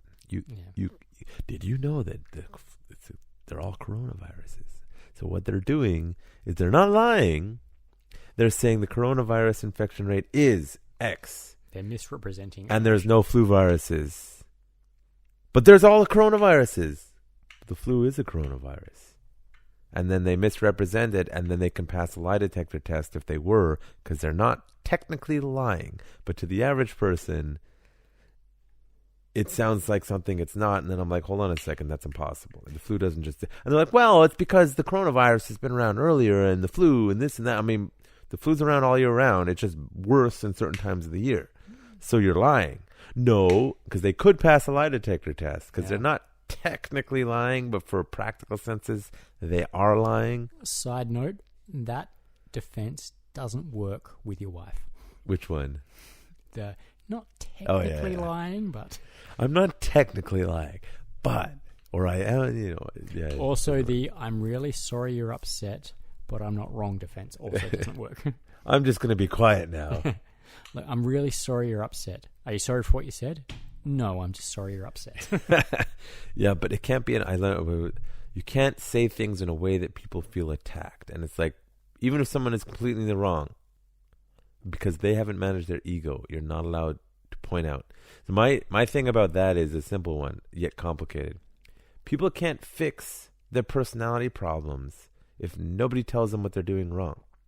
That includes myself, because I'm a character, and my thing is I didn't have mentorship, and nobody took me seriously enough to mentor me. And so even if my behavior was out of line for other people, nobody told me what the problem was. They just said, you're behaving wrong. And it's like, but what do I have to do? Well, that's not my problem. You're just wrong. You're just wrong. And so that's something, tell me what I need to fix. For any employee, any person, anyone out there, I've been a manager, I've hired and fired, I've got kids, I've been a father. If you have a problem, tell someone in charge, because if they don't know that there's a problem, they can't fix it. Yeah. And if they can't fix it past that, they probably shouldn't be in management, which is where a lot of it's a big problem. Or shouldn't be in charge, but But don't sit around and wait for a problem to miraculously solve itself. Because then you get Fukushima. Yeah. If you have an issue with an employee, a coworker, a person, something, if you have an issue, tell the person above you, because chances are they don't know it's there because they're not in your position. And if they do and they start yelling at you, it's time to find a new job because they're a dickhead, probably. Or go over their head, or there's options. And I've discussed that. Sometimes you do need to go overhead.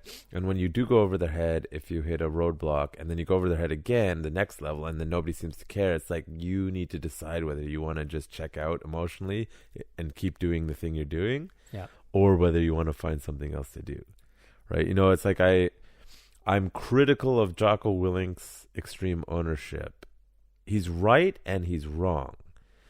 He's another one of those people that he's an exception to the rule. Yes, but it's like the military is just fundamentally different structurally than civilian world. And if you don't fit in the military, you're gone. It's actually a lot easier to get rid of a shithead in the military than it is in a lot of the civilian world because of politics, because of unions, because of this, because of that.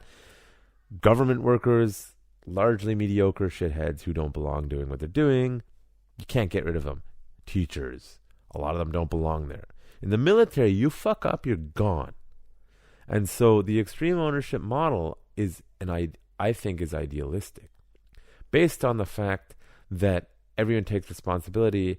Now, in a military world, it's better, and in fact, I think that's why Israeli military does better, is because the individual soldier has a lot more freedom to make a decision that could change a war than in American military, where you'll be court-martialed for doing it outside of protocol. But in the Israeli, you just do it to win, or do it because it's the right decision in the moment. And as long as it was reasonably moral, you're fine in Israel. Could be as moral as fuck in the American army. You're going to get court-martialed. Well, exactly the same. I was telling that story about those Australian SAS soldiers. Yeah. If they decided to do the right thing, jump in, they don't know what the outcome would have been, but there would have been consequences. Israeli soldiers, not that they're deployed like that, but if they were, would have jumped in because of the way they think and move. Here comes the other child. Sorry, where was I before that?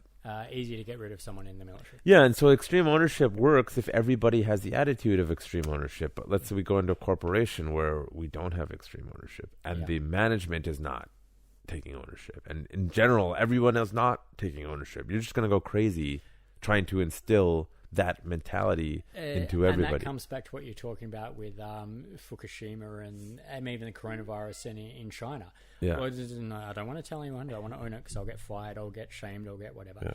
Yeah. I think that's... China's a little worse than that, but yeah. And that's something that I struggle with even on a day-to-day thing. Like I don't want to do myself out of business, but I'm not the best carpenter in the world. Yeah. I've only been doing this for a couple of years. You say that, you're better than me. Yeah. For sure. I am very confident what I know I can do, and if I'm trying to sell you a product, then I'm confident that I can deliver that product.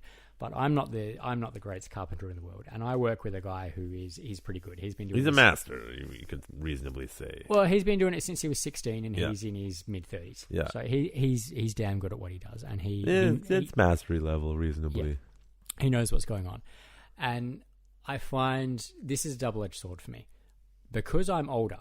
I tell someone I'm a carpenter, and then they assume I've been doing this since I was 16, and they're like, "Oh, awesome! You can do whatever you want."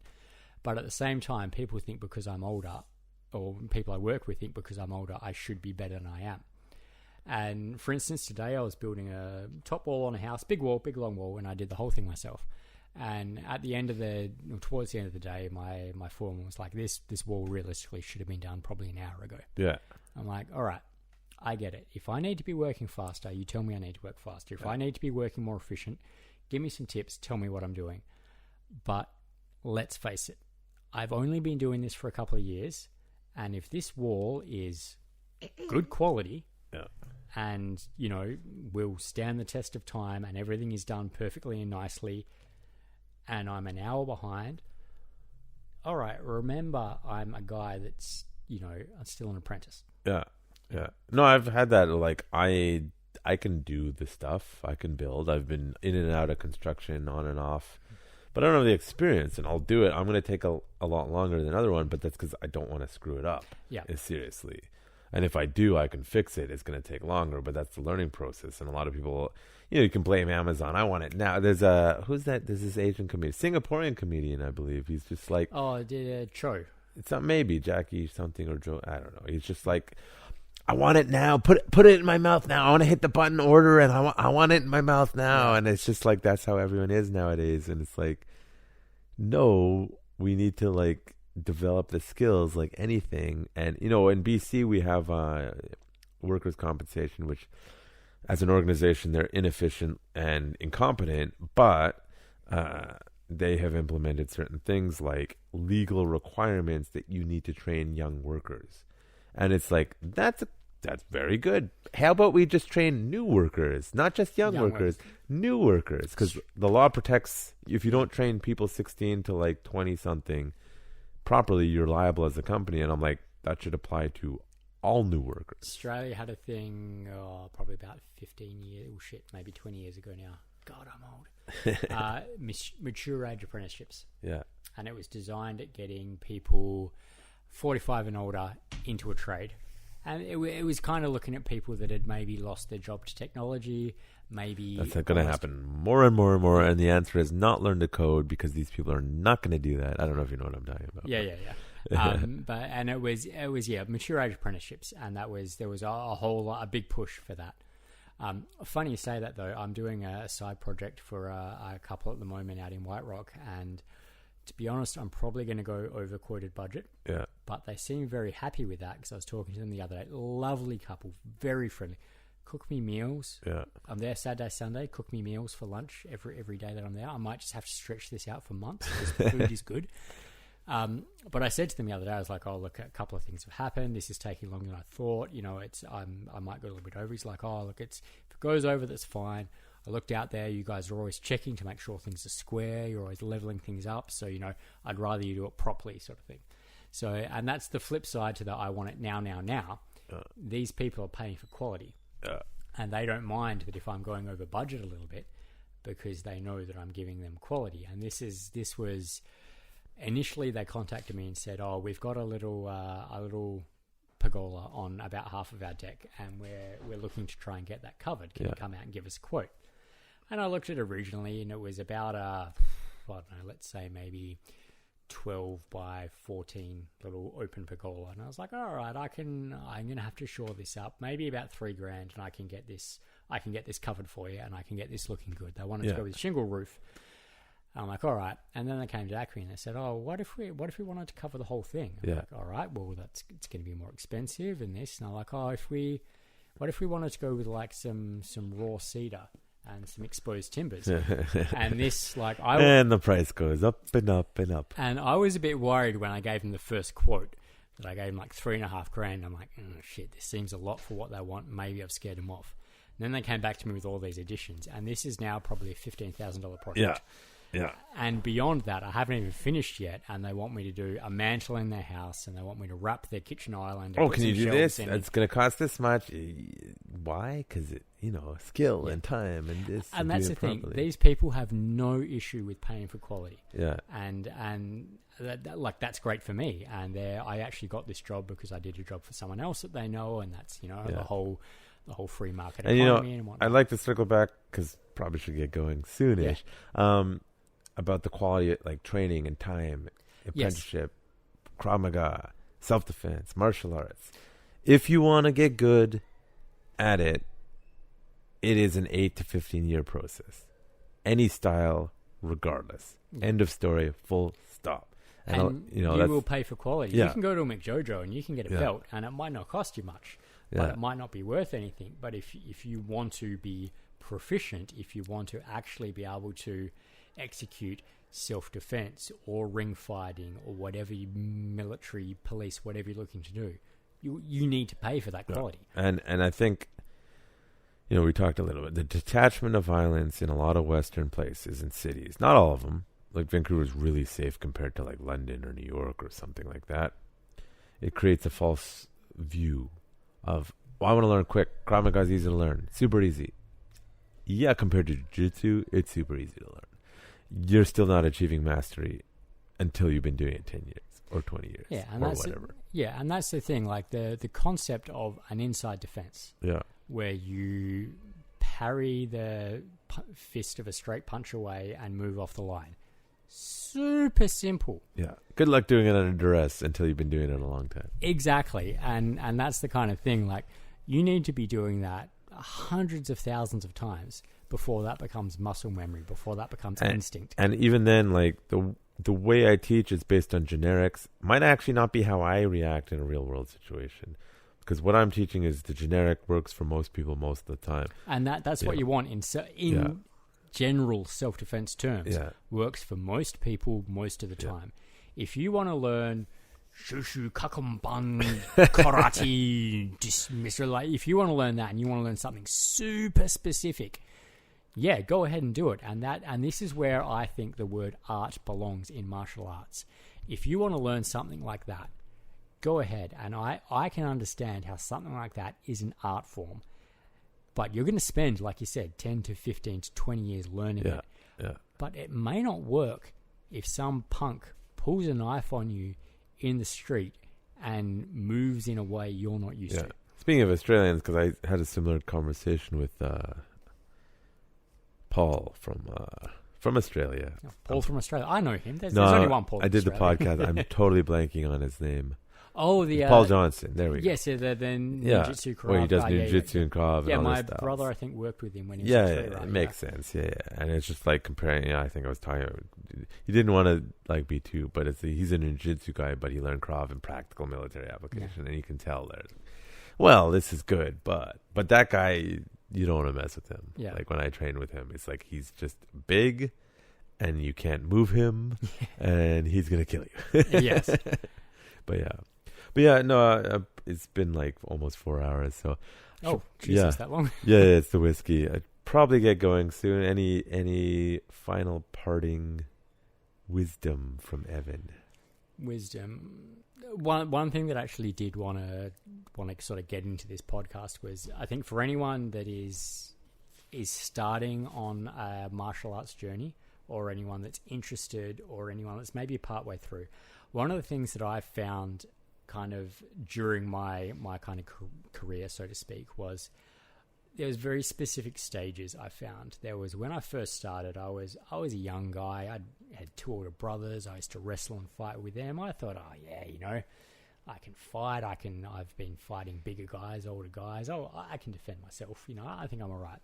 And then I went into a gym that was a martial arts gym, and I realized really quickly, I know fuck all. Yep. Jesus Christ, am I unprepared for anything? Unless it's my older brother trying to mug me, I am fucked. Yeah. And then I learnt like 3 things. Yeah. And I'm like, fuck yeah. I can kick ass. I'm John Wick. I'm fucking Rambo.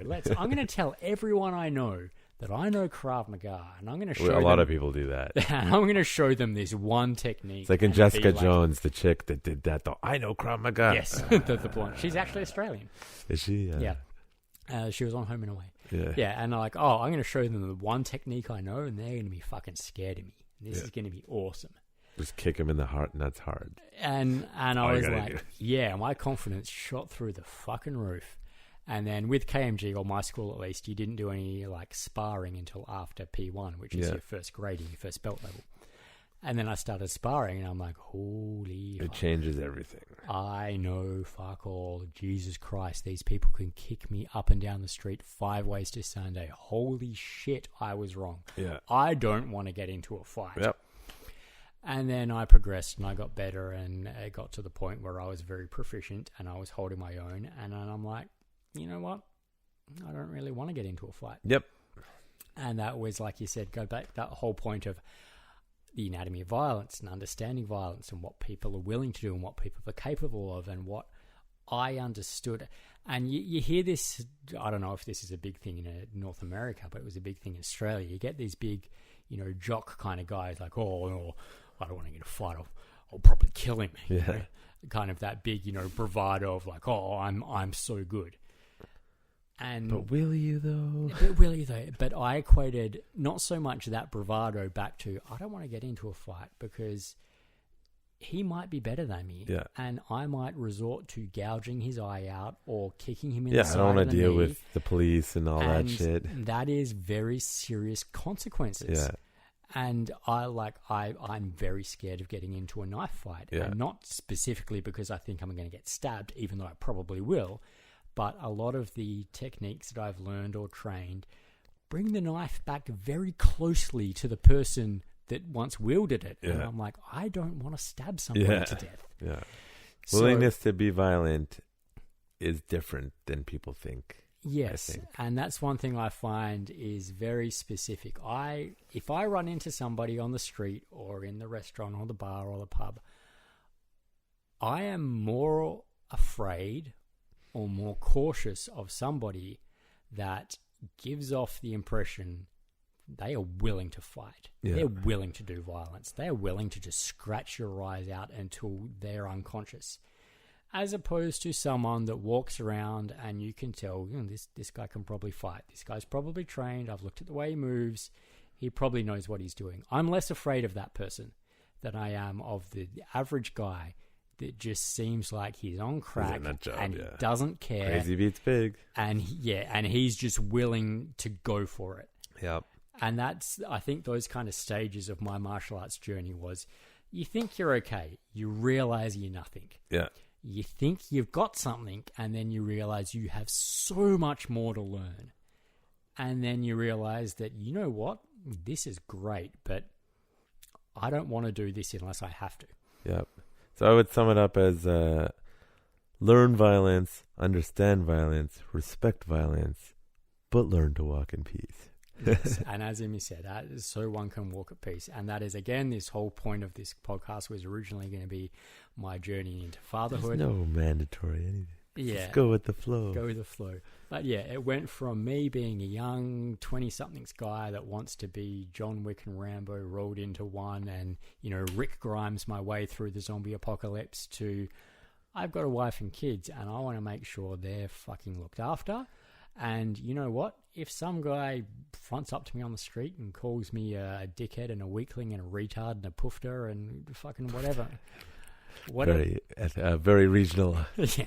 Whatever, mate. Just, I'm going to walk away because you're not worth my time. Yep. And it's not worth me punching you in the face and getting cut on your teeth and getting your blood in me and then having to go to a fucking AIDS test. Yeah. Because it's just not worth it when Yep. I can walk away.